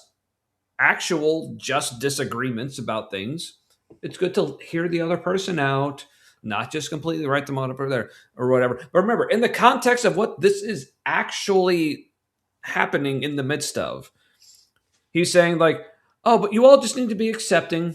You all just need to be understanding and like, hey, just Yeah, understand. you do. We're just going to have like a bunch of diverse opinions, and y'all just have to be fine with that, though. It's like, yeah, it's so I frustrating. see what you were reading. I wasn't actually reading anything. Oh, okay. But, yeah. Hold on. This one. I didn't actually read the one I clicked on yet. Yeah, that's a good one too, though. Yeah, Alan Parr has a disturbing and telling amount of videos on his channel about sex. Yeah, dude has a problem. They don't understand how much they're telling on themselves.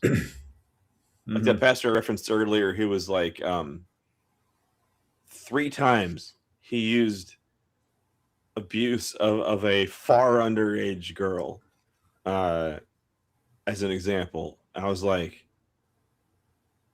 he's either into some sick shit or he's done that himself. Yeah. Like, But yeah, but also this question by Alira here. Yeah. That is basically, now he wouldn't say you have to bear with stupid ideas. He would say you just have to bear with whatever the church presents you, like whether or not they actually are stupid ideas or not. Yeah. Like, yeah, if we say things from the stage that are like stupid or harmful or it's your offensive or job whatever, to it's go like, along with it. it's like, look, you just have, even if you disagree, you just have to be okay with disagreeing with it and understand that, we're Because in charge. And, they would say, having been there, they would say that that's on them. If they're teaching you something that's stupid, that's on them. You should go along with it. And that's their cross to bear, in quotes, or whatever. Okay, fine on one level, except the impact of that. It's not all on you. It's on the damage is done to everyone who goes along with the stupid thing. And like it's just a really cavalier attitude to have about that too. It's like, and it might be stupid, and that's great and fine and wonderful for everyone because like you submit to authority, and that is a blessing for you. yeah. Anywho. It's soft fascism. But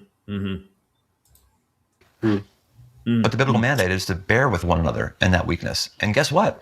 You have to have the right level of humility to recognize that you believe some really stupid things too that you're going to be ashamed of when you get to heaven. And we're all too Kettle, what? Right. Yeah, don't fallen question the stupid. and too into ourselves right now to understand all those things to the fullest. That's right. We don't get there because we believe the right set of checklists, or we get there because of grace. If it was belief, then demons would get there. Yeah. The book What? I'm pretty sure that's a misquote. Well, no, like where he actually goes with this actually kind of does make sense, but it also does undermine a lot of other things. But Of course. strictly scripturally speaking, like he does have a point here. I'll let him cook. James says that even demons know the truth and shudder. So it's not our knowledge, it's not our beliefs, or else demons would be in heaven. It's our knowledge that couples with love, which is a sacrificing of ourselves, that then leads us to bless and serve others. That's what the demonic realm doesn't do. Good stuff. Why doesn't leadership need to sacrifice, Brian? Why is it the subordinates need to sacrifice to leadership?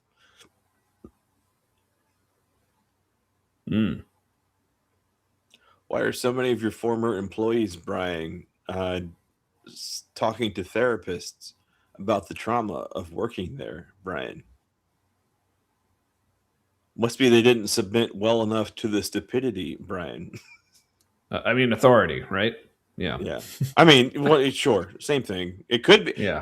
But it could be the same thing, he says. And you should still submit to it. Because it's good for you. He didn't say it's good for you. That's the implication. Yeah, which so again, what he was saying there Submit, just now. Amen. But what he was just saying there about how it's not just belief, because like he is right. There are verses in the Bible that say like, yes, demons like know who God is. They know who Jesus is, all this. So yes, they believe in all that, but that's still obviously not good enough for them to get in heaven. But also I think about like, what if they shudder because God is bad? Yeah, but also like, does the Bible actually say that demons won't get into heaven? No, it doesn't. He's extrapolated. Yeah. So That's he's saying, but it's but he's not. So he's saying it's not just about that. It's about like actually being loving and like having like that internal transformation of yourself, which again, like, yeah, it depends on which part of the Bible you're reading. There are parts of the Bible that do say like, you know, you have to actually, even like Jesus, like in his ministry it seemed to be much more focused on what you do and not just what you believe. So you must act in these ways. You must, love people in these certain and it looks like this. Like there was a whole lot of but then you have verses like Acts 16:31. I remember this was one of my favorite verses growing up because it was like so simple and it was like one of the basic like gospel messages. It said, "Believe on the Lord Jesus Christ and you will be saved." So according to verses like that, it really is just, what do you believe? It is just intellectual. Like, what are you assenting to? Like, what do you think is true? It's not. It says nothing at all about what you do, or how you treat other people, or how you love, or anything like that. It just says, just believe, and you're good. No, I think what you just said. So, like, what are you assenting to? Like, goes further than like, what do you think is true? Because it requires you to have self-reflection on like. You have to say, you have to think through, if I'm doing this, where does it go? You're thinking like second or third degree cause and effect. And that was what deconstruction and being atheist introduced me to. Is I had assumed B, if A, then B. Mm-hmm. And didn't pay attention to what actually does happen next and third down the line. So Hypathian Hope, he wouldn't say you're a demon, he would say you're under the influence of a demon. That's the theology of this place. At best, that's what he would, at best, depending who you are, that's what he would say. Yeah. Or at worst, hard to say.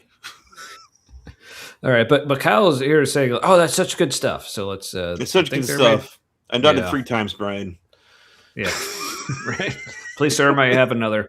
It's perfect. I know you're talking this weekend Perfect about even. God's love. We're excited for that. We're gonna give everybody a link to it, so watch out for that. Thanks Watch for hanging out. with us. Hey. Appreciate it. Right there. Thank you. You're Look my at pleasure. that. Oh, Did you hear that? he gave a nut. He gave a pinky and a forefinger fist bump. Yep. That's how cool they are, man. Oh man, that's the saddest pick me fist bump I've seen on camera. He's like, you almost missed. Ooh. All right. Well, all right. I think we're almost done with this, and then we can get on to the actual fun stuff. What So, room? Okay, it's really bothering me. What kind of room or set is this? Yeah, I don't understand. I'm kind like of we- understanding, except for the diagonal timber. Yeah, I got this going on here, and then there's like another one here. And what is that picture? Is that a centaur going for a walk with a woman? Yeah, because this almost seems like. Yeah, I don't know. I am so confused. Is that a TV on a and then there's freeze just and then there's just like an old light bulb in a cement brick for some reason. What kind of award comes in a cube?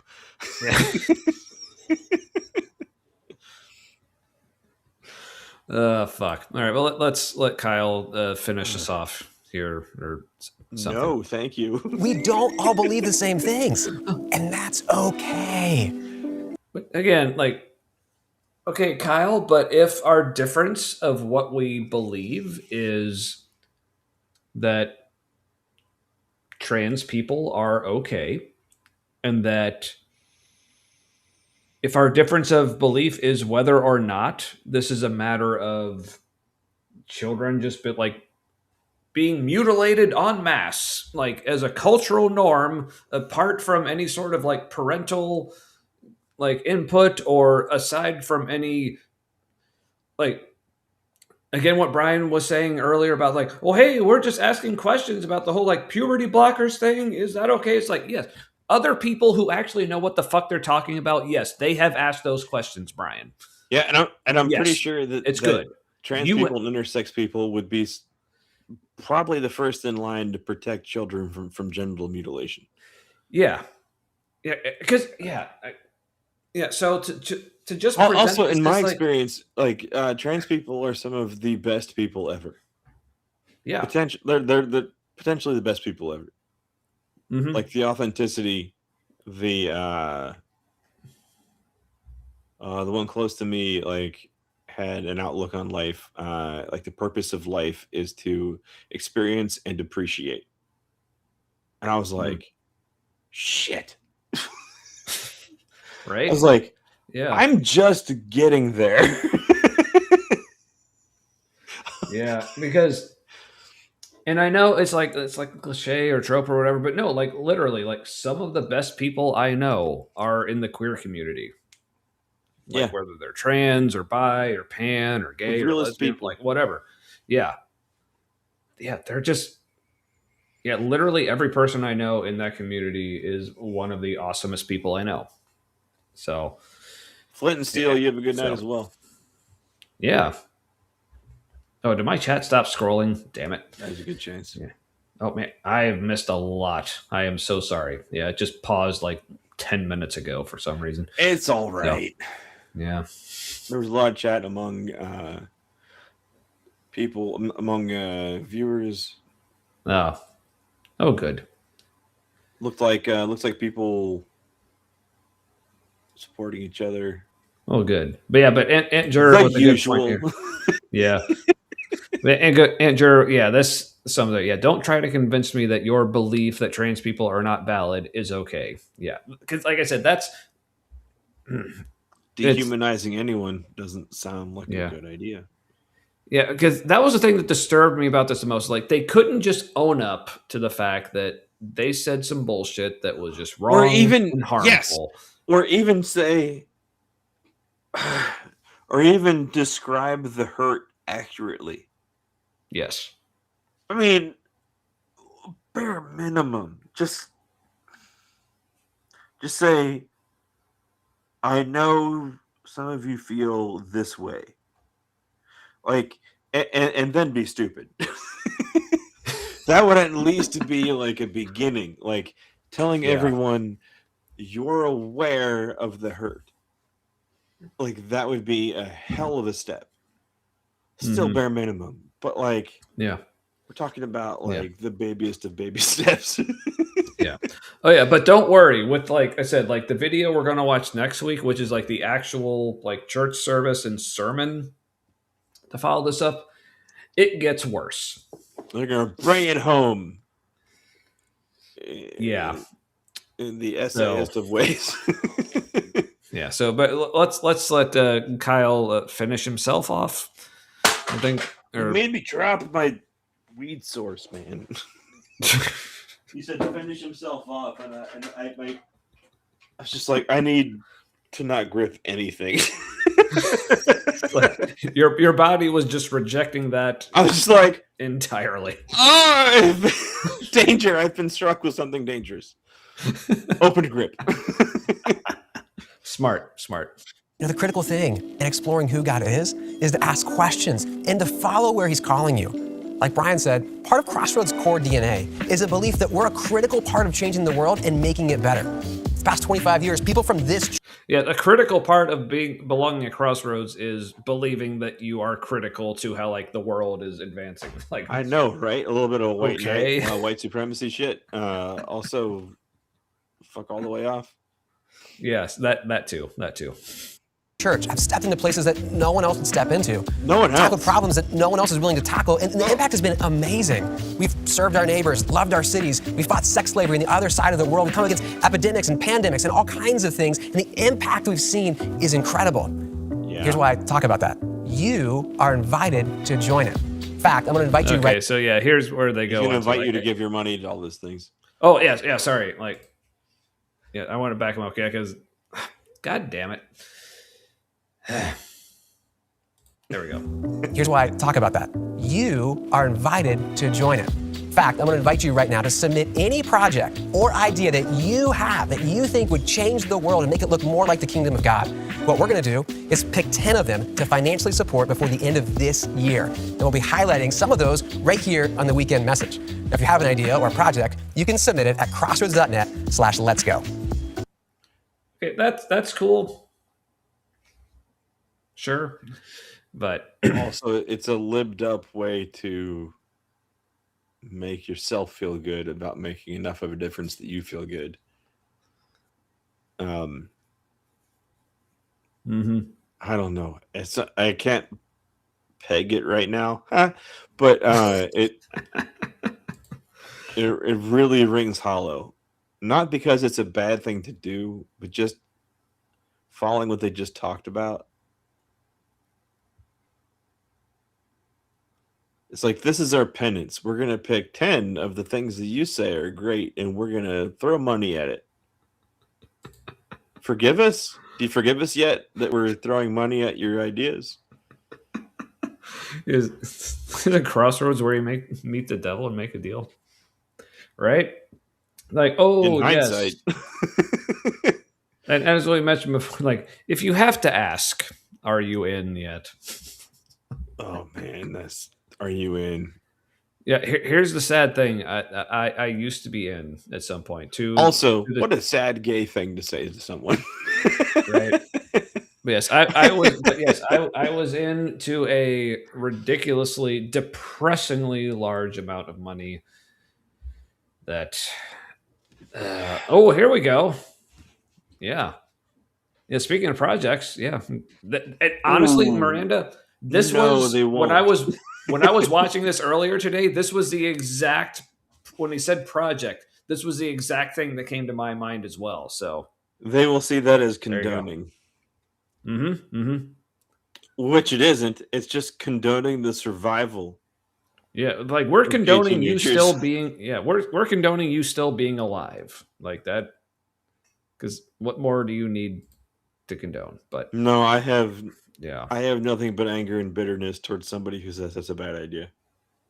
Like I'll understand that you think where you're coming from is good. Can't accept it.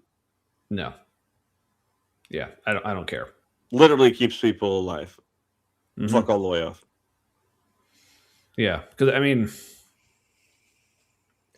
mean, pick any atrocity that has happened in human history. There were people who thought they were doing the right thing.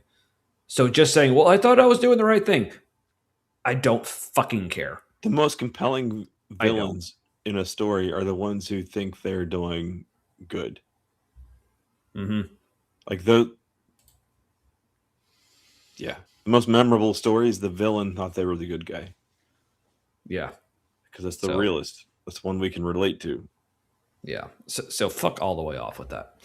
All right. I think there was maybe like one more thing I wanted to hear him say because it was like hilariously fucking awful. But let's see. I hate their font, Now, by the way. we're about to hear What's that? I hate their font, by the way.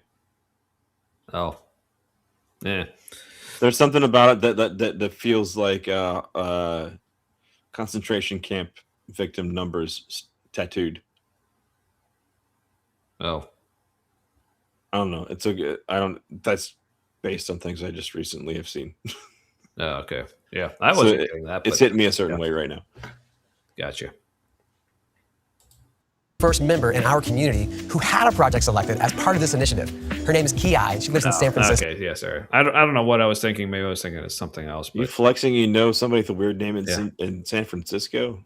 well, this was like someone who submitted, and I watched all of this. This actually is a cool thing. Like she started this whole organization, like where they're actually like building homes for homeless people in San Francisco. It's actually a cool thing Perfect. for what it's worth. But Also, it's a lib flex. Also, and it's yeah. So but that's all that. So I guess to say, okay, cool. There is something that Crossroads is like involved in that's like doing That's how they get you. good things, but that does not excuse like the bullshit that was. No, like look, we're doing The good rest of things for this. these people. Mm-hmm. Except for this one group that we refuse to understand in any way or take their word for anything. Mm-hmm. Yeah. All right. So that was that. And like I said, next week we'll be covering the actual sermon that followed this. So it's supposed to be, it's just all about love. And it's supposed to be like, because this is what we really need right now, coming off of that. Does he show his tattoo? Where it's like, well, not explicitly. I grace mean, you and can. truth. God damn Yeah, it. I mean, not that one now. But yeah. So anyway, with the time we have left, which I mean, I guess is however long we fucking want because it's our show.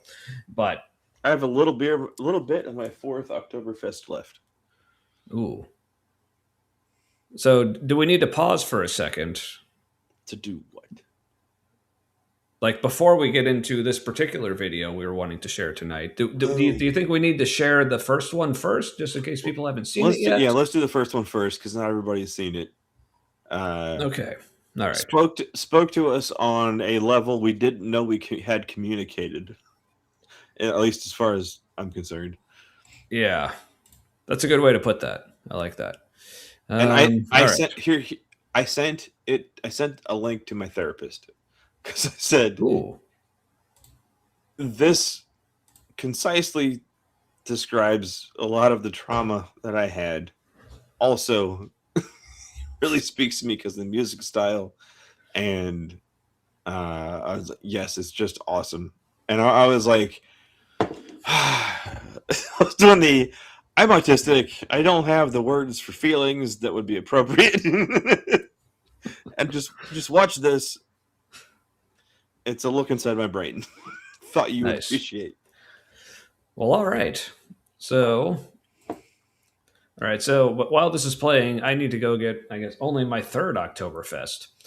So sorry for slacking off. So basically my question, do you want me to put it full screen or would you like to remain on screen while it's playing? I can be on screen. I don't care. All right, cool. All right. Well, I'll be right back. So be until later.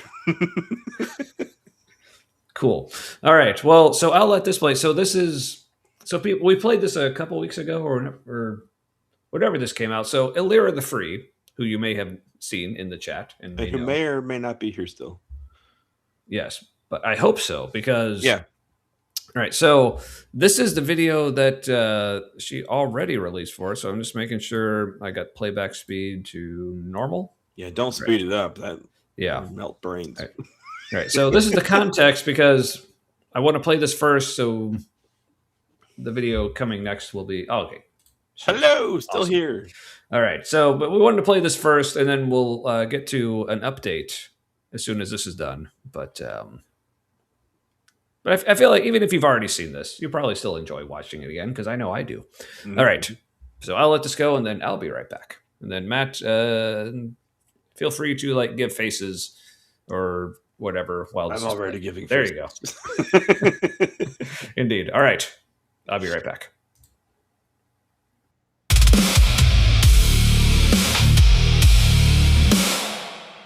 It's a good bass.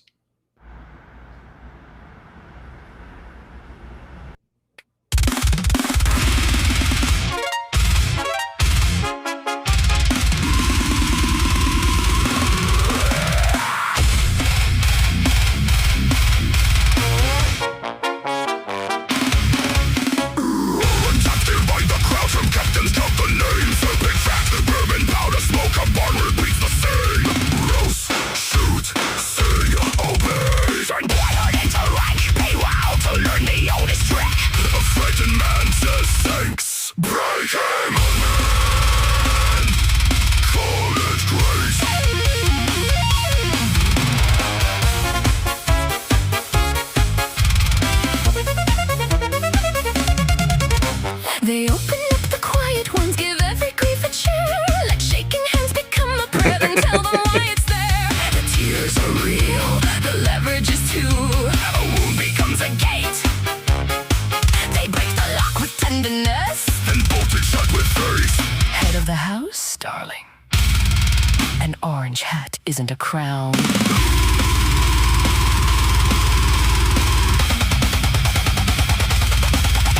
Wife and child call the fracture sacred order. When the nurse buckles underneath, blame everyone but the doctrine. Make commandments out of fear, make obedience out of shame. Put a captain at the table, give submission a holy name. Break him open, call it grace.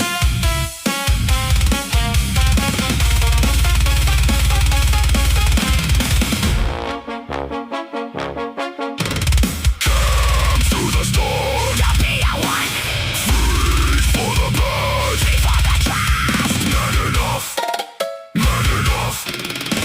How many pieces make a man enough?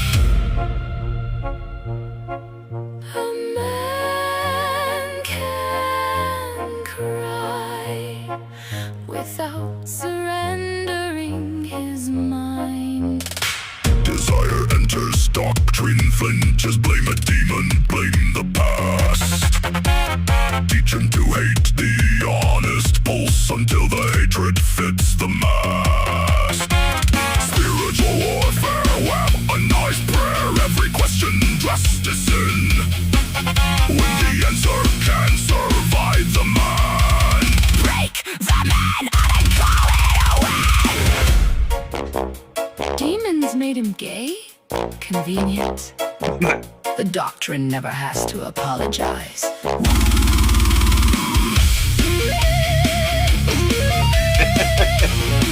The gayest of scenes.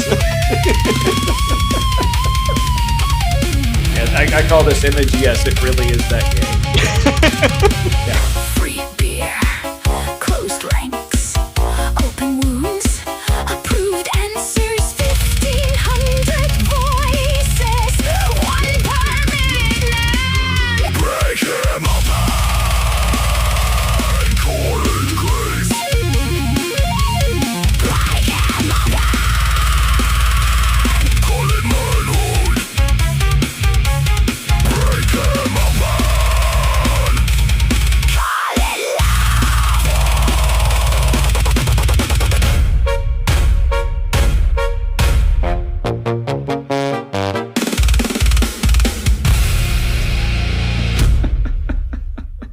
All right, so that little bit of melody at the end there before like the dual flags thing, it's amazing how Lyra was able to capture some like the feeling. Was it like Sunday morning when we're hiking back out? That last little bit where like the melody is kind of like sort of falling apart, but it ends before it completely falls apart. Like that's the feeling camp like hiking out on the last day of camping. Ooh. You know, where you're like, oh, it was great, and now it's normal, and and then you redirect your thoughts before like the melody completely falls apart. Yeah, that was good. Yeah. So again, like one of the awesome things about that was like you captured like so many things that like I'm not sure you understand how well you captured it. No, and I don't know. Yeah, Yeah. and I don't think we know how to explain it, how well. Yeah. And it's awesome, and I kind of can't believe we were able to convey it enough that you were able to do that.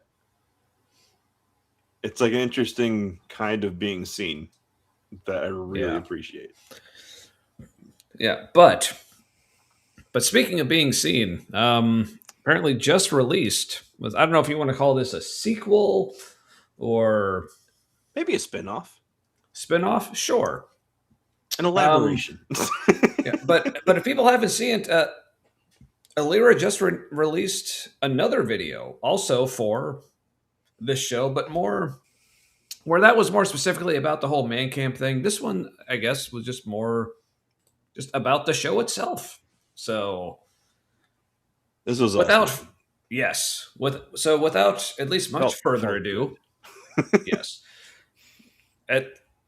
I guess we're not premiering it because like she already released it and it's already been public. But in case you haven't seen it, then this is premiering it here. I guess the first scene here. Yeah. So in a song more specifically for the show itself, again, one of the coolest things I have ever seen. And again, even like read her description of this. Like someone like please one of the mods. What's that? You mean like in like the YouTube description? I haven't read that yet. Oh, you need to read that. Oh, I do. Okay. Yes, it's fucking amazing. But so, and if any of the mods are still watching, like find the link to this. It's on Alira's channel now. Drop it in the chat. Otherwise, yeah, just go to Alira's channel. You can watch it there. We'll be posting it. Oh, here we go. Yeah, Aunt Jur, because of course it's Aunt Jur sharing it. And then obviously, like later, like after the show, we'll be posting. I'll share a link to it on like our YouTube page and wherever else. But yes.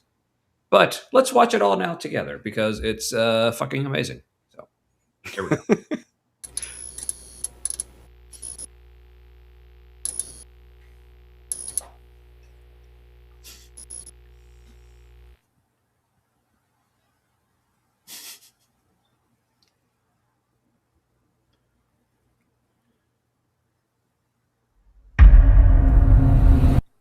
Okay, first of all, I need to pause it here because if you remember this shot from the original video, like for some reason, like people noted that like I was like the tallest person in the shot, which but you're also on absolutely you're also on an apple crate. No, but I was not in the original. Like in the original, like we were just standing there, and I just happened to be taller. But I guess a bunch of people pointed it out, so now it's like, oh, now we pull out further. Oh, this is why Tommy looks. This had. I didn't notice that. That's awesome. So this had me cracking all the way the fuck up. So so I am already in love with all of this. just for this. This is fucking amazing. All right, but believe it or not, it gets better. So let's go.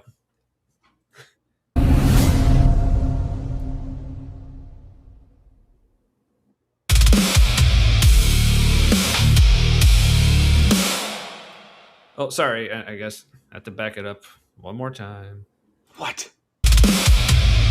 So then in the Tommy gun and the AK-47s, I haven't seen them here tonight, but we gotta give credit that name to I Was Never Here. Excellent. Yeah, that was their idea for because people are asking, oh, with my name being Tommy. Oh, is your last name Gunn? And I don't remember where exactly the conversation was going, but it went to like, oh, band names. Like someone was like, oh, Tommy Gunn and the AK-47s, because that would be like ridiculously hilarious. Deep So cut. That's Yeah. awesome. So here it is, the Things and Stuff Gospel, brand new song from Illyria the Free for us. Let's all enjoy together.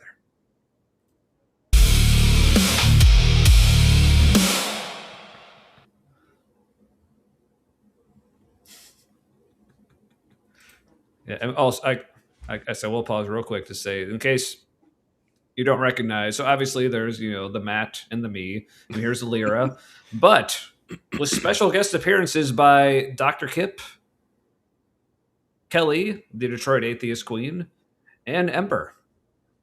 So enjoy.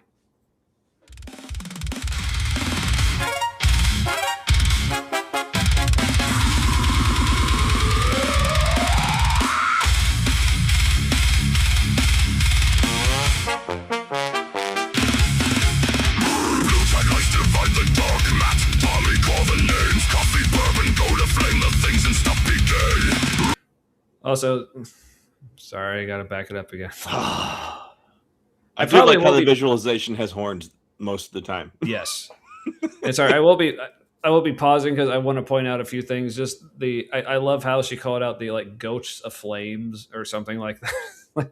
Yeah, Like there's going- there's a lot of callbacks to like Yes. routine things that happen.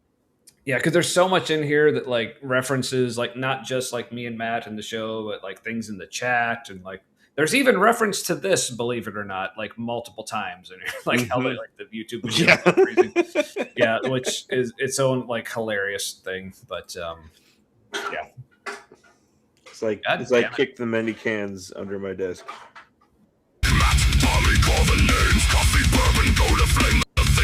Yeah, there it is. Yeah, coffee, bourbon, goat, aflame. I love how that was included. So sorry. All right, here we go. Turn them fire into a press play to start the goddamn thing. Wait, break the whole plan. Make some space. Like, Breaking the whole plan had me rolling. yeah, that's good. But yes, go to flame. Thank you, Guard. And the back and forth were like, break everything. Is everyone okay? Yeah. Yeah. All right. All right.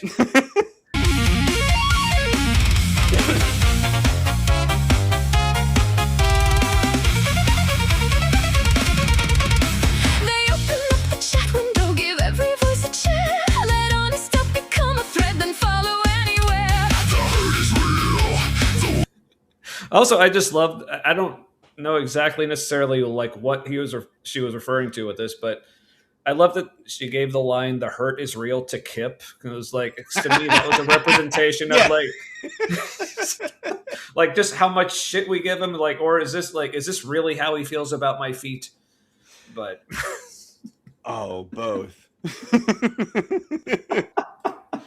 like, well, good. I'm glad you're enjoying it. You better enjoy it because it's all your fault. But we're enjoying this because of you. But Learned it by watching you, okay? Oh, you're not from the US. You'll understand that commercial. There is a commercial. Anyway, doesn't matter. Tommy, do but you yes, remember that? this is. I do. Yes. Okay. And I many times like I love like turning that around on my kids. Like if I'm trying to use like more like Gen Z lingo and stuff, and they're like, "Dad, that's so cringe." They're like, "I learned it from you." And they don't get the reference, but you're like, I nailed that. Yep. That's parenting. All right. But yes. So yeah. Thank you for giving that line to Kip. That's amazing. Welcome is to A door becomes a gate. They break the lock with honesty. then leave the doorway wide. Lord of the stream, darling. A play button isn't a crown. And you know what? I feel personally attacked by that.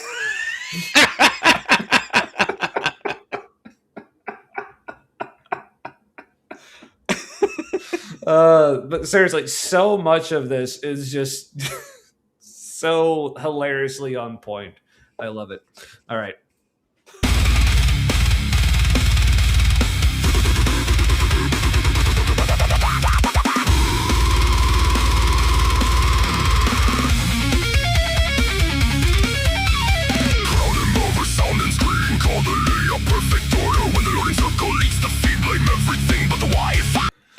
Again, feeling a little called out here. It went high pitched with the Wi-Fi. Yeah. There's like extra pain in there. Blame everything but the Wi-Fi. Look. Look, it's not the Wi-Fi. The Wi-Fi's fine. Yeah. I've already been over this. The damn laptop. So again, like, get us to enough subscribers where we can monetize, and then maybe I can fix this. It could be the laptop's Wi-Fi card. Just saying. In support of the art. Okay, fine. That could be valid. Whatever.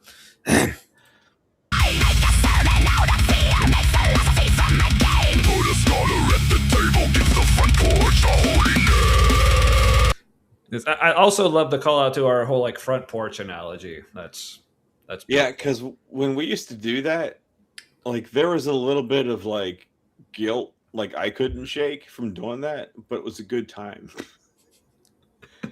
Like we were Christians and like we were like judging the neighbors and enjoying it, but like we weren't supposed to enjoy it or do it. Yes, this is true. Kip does hurt himself a lot, but yes, also yeah. It also noted. Thank you, Noise. He is wearing a wallet chain. So I had a wallet chain when I was on internship co-op.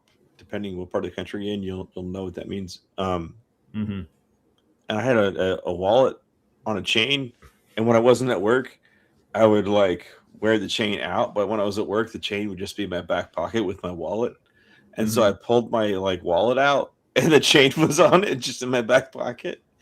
And the cashier goes, "You think someone's going to steal your wallet?" And I was like, "I'm small."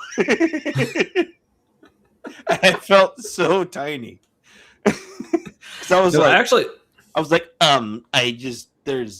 I don't take it off. And I was being all super autistic about it. And she's just like, yeah, okay.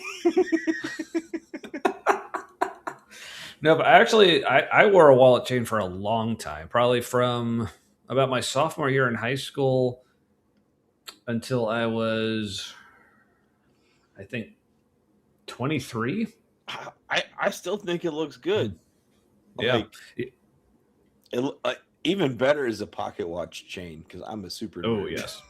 Yeah. But honestly, the only reason I stopped wearing it, because I still remember the last time I wore a wallet chain was literally the night I got engaged, because later that evening, like after like I proposed and she said yes, like we went out like for like drinks and stuff.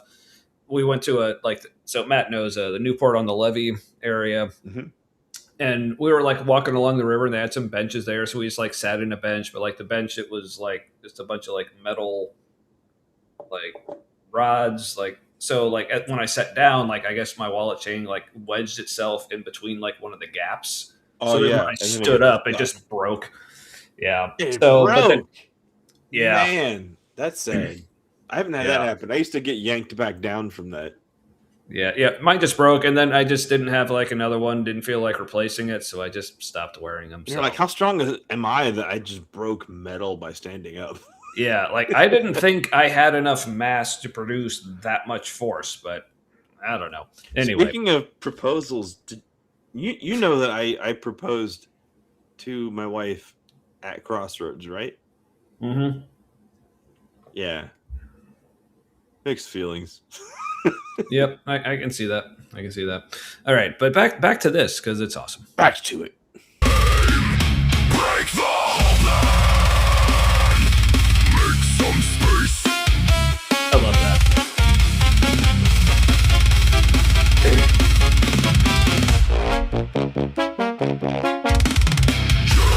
To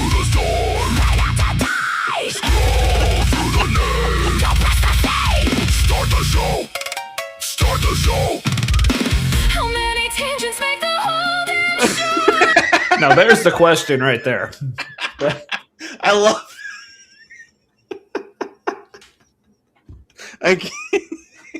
I love how that doesn't. You can't tell if that's like praise or exasperation. Hey, Dad, just make the whole show. It's like, really? How many? Unanswerable. Yeah. A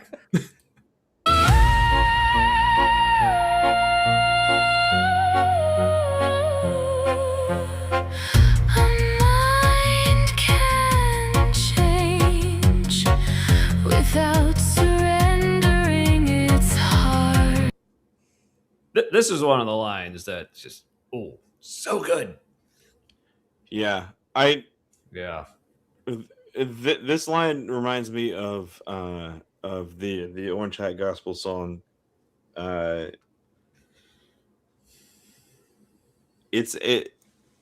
Orange Hat Gospel was like anti-man camp propaganda, like especially people who have been there. Like that breaks a lot because you're like, oh, there's a different way to see that. Oh shit. Yeah. It's a thing. Faux show. Yeah. Oh, so the orange hat reference is like, so with Man Camp, the Yeah, it was trip the captains. first two. Was it the first two that had the orange hat? No, all of them had the orange hats for the trip captains. Oh, you're right. Yeah. Yeah. So basically, when you go to camp, like you're divided up into groups, and each group has its leader, and that leader is called your trip captain, and they wear the orange hats. So that's what And that it's a bit of a you're their disciple kind of feel. Not explicitly said, but that's kind of like the ranking. Follow their lead. Yeah, and I will say, like the one time, because I was actually a trip captain for one of the man camps, and I guess I'm even One though of at the the time, damn like I said, best.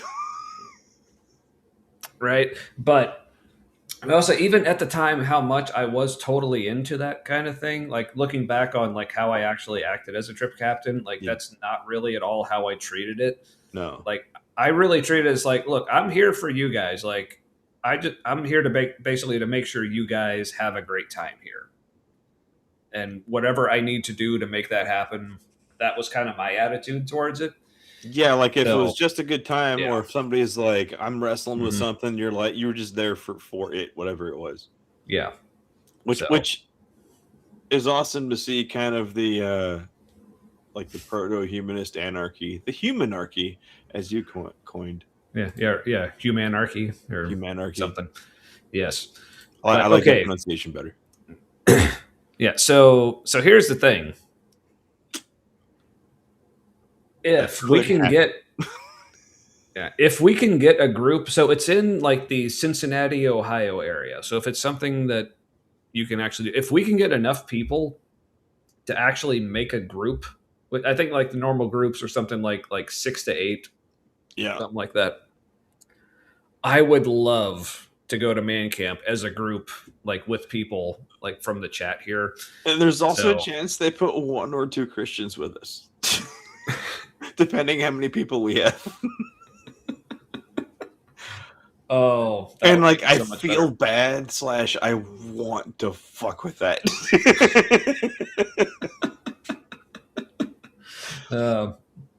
See, now fortunately there were no like brown shirts. No, it was deeper and more fluid than that. There were some brown shirts there, but there were also a lot of people who were liberals, but like play acting as conservatives. There's so many layers to what's happening there. Yeah. I would love to have some anthropologists, like legit. Like I would love to have anthropologists show up and study it, because it is some tribal shit that is rarely seen on that scale. Yeah. I mean, you at least have to convince them that you're a man.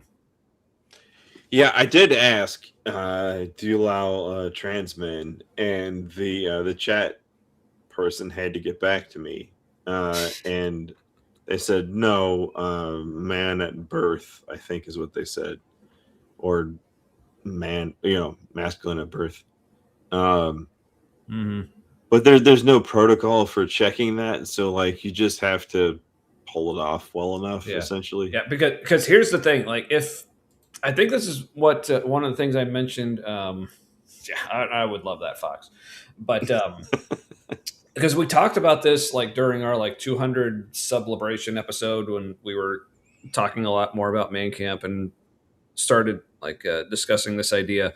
I feel like if you are like woman, like trans or not, like if you wanted to go, I feel like all you would need to say is like, well, look, I'm a trans woman, but I'm starting to have second thoughts and I'm thinking of like, detransitioning. They'd be like, oh, great. We're glad you're here. Oh my gosh. They might ask you to speak.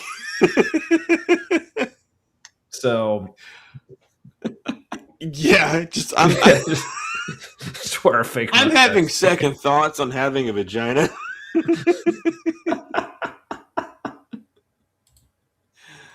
Oh, so I don't think I've ever actually seen Kyle at Man Camp. That's the thing. I don't know if he goes. Oh no, I'm sure he goes. He's not a trip captain. He's too humble for that. He's in a group. But he still has the HQ hat. But oh god. Anywho, all right. Oh yeah, we were watching a video, weren't we? I don't know why I want to share this, but like, it doesn't matter like what class you are, what caste you are at Man Camp.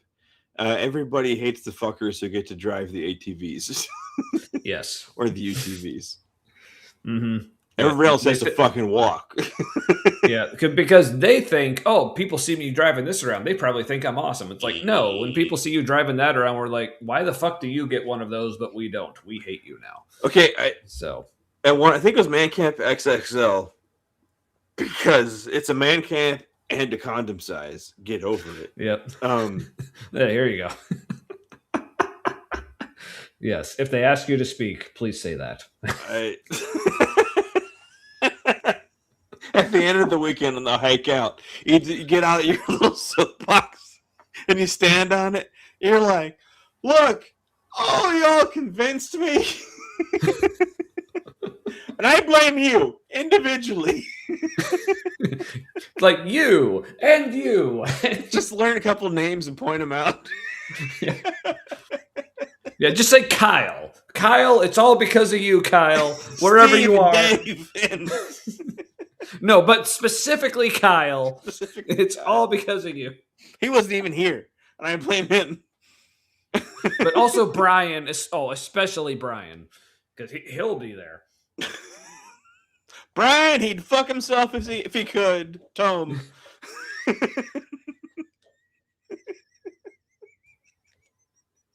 Yes.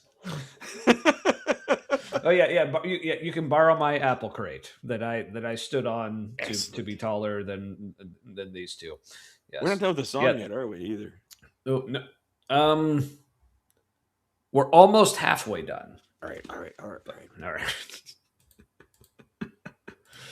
right.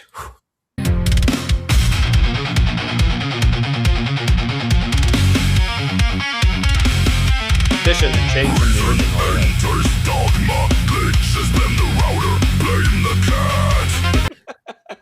Never have we blamed the chat. No, the cat. The cat? Yeah, that was the cat. But I remember that now. The cat. There's no cat. Which also I love how often the whole the video freezing gets referenced in this. I think that's fucking hilarious. It's a third character at this point. What was that? It's a third character at this point. Basically.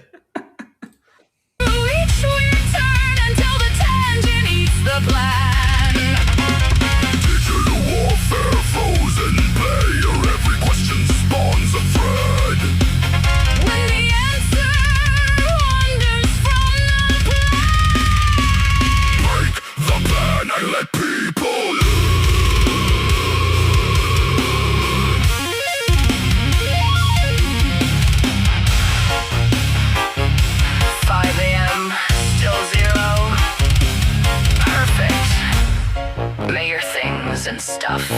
forever with your people.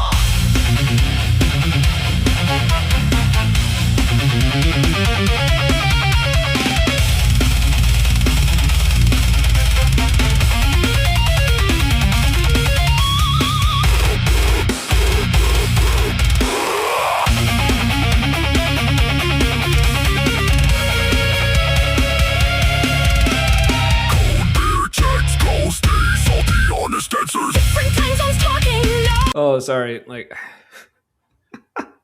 I also, so this is actually a reference to like when we were on with Kip on Budget Scripture Saturday, the Stay Salty.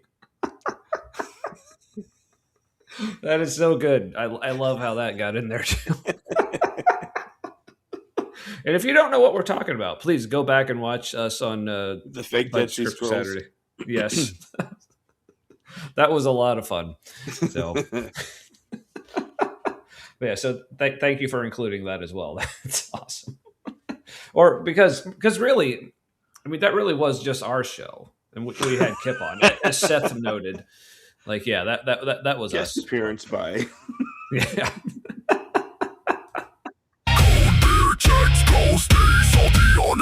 Different time zones talking, no permitting.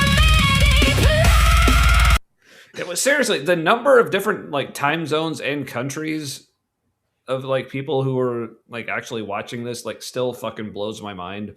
Yeah, And- seriously, we're international celebrities, on a small scale. Yeah.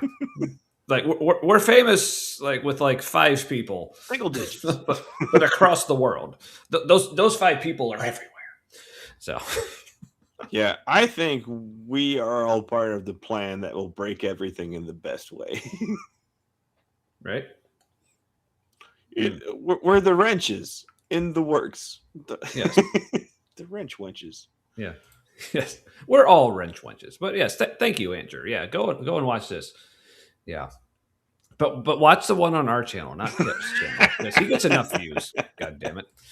So like he is literally like his channel is like literally 100 times larger than ours. So watch it on our thumbnail was better too. Just saying. Also, thanks to Alira, because we used images. But we have from the her best first video. engagement. This is true. So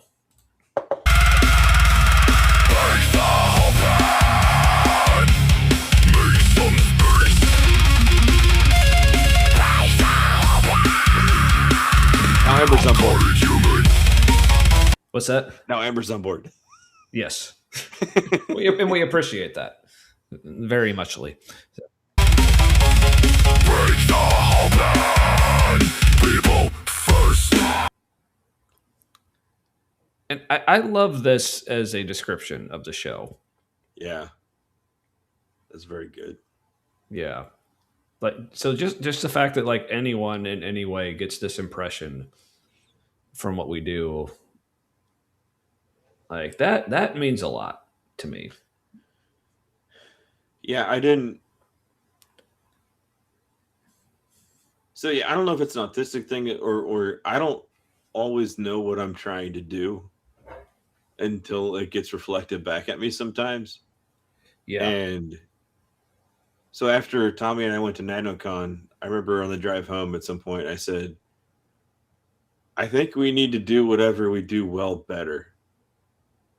But I don't know what we do. There's that. And like I don't want to change what we do, but I kind of want to like I don't mind doing it better if there's a better. And yeah, it was good to have this reflected back at me. Yes. Mm-hmm. Yeah, and also like so as you can see, like in the background here, there's like a chat window up. So it's kind of hard to see now, but I took like a screenshot, from a part of the video where you can see it better. Is that an actual chat? Yes, but one of my favorites, the second line on there, like I don't know how well you can see it from here, but the chat just says "goat report." As in, like, have they been lit on fire yet? Please. News from the underground, sir. Yeah, but like the rest of it's great too. But that was my favorite part. Report, like on Have fire. the goats been Right. lit? Yes. Good. All right. So Fox says, Matt, that's a human thing, not necessarily a tism. No, I know. Okay, so I know it is, and there's certain things about being human that are like just exaggerated if you're autistic. Mm-hmm. And so yes, it's a human thing, but also like I think the autistic part of that is like I didn't know that was helpful. Like I'm surprised that's a thing and it's good. Mm-hmm. Yeah. Yes, but yes, we do need a goat report stat. So we appreciate Guard being here to let us know when they have been lit. It's important. So thank you for. All right, but yeah, I just needed to pause on this because I just love this as an encapsulation, if you will. Also, I like how we're in agreement, but it kind of sounds like a disagreement. What? Just the way it sounds, not necessarily the way it's written, but like it sounds like we're in an argument, or I'm like break the whole plan, and you're like people first, and I'm like, this is not mutually exclusive. Yet sometimes that's how we play it. Yes, that too, indeed.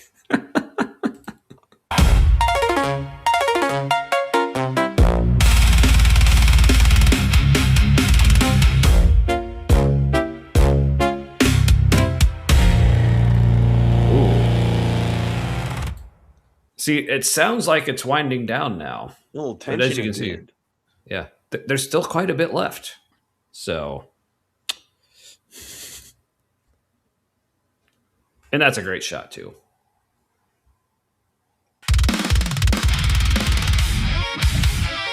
And this is something like when Alira first emailed me about this video, she's like, here's some like thoughts I'm having for it. Like, let me know what you think. This was like the one thing I said, you gotta mention the wrench wenches.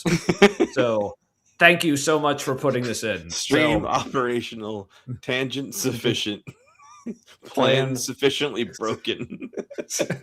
But see, this is like all of our mods. Like, first of all, like I forgot we even had this many.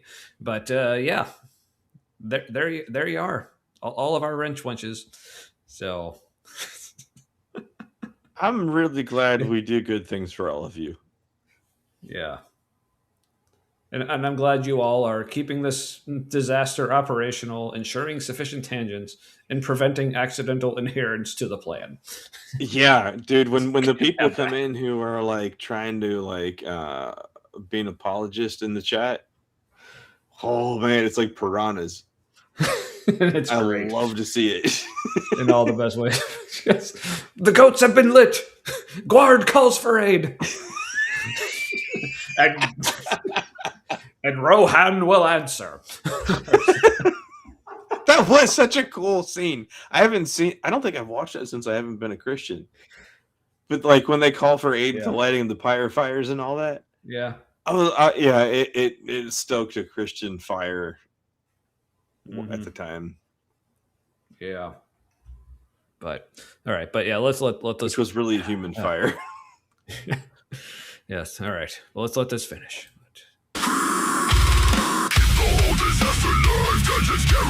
Make sure no one follows plans. Races overseas.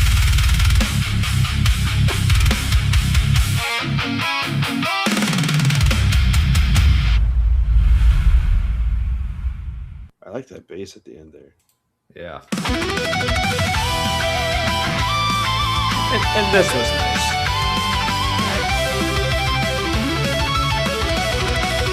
Like,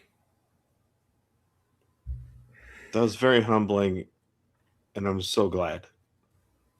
Yeah.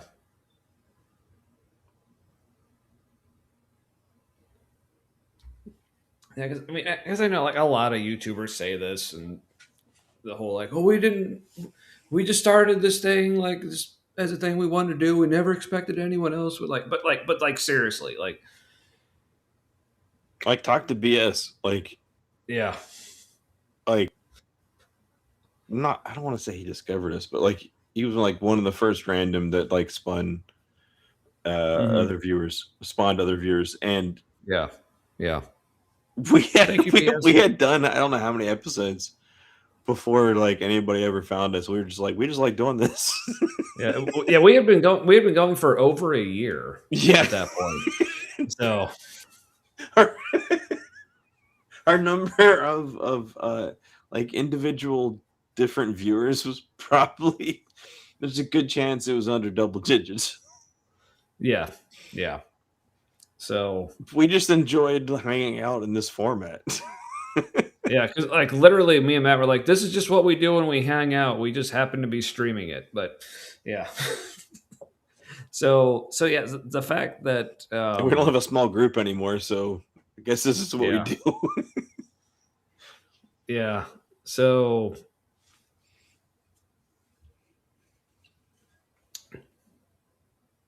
yeah, so just the fact that this actually like is not just like fun and enjoyable and is like a fun little hangout for people, but the fact that this actually means something like seriously meaningful to other people, that like yeah. Still trying to like wrap my brain around that, but I fucking love it. It's very good. Yes. And not being melodramatic. If this is why I survived the accident, I'm glad. Mm-hmm. Yeah, or if this is why I survived the cancer. Yeah. Yeah. Like if this is all I like end up accomplishing like in my life after that, other than obviously, my Children. main goal is being a good dad. Honestly, as much as I love you all, like my kids are my primary goal, but the fact that I also sure, I'd kill any one of you to save my kids. Right? I gotta start with brutal. I've been watching too much Conan O'Brien on its podcast. But also, I love that it has not come to that. Oh, but, yeah. I mean, I would opt out if it ever did. Yeah, but yeah. So yeah, so just thank you all for making this what it is and what it's continuing to be, and yeah. Well, good. Like this is because really, like even before we even started our original podcast, like when it was literally just me and Matt hanging out, that was our thought. Where like we like the conversations and stuff we're having, we just want to involve more people in it. But when we tried the whole like inviting people in real life, like no one would. So we're like, all right, let's just put this out online and see if there's any like internet folks who are interested in this. So thank you all for like, yeah, being those people who like we wished we had like 5 years ago or whenever that was. Yeah, it's cool to kind of pull off the thing you didn't know you were trying to do. Exactly. Exactly. So, yes, but I'll always remember. Yeah, I will keep that in mind, Fox. Thank you. Always and forever. I mean, the third WW is going to be a class W, I think. Also, we've never had this many disruptive technologies playing out at the same time. So it's going to be like same as the old, but like you've never seen before on a faster scale. So who knows? Gotta admit, I was not ready for that sharp of a left turn. Always there, man. No, because in my brain, everything is connected. Well, exactly. Well,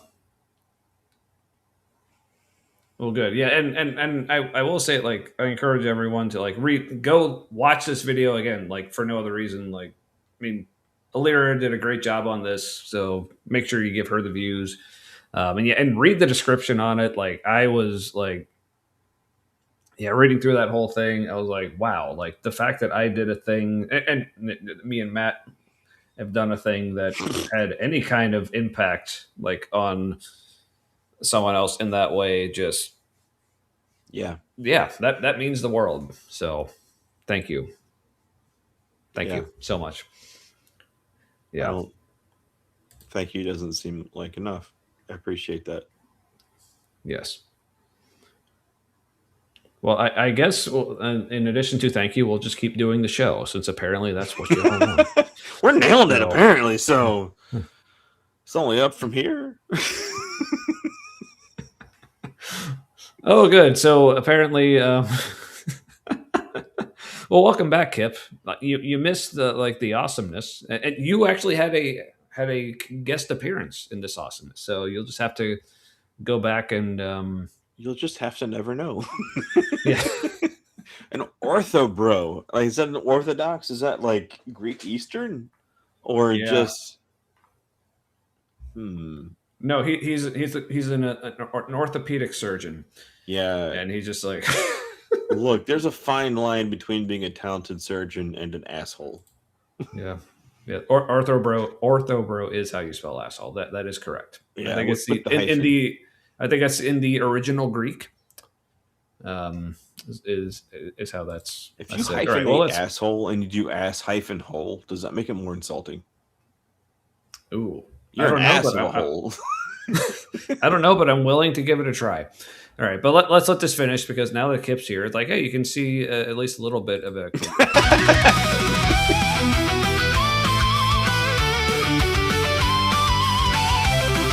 Which I fucking love this picture too.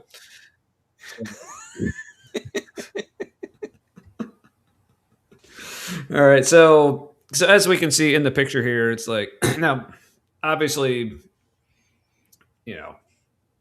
this picture couldn't include everybody, Correct. but so many great people. Obviously, Matt here, and then we got Kip. Obviously.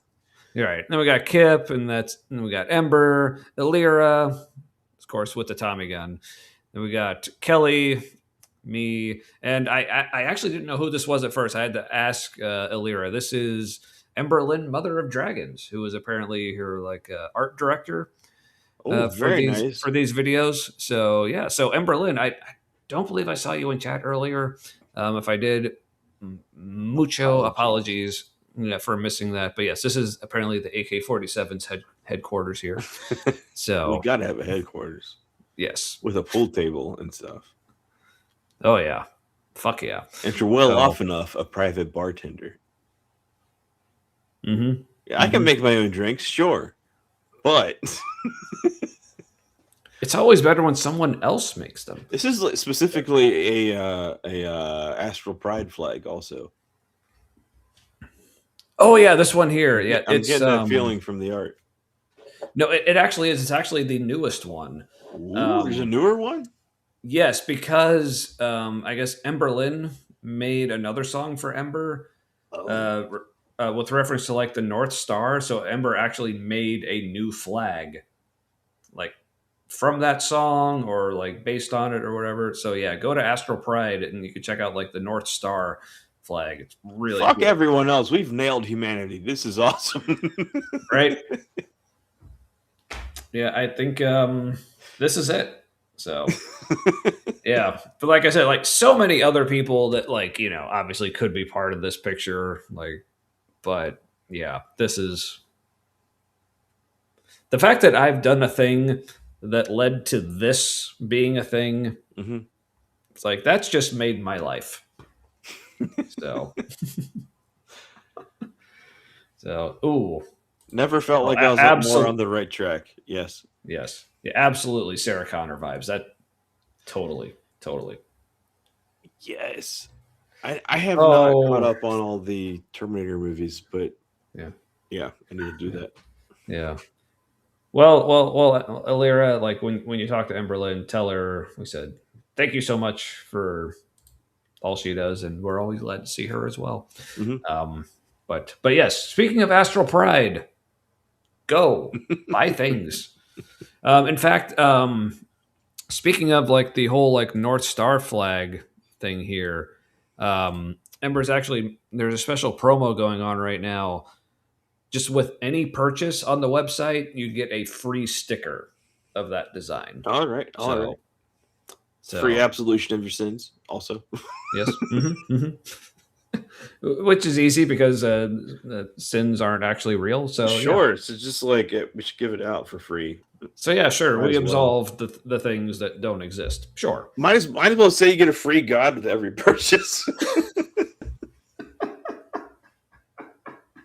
My very own. Well, don't mind if I do. Yeah, but the sticker is real, and that actually does come for free with every purchase. That's good to know. So yes. We have so many other great things. I mean, for people who like my like ally flag back here, that's an Astral Pride flag.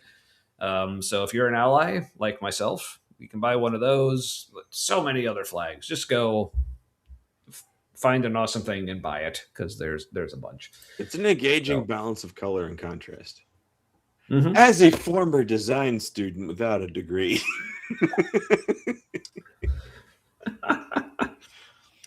Yeah. But I mean, is that any better? I mean, like I have a degree, but I don't use it. So what is it? No, I was in industrial design, which is the same field as Mallory Morrow. No, to get anywhere with great pay, you have to be a corporate stooge because it's product design, and yeah, your soul has to die a little to do your job well. Yeah. Now, I mean, I don't think so. But no, it is butterscotch colored. Werther's Originals are very good. It is not just an old people candy. Though I prefer the chewy caramels because my teeth are awful. Yeah, I did look for another color. This is the one I wore to work. This is part of my work uniform, sort of. I have shorts that are the same color as my bandana. Be blue shirt. All right, Kip. Butterscotch. Okay. Here's what I'm going to do something here real quick. We had to waterboard him with some butterscotch. No, Pure because he's Canadian. We American. Okay, here's what I'm going to do. All right, Kip, check Discord because I'm about to send you a link to join the show, and I want you to join just so I can boot you. So, holy shit! It's 1:36 where I am. Yeah.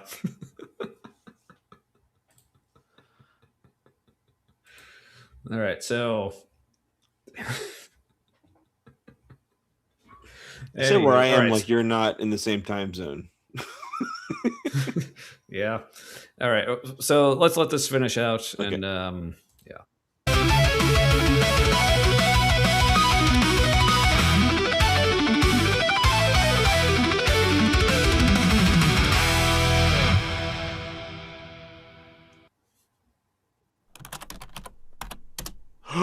Is that a threat or a promise?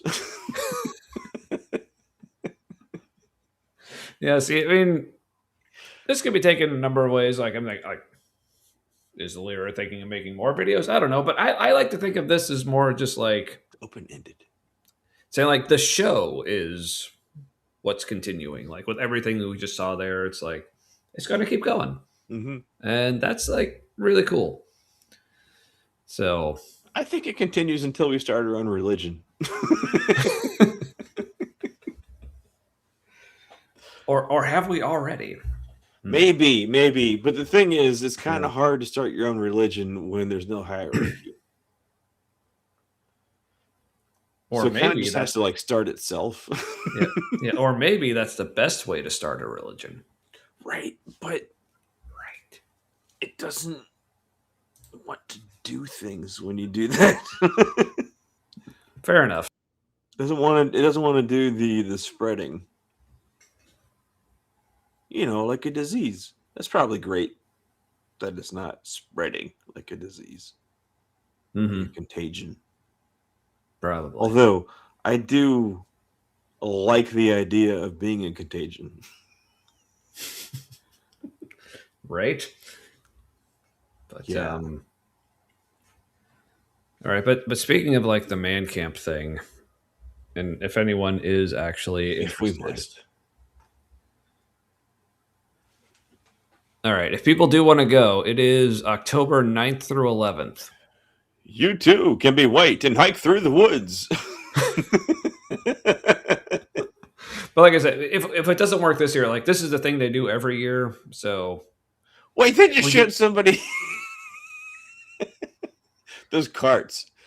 oh wait, now it's 3 days now. Did it? I guess it has been 3 days because it's 2 nights, 3 days. Okay, yeah, never mind. That's Is it? Yeah, you're right. Friday, Saturday. Okay.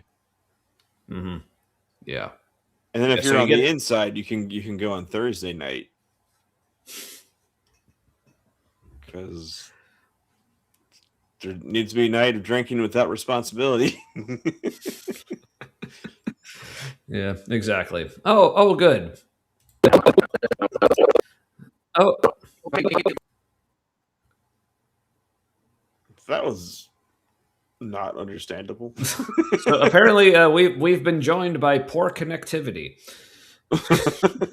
Vacation Kip has joined us. All right. Well, in whatever form you're at, just for not what was it that he didn't like? I don't even remember what it was now. Oh shit. Scroll back, scroll back. Oh, he doesn't like butterscotch. That's right. That was it. All right. So Kip, are you? Well, first of all, are you still there? Because it's no fun booting you if you're not actually there. No, it's like kicking a dead person. I mean, it's fun for a second, but what have you really accomplished?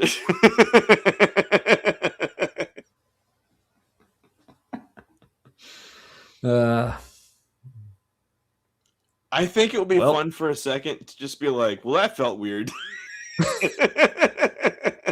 Wouldn't exactly be fun. It'd just be kind of a new experience. It's like, well, in that the was meantime, the weirdest of dopamine hits.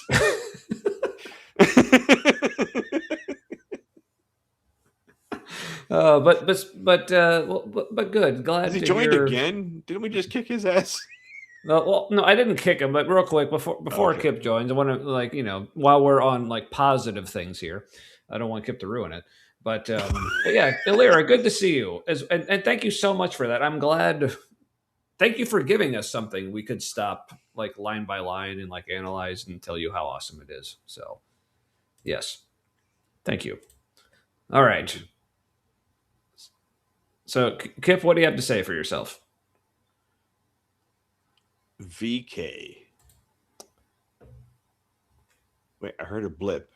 That was nearly a connection. See, Kip, you have to actually be here so booting you will actually be fun. Come What on. part of West Armpit America are you in? But you're ruining like giving you shit. Like you're I mean, that is so Kip of you. right. Like it's like you can't even be the butt of a joke, right? Come on. Can't even be checkmated well.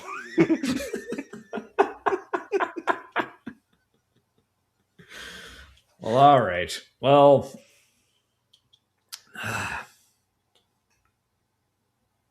By the way, it's unreal. We are giving Dr. Kip Davis shit right now. Not that long ago, I was on opioids, damn near horizontal in my bedroom. We're sticking up for a stranger, Dr. Kip Yeah. Davis, against someone who's clearly an asshole.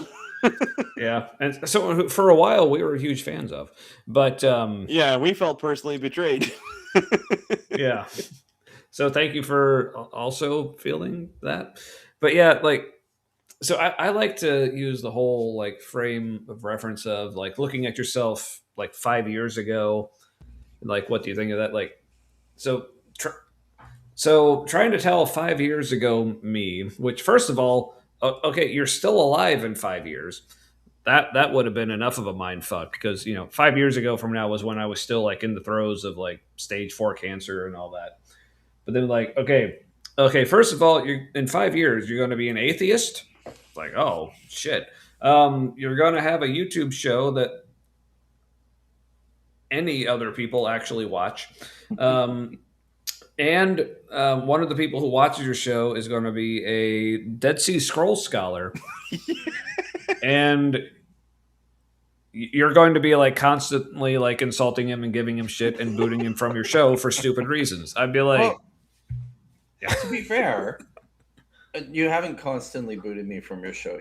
You've done that once. So well, if only once. Okay, I guess I need to. Those are rookie numbers. We need to bump those numbers up. All right, so there we go. All right. Also, in the past, knowing the future, I would have been like, what is even my life presently? Yeah. See, so I guess that's maybe like my one regret in life is like I haven't booted Kip from my show enough. I've had you guys both on my show multiple times, and I've never booted either of you. Yeah, no, actually, it got so bad last time I ended up having to boot myself. So thank you very much. Also, Kip, when you were talking, I swear I heard an echo of me like an hour ago. I know it's because I was like I've never. It's because of I've never used Restream on this computer before, so like it defaulted to the computer speakers, and I can't get the camera to work right now, and the microphone was different, so it was just a mess. It was a mess. So yeah, and it is Aunt Jersey. Yeah, Kip's avatar. It's pulsing. It's just a throbbing. It's a V, a V and a K. Yeah, and it was weird, Tommy. When you were talking, right? It was also pulsing. You're making VK throb. Just undulating, as it were. Oh, you guys will be. I noticed Miranda said that neither of you have fallen asleep on my show before either. You'll be happy to know. I was just on. I went and I spent a little bit of time on Nidhi's show. Nidhi's my co-host. So I like to be supportive. But I fell asleep on his show. Well, good. That makes me feel better. Equal opportunity. Really, I like that. Yeah. So. Well, cool. It's good to have the non-specific boredom. Now for real, I am actually going to go and take a nap.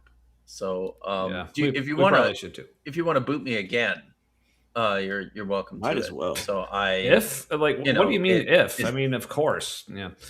All right. I have the power.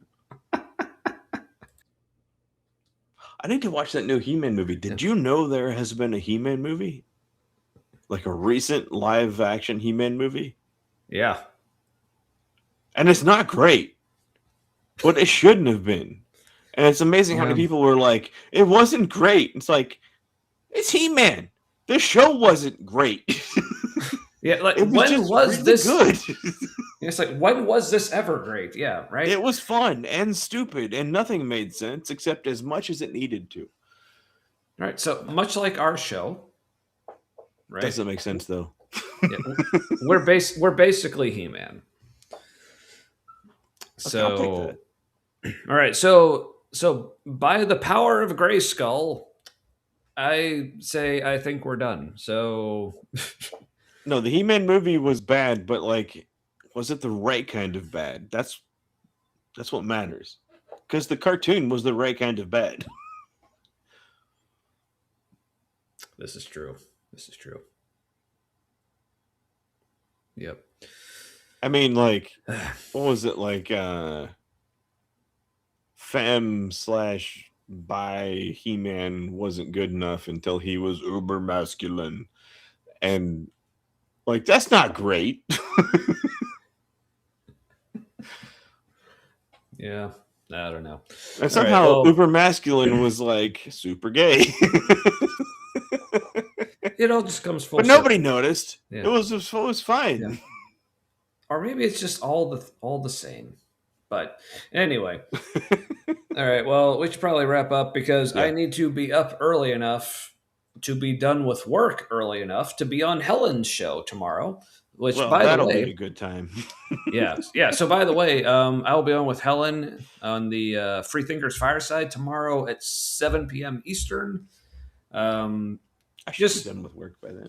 yeah, talk about things in general, but I think specifically just my whole experience of like recovering from thinking I was dying from cancer, but then all of a sudden I wasn't, and then just how that made me rethink everything, including my faith and everything, and it led to me becoming an atheist. And it also sounds like this Sunday in the afternoon, I don't know what time exactly, I may be on Skeptic Philosophy with Robert. Because I just saw he posted about like he hadn't planned on doing a show this weekend, but then now all of a sudden he can, but didn't have a guest lined up. So it's like, hey, I may be looking for someone. So I just like messaged him real quick. It's like, hey, I'm available. Someone. Yeah. So, yeah. So I may be on this Sunday. So watch out for that. But definitely on tomorrow with Helen at 7 on Free Thinkers Fireside. Which also, I guess, eventually look for Matt to be on there as well. Maybe Helen's Yes. laugh breaks my brain and makes me happy. Yes, it is awesome. It is a force of nature, that's for sure. But yeah. Here's the link. Yeah, she already has like if you want to like click on there now and just be waiting until tomorrow, or I guess it's today and now. You're still here, man. Yeah. Going the distance. Fuck yeah. But then next week, we'll be back with the actual sermon that Brian delivered that they were referencing throughout the video there. Where Brian's like, we're just going to talk about love and hope that just makes everything better. So we'll like watch it and analyze how it like totally did not. So, oh yes, but speaking of Skeptic Philosophy, here's his channel. So like I said, it hasn't been confirmed. I don't know for sure that I'll be there, but I have offered. And rumor has it. So, yeah, sounds like it may be a thing. But yeah, join us next time where BT makes a major whiff. Yeah. Yes. This is the pitch entirely. It's going to be good times. But this is actually going to be like a full length sermon, so we'll probably have to try extra hard to actually get through the whole thing in a at least somewhat timely manner. But also like.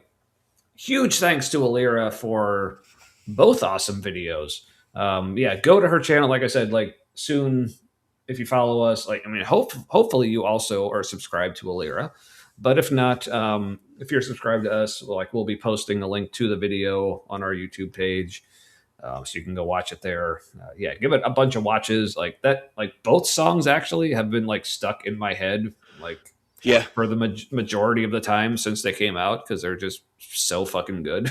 but yeah, also go back and read the, especially with the video she just put out that we watched. Like read the description on there. It gave me all the good feels. So yeah, Matt, you definitely need to go read that. It was really cool. So yes, well, I mean, this. Yeah. God, he tries so hard. Oh, hey, it's only 10:50. Well, cool. All right, I'm glad we're not making US of A. Are you in? Like, so that's not even West Coast. That's like Guam, or like Hawaii or something. I don't know, but well, I don't even know if you're in the US or not. 3 hours. Hold on. No, 3. No, that would be West Coast, I think. Would it? Is it? I think so. Yeah, because it's 3 hours back. But it's almost 2 here. Yeah, so that it's makes 11. Sense. So let's say it's 2. Go back 1, 12. I did really well in geometry, though. Yeah. On the West Coast, you clowns. Look, we're from the Midwest, right? And you're lucky we can put 4 words together.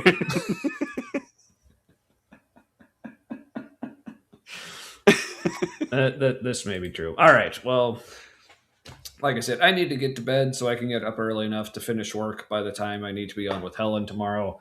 So, but yeah, thank you, everybody. This was, as always, so much fun. And we loves it. And all the things. So, yeah, I need to go to bed. So, Matt, unless you had any other final words, give those. No, or, I heard from Sips, and I don't know whose they were. So somebody's up. Depending on who it is, I'll be hearing it tomorrow. Cool. All right, then. Take us out, then. May your things and stuff be forever with your people.